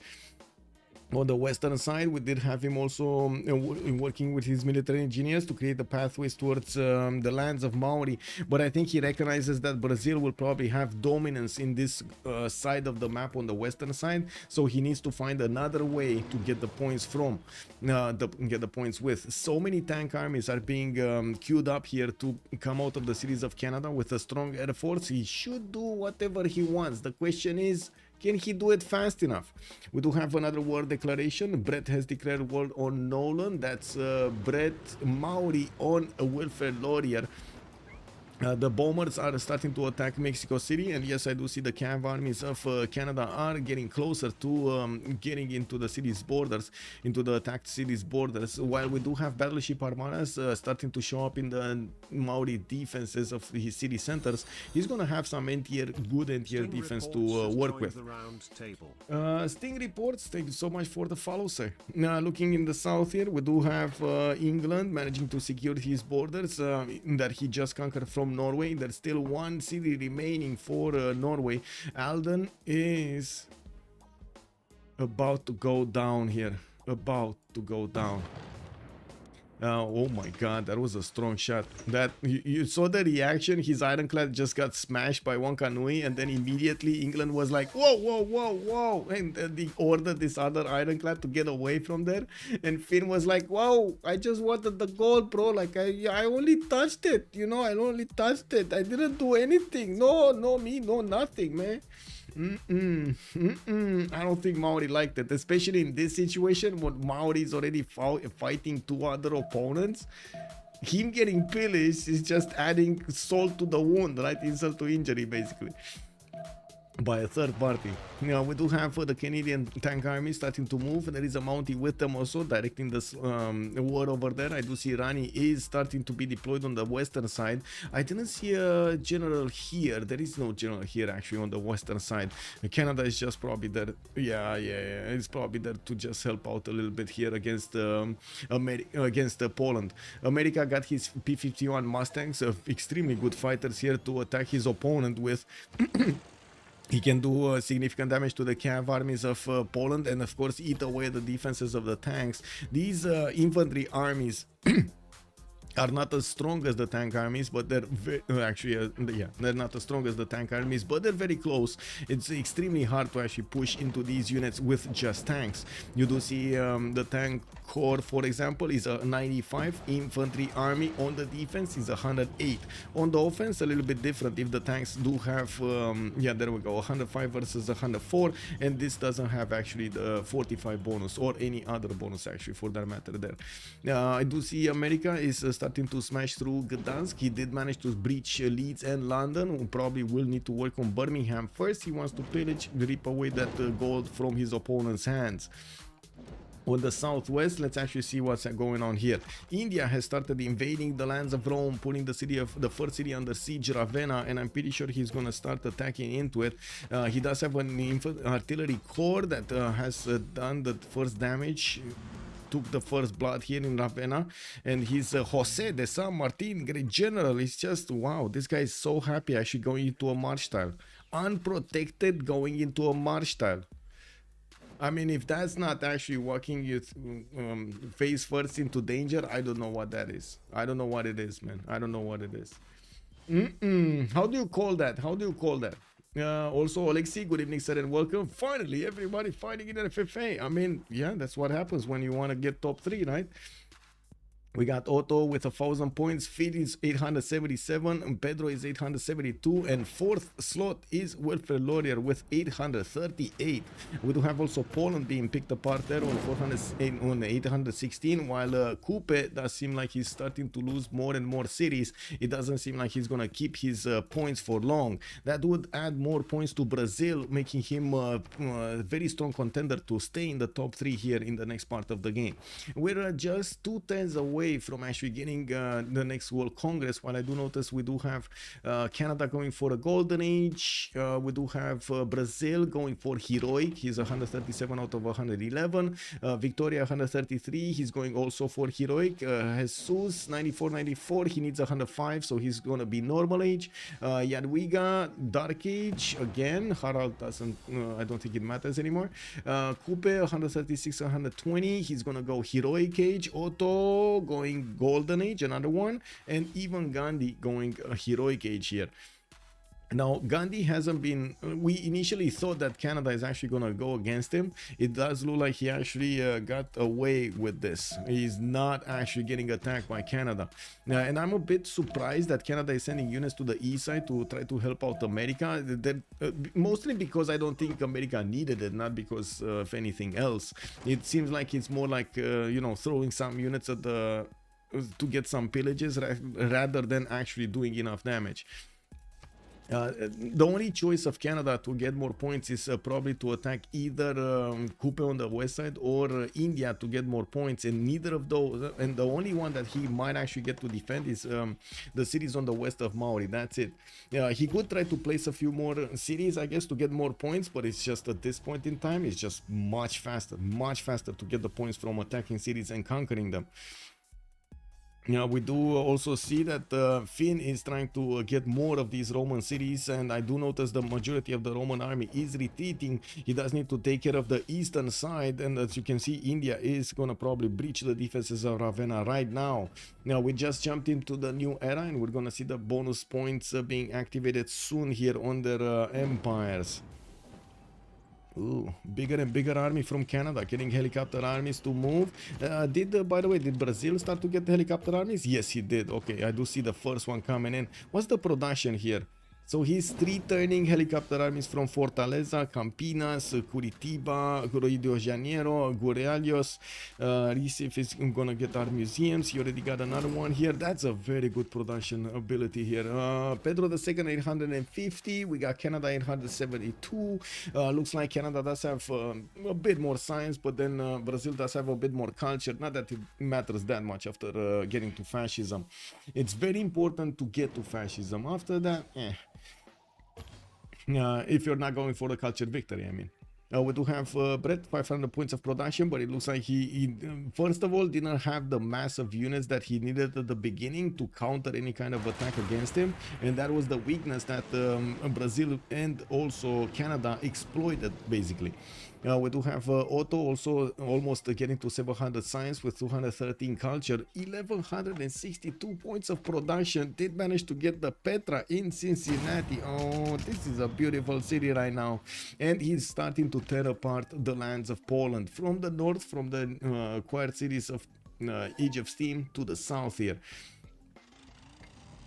slowly pillaging his way through his empire territory and taking down his cities.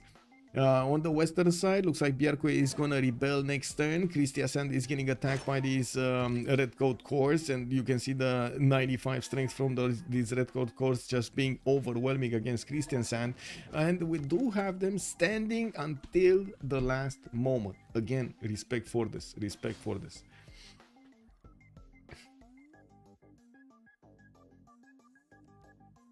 Okay, what do we have? More battleships. These battleships don't actually do much against units, like against helicopters or tanks here. And they would need to be a lot in numbers, like at least like 7, 8 on the coast if he wants to even have a chance, not defending, a chance to defend. Okay, we're gonna have a pause of 2 minutes, and we'll see what happens with next. Rome recognizes that he's not going to survive for long. Definitely the tanks of India are way too strong coming against him. And yeah, there we go. Canada, who was top player for a long time here, he dropped to 4th. We do need to see if he's going to manage to get the points back. That is not going to be easy. Let me get the... Oh, no. Actually, it's fine. Okay. Now, be right back. 2 minutes.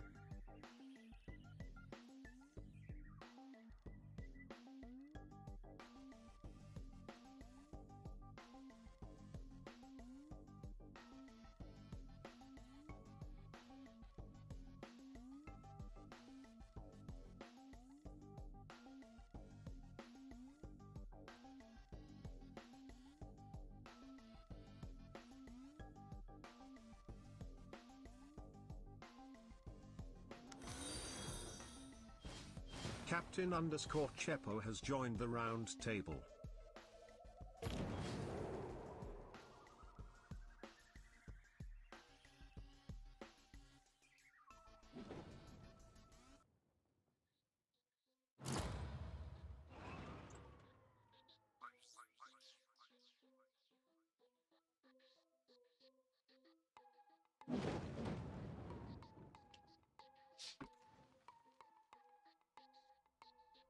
Okay, so is this gonna be the final era, or are we gonna see more? Because I'm pretty sure the players are gonna try to get this game to a conclusion soon, and we do have the majority of the players already in the modern/informational era.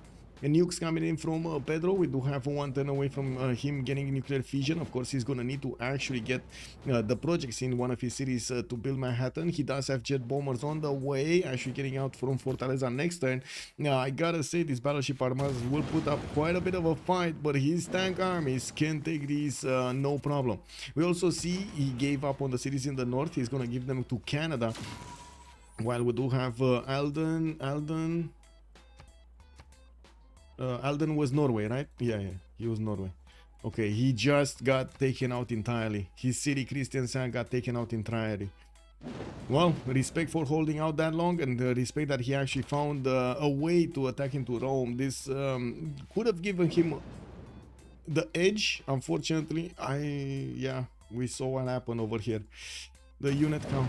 Now, we did have India managing to take 2 cities away from Rome, and he's going to keep on going while Rome is scrambling to get some cuirassiers out.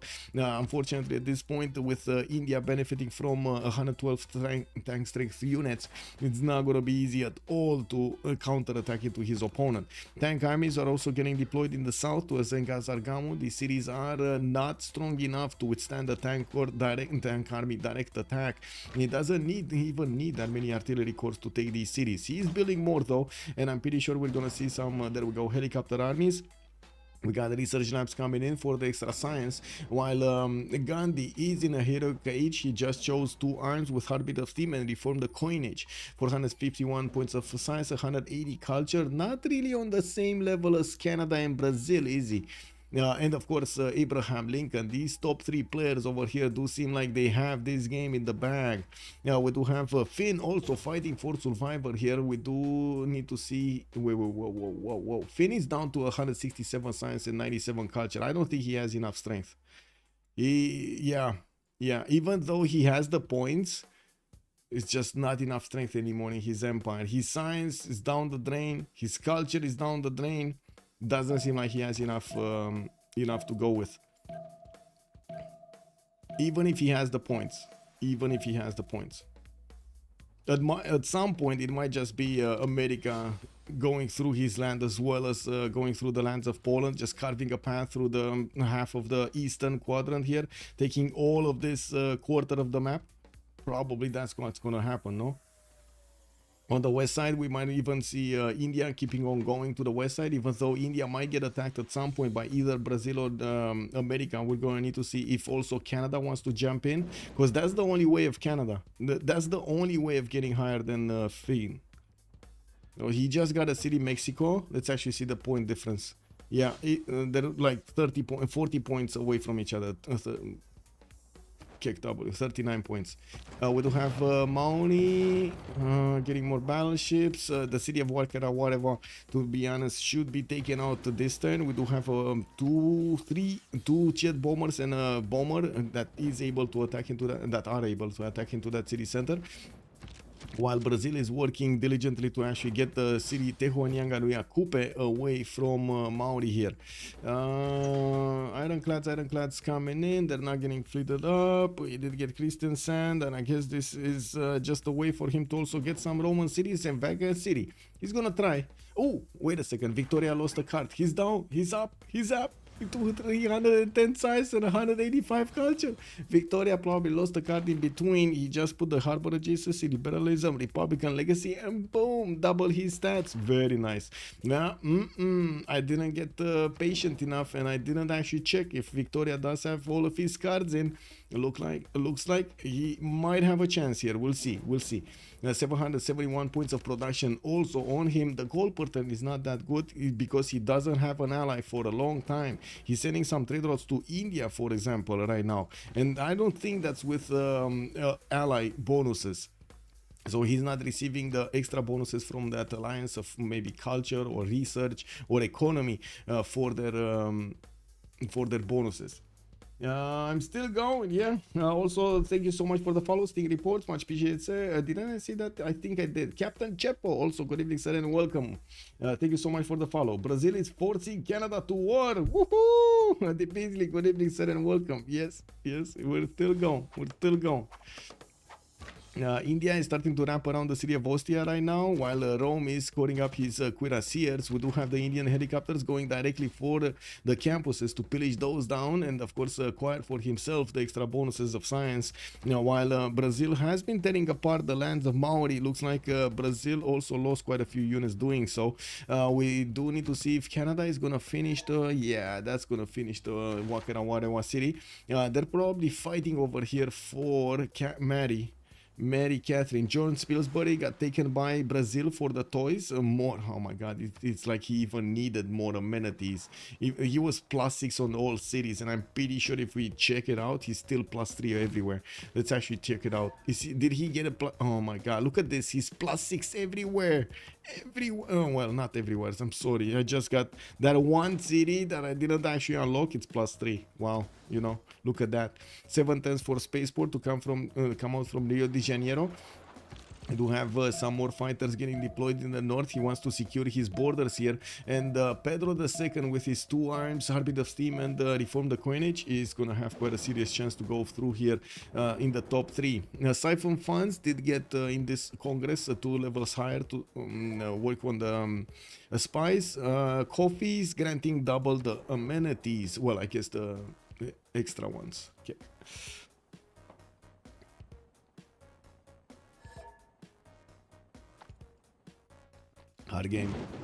Hard game for a lot of these players. Andres, can you open up alliance slot? Benson is saying yes. That's Gandhi saying yes. Okay. Wait, Gandhi was friends with Rome, right? And he kind of backstabbed Rome? I think he did, right? I think he did. Or was he with Brazil? No, Brazil. No, no. Rome was with Brazil, and oh, he was with Poland. He was with Poland. Never mind. He was with Poland. I remember now. Yeah, we do have Canada actually going to take down the city of Cahokia here. Well, it is what it is. And by the looks of it, he keeps on building up his helicopter army count and jet bombers, getting some anti-air guns to maybe fend off attacks if need be. While I do notice the American units did manage to get to Lodz and Gdansk. You see how quickly America is starting to smash through the cities of Poland and deleting them because of the jet bombers' ability to do so much damage to even steel walls. They're carving a pathway through the lands of America extremely quickly, much more quickly than England can actually get to build up his defense in the north, and much more quickly than England can actually get to a good technology to fend off attacks. We have Pedro actually going for nuclear fission. Canada is going for nuclear fission. We're going to need to see the projects come out next turn. Didn't I see this in the tech queues earlier? He must have switched off because I was expecting him to finish by now. Skedzmo has also been taken away from Rome, and we're probably going to see England take Bjarkoi also. While I do see Finn is only 3 points ahead of Canada. Wilfred Laurier did get this turn Wakarawarawa, so that might actually put him on the top 3 slots here. We need to see the game go to a victory screen or a unanimous concede, and of course quite a few players are still in the race now. We do need to see if the top 5 over here are gonna get to figure out who's gonna be the top 3. Benson definitely fighting his way towards those points, getting out the cities of Rome away from him. And on the right side, we do have America just securing his lead on the lobby with 1171 points, taking down the cities of Poland. Yeah, Pog Torres, Pedro. Yeah, he did. And I gotta say, this player, he was complaining about his lack of 3-1, and again, I do want to say I totally understand him. These are players that really look at like every point of food and production and min-max as much as possible every city they have in the empire, squeezing everything they can from the bonuses. Since the top 3 have delivered, yeah, looks like they have delivered here. We'll see. Take or pass. Yeah, he needs to take or pass. Take or pass. Let's see what's happening. Stanford Raffles got passed. Nobody's picking it. Got passed. Wait, did they just lock it? Oh my god, they're waiting for Poland to take it? That's not gonna happen, man. They passed it down. All the way down. And Poland is the next one to get it? Wow. Did it? Wow. Okay. Well, it is what it is. Oh man. Anyway, we did have a city state takeover, by the way. Canada did take over Cahokia. Now he's gonna get to deploy his just bombers there. Harrison definitely not happy. Maori just got that city state kicked. That how to say that merchant.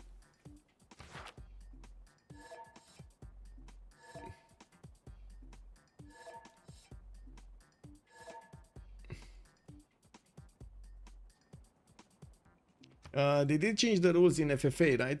Now it doesn't matter if you actually get them. We can get a moderator for, how to say, for the FFAs. Main FFA rules. It's not otherwise specified. So, if I remember correctly, this was changed. What was it? In-game rules. No. Oh wait, this might be on the other one actually. Wait.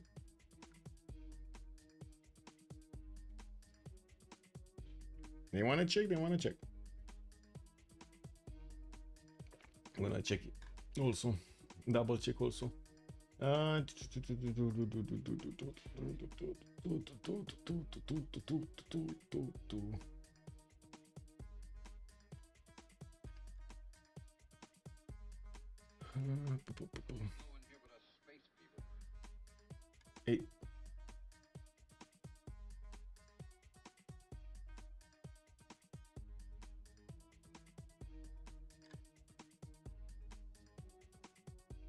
I mean, if we need, we can actually get a moderator here to separate the seas.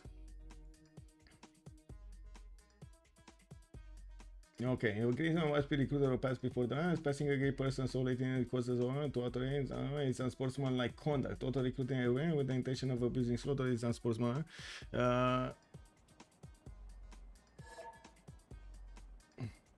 In a team, a great person including wait.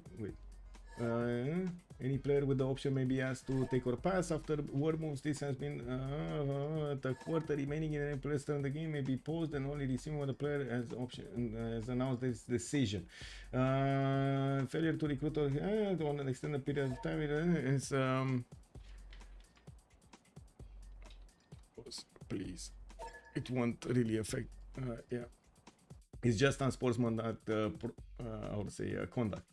It does not require relobby anymore to fix it. Okay, there we go. In FFA you don't get relobby. Yes, I just wanted to cross the T's and dot the I's. Yes, it's just unsportsmanlike behavior. To be honest, I think that rule got changed mostly because of the problems with relobbies rather than its usefulness. Because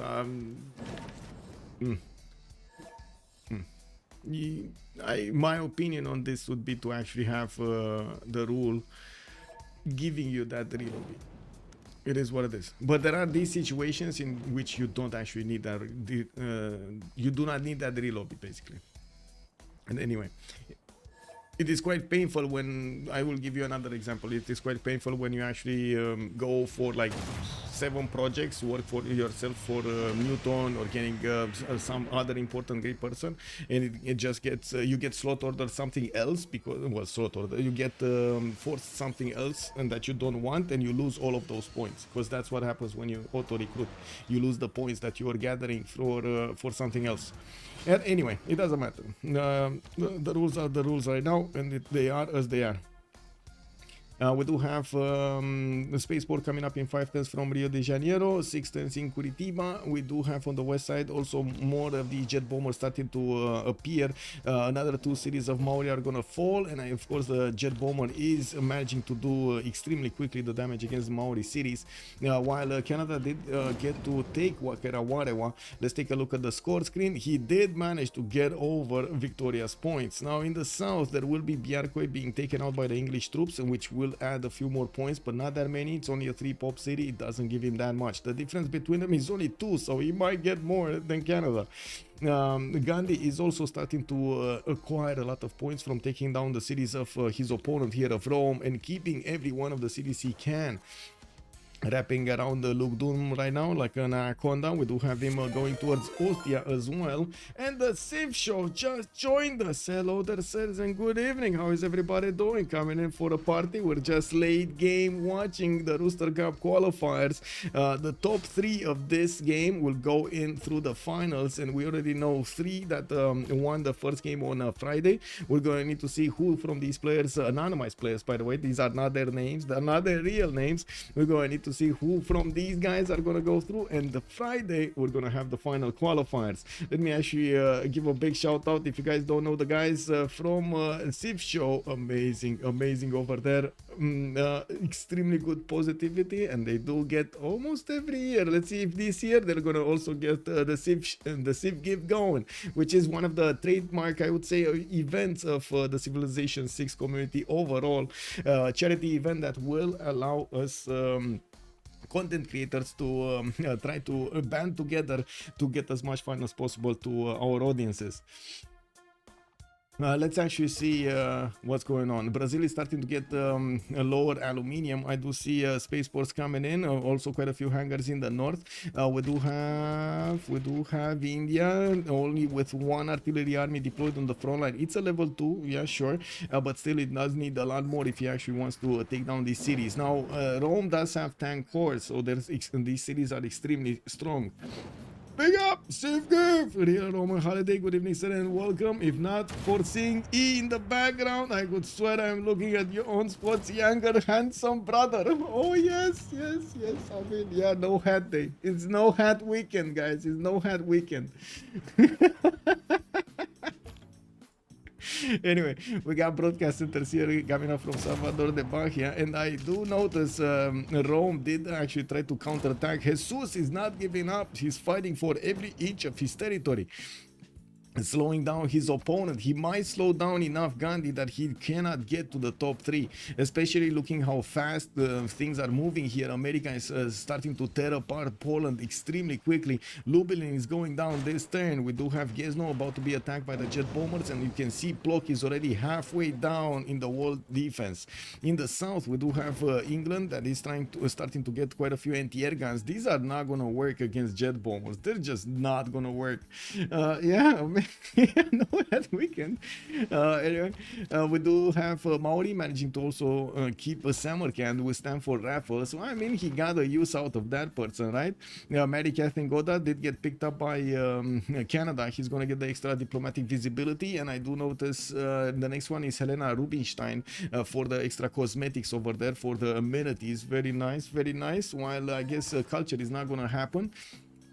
Yeah, we do need to see who is going to start getting Manhattan Project going. We don't have it here. I don't see it being built anywhere. Let's actually see here. Who is it? Canada that was trying to get it. Yeah, there we go. 3 turns to finish in the city of Ottawa with a few anti-air guns coming out from the south. We do have jet bombers in the north from St. John. And I do notice helicopter armies from Halifax and Toronto are slowly getting out. He did manage to put a few more of these national parks, but never got enough tourism to actually affect the culture victory. He's only on 217, and of course it is what it is. In the southeast, he's also working together with America to do some damage against his opponents, and now he's starting to breach through India. Man, that's his only chance of getting more points. He needs to breach through the Indian defenses through Gandhi to try to get more points, while Gandhi is deploying all of his army to Rome to take away cities from Rome to get more points. Okay. Let's see if we're gonna have Brazil managing to tear apart the Maori territory and then refocus his effort somewhere else. He's already on 618 science, 554 culture. And I do see in his lands, he's actually focusing on getting his spaceports up. It might be that the whole land that he took away from Maori will guarantee he's going to be top 3. And of course, he could try to focus his efforts on getting the spaceports working on a victory condition, on the science victory. Even though I think immediately after Canada is going to see him getting 1, 2, maybe 3 projects, he's going to start nuking. And that's not going to be fun for Brazil. Looking at the tech lead here, let's actually see. We got Brazil on 63. Looks like America is on 62. Canada on 58. So 5 techs difference over there, but definitely all 3 of them do have a lot of science, a lot of look at the production on Abraham Lincoln. 1,369 points of production here on the Lincolnian Empire. We do have the Canadian units also using their jet bombers to go and attack Jabalpur, while that city is 119 strength with the modern armored armies having the ability to two-shot these Canadian tank armies. It does seem like they just got upgraded. No, not all of them. Actually, they can do more damage. This tank should be wiped off, clean off the map, right? Did India get fascism? No, he's in theocracy and he's losing 109 gold a turn. Like looking at the yield stamp here, now he's losing 200 gold a turn. Oh no! Whoa! Let's actually see what is going on here. Is he managing to get the pillage economy going? No, he's on 119 gold in the bank. If he's not pillaging mines, he's not upkeeping his units, basically. And they're just gonna disband everywhere. How is he gonna get to upgrade them? Whoa! Anyway, we do have Medic. Did he just take out Poland in 1 turn? Like 5 cities of Poland in 1 turn? I think he did, right? Poland is no more. There's no more Poland on the map. And on the left side, we do have Brazil tearing apart the lands of Maori here. Only 2-3 cities remaining.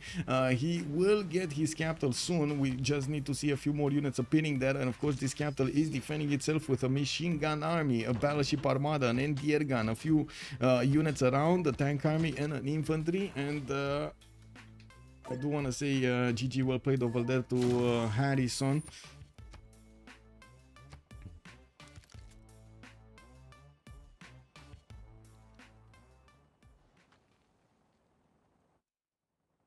Yeah, GG well played. I mean, yeah, he did try to do his best here. He found the target. Lincoln was also over there, not wanting to let him have all of the piece of the pie there, all of the pie in the north.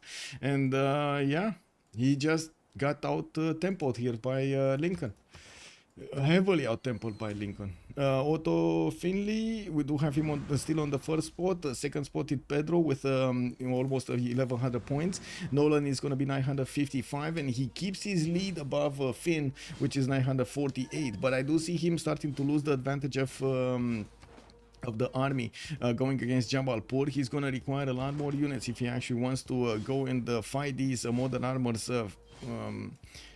I would say directly. We do have him with fascism though, which is a very important trait, not to mention the +3 intel on opponents' movements. I don't think he has, he's not using word of the, how to say, words of religion. He's not using words of religion.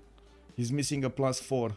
If he would have gotten that +4, he would be very close to the modern armor damage. What's his empire looking like? Let's see the cards. 2 turns, by the way, for Manhattan Project. We got a CC top 3 here, and the question is, do they CC top 3? This is 101. Top 3 would be Nolan, Andres, and Otto. To be honest, it's probably not gonna happen that anybody's gonna move them away from that. Like with infantry armies already starting to get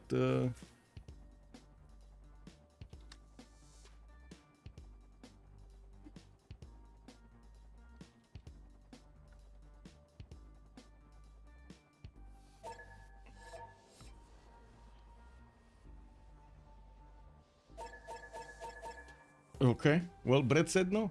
Brett Maori said no. Yeah, well, He's not far off from actually losing all of his cities. He's trying to fight back over here, slow down his opponent. And yeah, Finn is saying Brett is dying. He's dying, but he still has 3 cities. Taumutu just got taken away. He's down to back to 3 cities actually. Kick W. Anyway, now we do need to see the Brazilian bombers actually managing to tear down the defenses of Maori first before his units are going through. And you can see they're basically, well, almost dying attacking into that city center, but almost dying does not mean he's dying, right? That's a big America. Yes, Ziggy. Good evening, sir. It is a big America. I wouldn't say that. I wouldn't say that. Come on, he wanted to play. Let's not go there later. Supplies. It's just a few more minutes, and he wants to have his fun. Come on. It is what it is. We do need to be respectful here in the communities. We do have India getting his units towards the main cities, and of course focusing on pillaging as much as possible because he wants to upkeep his units. He did manage to acquire 1100 gold out of the pillages he did, but he also might actually lose the city of Jabalpur here. He did upgrade quite a few units on the front line, got his helicopter armies there, and we do have the Canadian jet bombers just getting some promotions on them. I'm pretty sure they're gonna start to attack the city of Jabalpur soon. Now India will need to somehow block the movement of these helicopters to get into the borders of Jabalpur, even though I do see they can just move around. Kick. Anyway, we do have more tanks. What's the resupply line? And also I do want to see if there are any kind of projects here. Oh, GDRs. We got a first GDR from America. Washington just got one. He's also 330ing a Manhattan project in his other cities, while the next turn we're gonna have Ottawa getting a Manhattan project there. And we're gonna see if he's gonna start getting nukes. Yeah, Tehonianga Coupe is also about to fall. I'm pretty sure if next turn we're gonna have wait a second. Oh, he can actually take it next turn anyway with the tanks and the infantries. It should be two attacks, and that should go down, leaving the jet bombers to get some promotions and repair their wings. I guess wings, right? Repair their wings, while this one is gonna need to definitely heal, right? Or just, you know, attack into the city center and die. Yeah, another spaceport finishing. No, that's the first one. Next turn, Rio de Janeiro is gonna finish the single spaceport of the game that we've seen. I did notice another one was getting built here in Cincinnati, but it's going to take a much longer time to actually get that finished. And well, I don't see another one in another city of America. What's this production looking like? Because Rural Valley doesn't... Oh my god, that's actually 110 production with Rural Valley. It doesn't seem like he has a lot of mines, but still that is such a strong production number. Very nice. Yeah, we do have also Wilfred Laurier on 3,000 points of military. Otto is on 4,000 points of military. England is 3,000, and then Pedro is 2,200. Now, Pedro didn't need that many units to attack into his opponent. It was significantly higher technology than his opponent could handle. Monica, hell yeah! The Beasley is calling out, yes. Also, Storm Wind Gentili, good evening, sir, and welcome. What are the mountain settings? America has so many mountains. We're playing on classic ridges. That's the settings, classic ridges. And somehow he got into a lot of mountains. Yes, he actually has a lot of mountains. But he wasn't, if I remember correctly, he wasn't really top science. Now he is, but he wasn't really top science before. Anyway, we do see Canada is slowly pouring through the Indian city of Jabalpur's borders. He got his own modern armies upgraded here from his tanks, and also bringing more from Cahokia. Now he does need to retake that city center so he can move his jet bomber and keep on attacking Jabalpur, even though I do see these helicopter armies can still do a lot of damage. We do have Indian biplanes also showing up for the defense, some American mechanized infantry just for the lols, and American GDRs are going to need to find their way somewhere. Where is he going to go with these? Yeah, we do have America also with already 2,500 gold, and it looks like he's carving a path through England. Yeah, he's not stopping. He's just taking out everyone. He's not stopping. He wants to finish the game probably. 1,500 points and 32. To be honest, we should be... I think we should actually make some form of reward here. What do you guys think on the chat? What do you guys think? We should somehow recognize somebody that has like made basically a record of how many points he has in the game. Should we do this? Because I know Civ6 does have this, right? Does have kind of a leaderboard with how many points you have. Chat, anything? No? Any option here? Anything? No chat? No? Yes? Okay, Oscar is saying yes. Okay. We got a yes. Do it. Okay. Well, I don't know if for this one I'm gonna need to look back to see how many points actually her son get, and Otto Finney, we're gonna need to see if he's gonna get bored. I'm pretty sure he's gonna get bored though. He's tearing apart his opponent here quite quickly. Age of Empire, with his 3,000 military strength that is mostly deployed away from home, he's not gonna get to defend his main cities with what he has at the moment. Only a few redcoats with fighting against so many American helicopter armies, not to mention jet bombers and infantries. That's not gonna be fun at all. We do have also India retreating his units from the lands. No, he's not. He's actually just pillaging all of the lands of his opponent, trying to squeeze every little bit of hope from it. Mr. Ma, why are there no votes on your channel? You can take my votes are always kept on YouTube because I stream on both platforms at the same time. I also cut the votes as much as possible, and I add quite a few details to the votes on YouTube.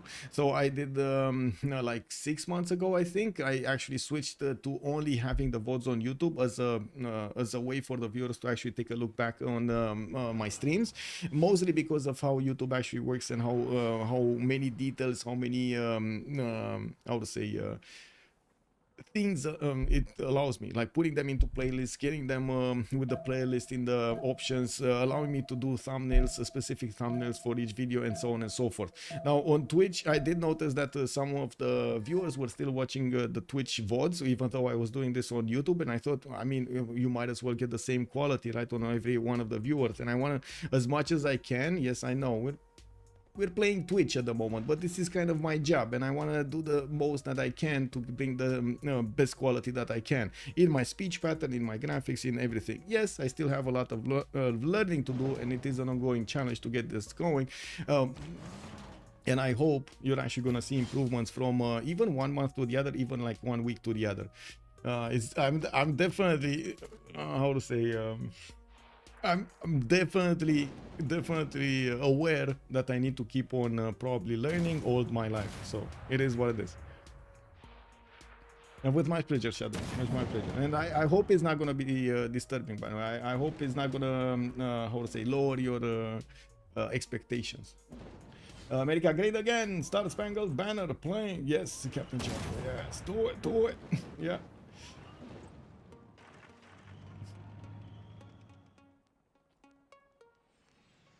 We do have a launcher satellite actually coming out from Rio de Janeiro. Let's actually see if anybody's gonna drop a nuke here soon. We do have the first nukes in production from the Canadian territory. First one coming up in 2 turns. And I do see another city has been taken down from Age of Empire this time. And another one goes down. We do have Stoke-upon-Trent taken down here, while these helicopters of America are gonna start pillaging, probably going for after the trade routes and for the capital city of England. We do have also the cities of Maori just sitting over here looking pretty, 2 of them remaining. The capital has been taken out, and Brazil will need to follow up attacks against both of the remaining cities here, with Maori redeploying his battleships to try to help the defense of Wanganui. He does have also over there Victor trying to help out with the cause. Now we still have the top 3 here, Abraham Lincoln with Pedro and with Wilfred Laurier. Yeah, it doesn't look like anything's gonna change that much. We do have also the English fleet pinning next to these battleship armadas. They don't actually get a attack solution on them. Some of them did lose their movement, so yeah, not much that can be done there. We also have the Indian troops managing to lose the city of Kume, first of all to loyalty, while Rome did manage to get quite a few tanks out. His strength of the city is much stronger. Canada is also starting to tear apart India, and this is going to be a question No, I don't think Gandhi would have had. If he would have been allowed to maybe chew through the Roman Empire, maybe he could have done something. But the timing was just not there, right? Canada's choice of actually going against India messed up all of this math, messed up everything here, because India needed to resupply the city of Jabalpur and get it.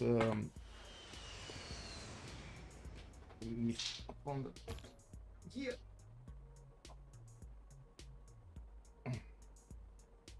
Yes, she wants attention again. Who is the tech lead? Let me see.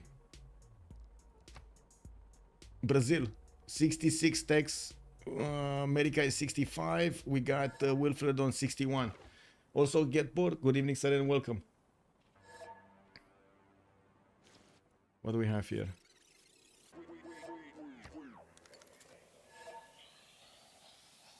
Okay, now he's saying go CC.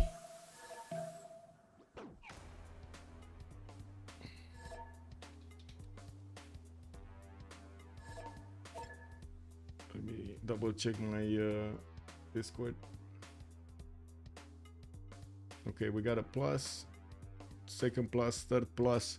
How many players do we have remaining? 1, 2, 3, 4, 5, 6. We need 7 pluses. 1, 2, 3, 4.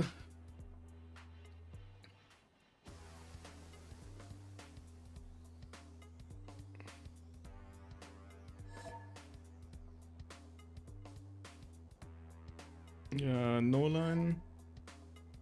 Oh, Nolan didn't plus yet.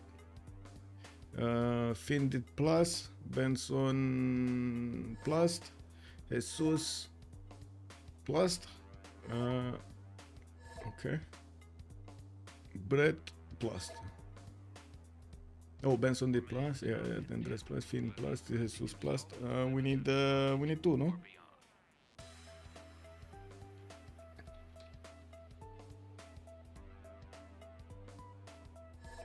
Double check. Solid is solid.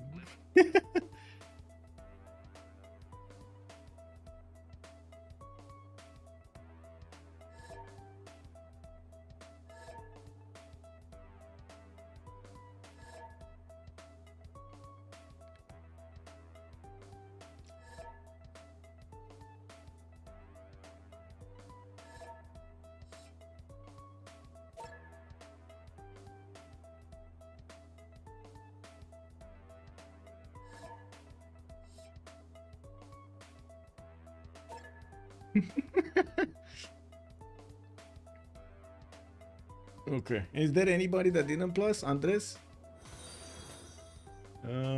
Jonks has joined the Andres did round plus. table. Okay.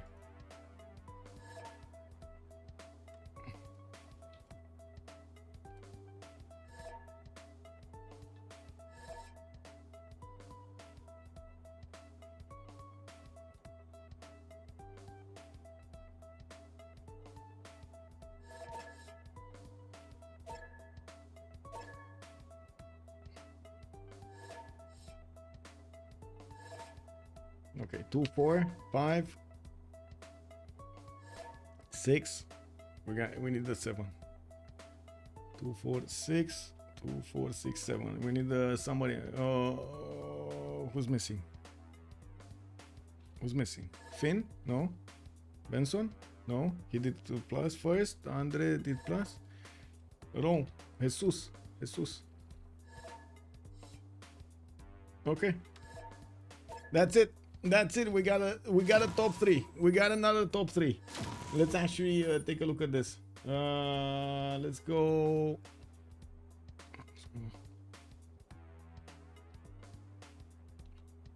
Teamers. Let's see.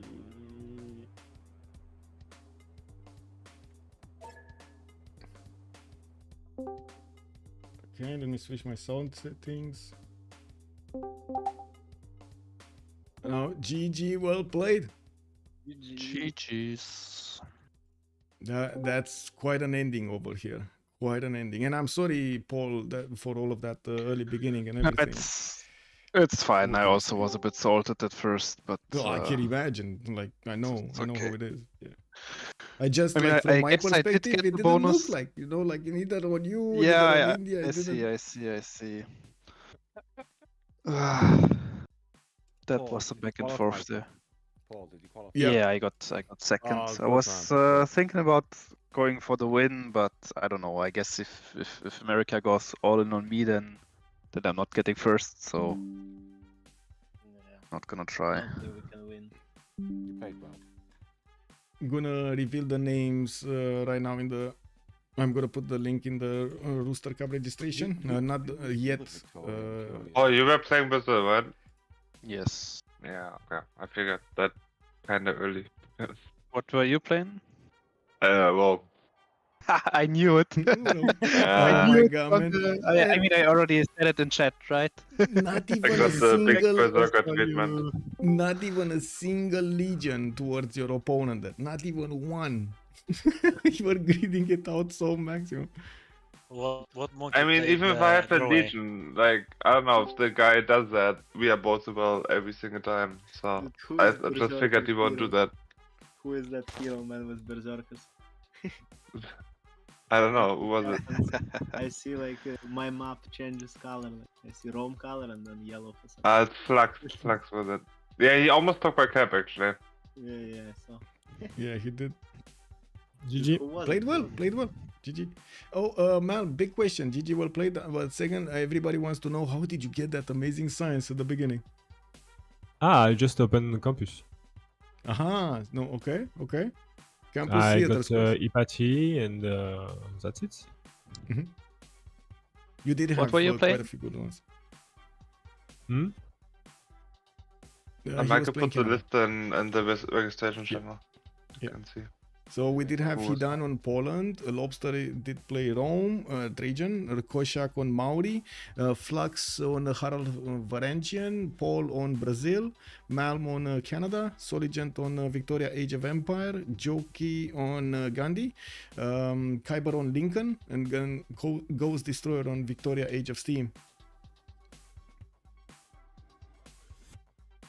So it's Malm, Paul, Wait, who played Lincoln? me. Kyber, the one and Well only. played, Kyber. I look forward to seeing you in the final.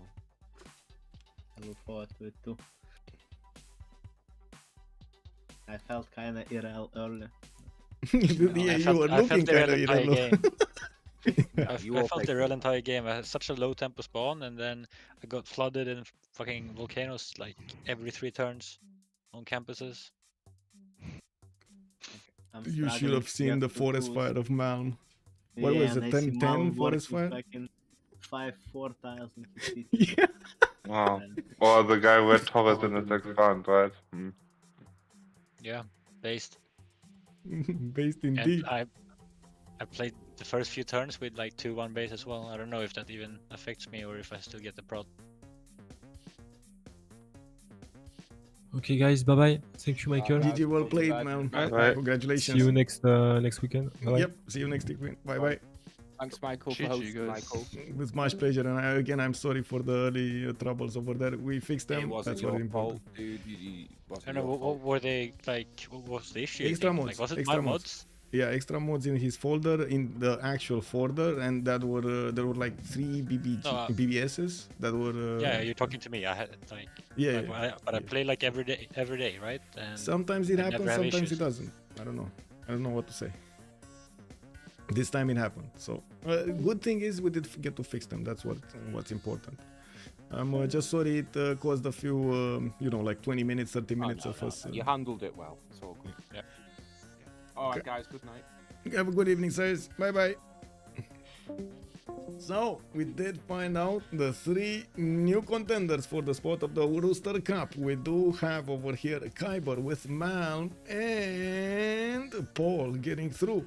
We do need to see what's going to happen next week with the 3rd qualifier, needing to decide the next 3 top players and, of course, the last 3 that are going to go into the finals. Next week, we do have Trinda waiting for us. We do have also the top 3 players that did win the 1st qualifier, and these guys for today. I do want to thank you for for joining us tonight, and I do hope you enjoyed your time with me. And Athena over here, I gotta say, she was quite a part of this evening's show, because she really didn't want to stay alone, did she? I do want to thank you for the subscriptions and also for the follows over here in the channel. Much appreciated, says. Thank you also for the bits and your support in the chat, answering my questions and also giving me a few hints here and there if I actually missed something. I know there's a lot of information that I actually need to take a look at. Thank you also for joining us on YouTube. Much appreciated, sirs. And I do hope you're actually going to throw a thumbs up over there on the YouTube video, and we're going to get to see each other in the next streams. I do have my schedule as much as I can updated on my Discord. You can actually see it in a single channel that I'm trying to update as quickly as I can here in the upcoming games. Is always trying to actually handle the next week, or I should say the current week's amount of games and when they are, what they are, and so on and so forth. Multiple competitions, different types. I'm gonna try to take a look more in the 1v1s in the Royal Rumble that we just have started by Alexis Krem, by the way. Awesome to see more organizers starting to show up and getting these games going. The 2v2s are also going on. We do have the CPL Premier that we need to keep on watching, and of course the Novice Tournament qualifiers. Have a great, and the CPL Premier, last but not least, Civ6 Squadrons. Have a great evening, everybody, and I do hope to see you next time with some Civ6 action. Bye bye.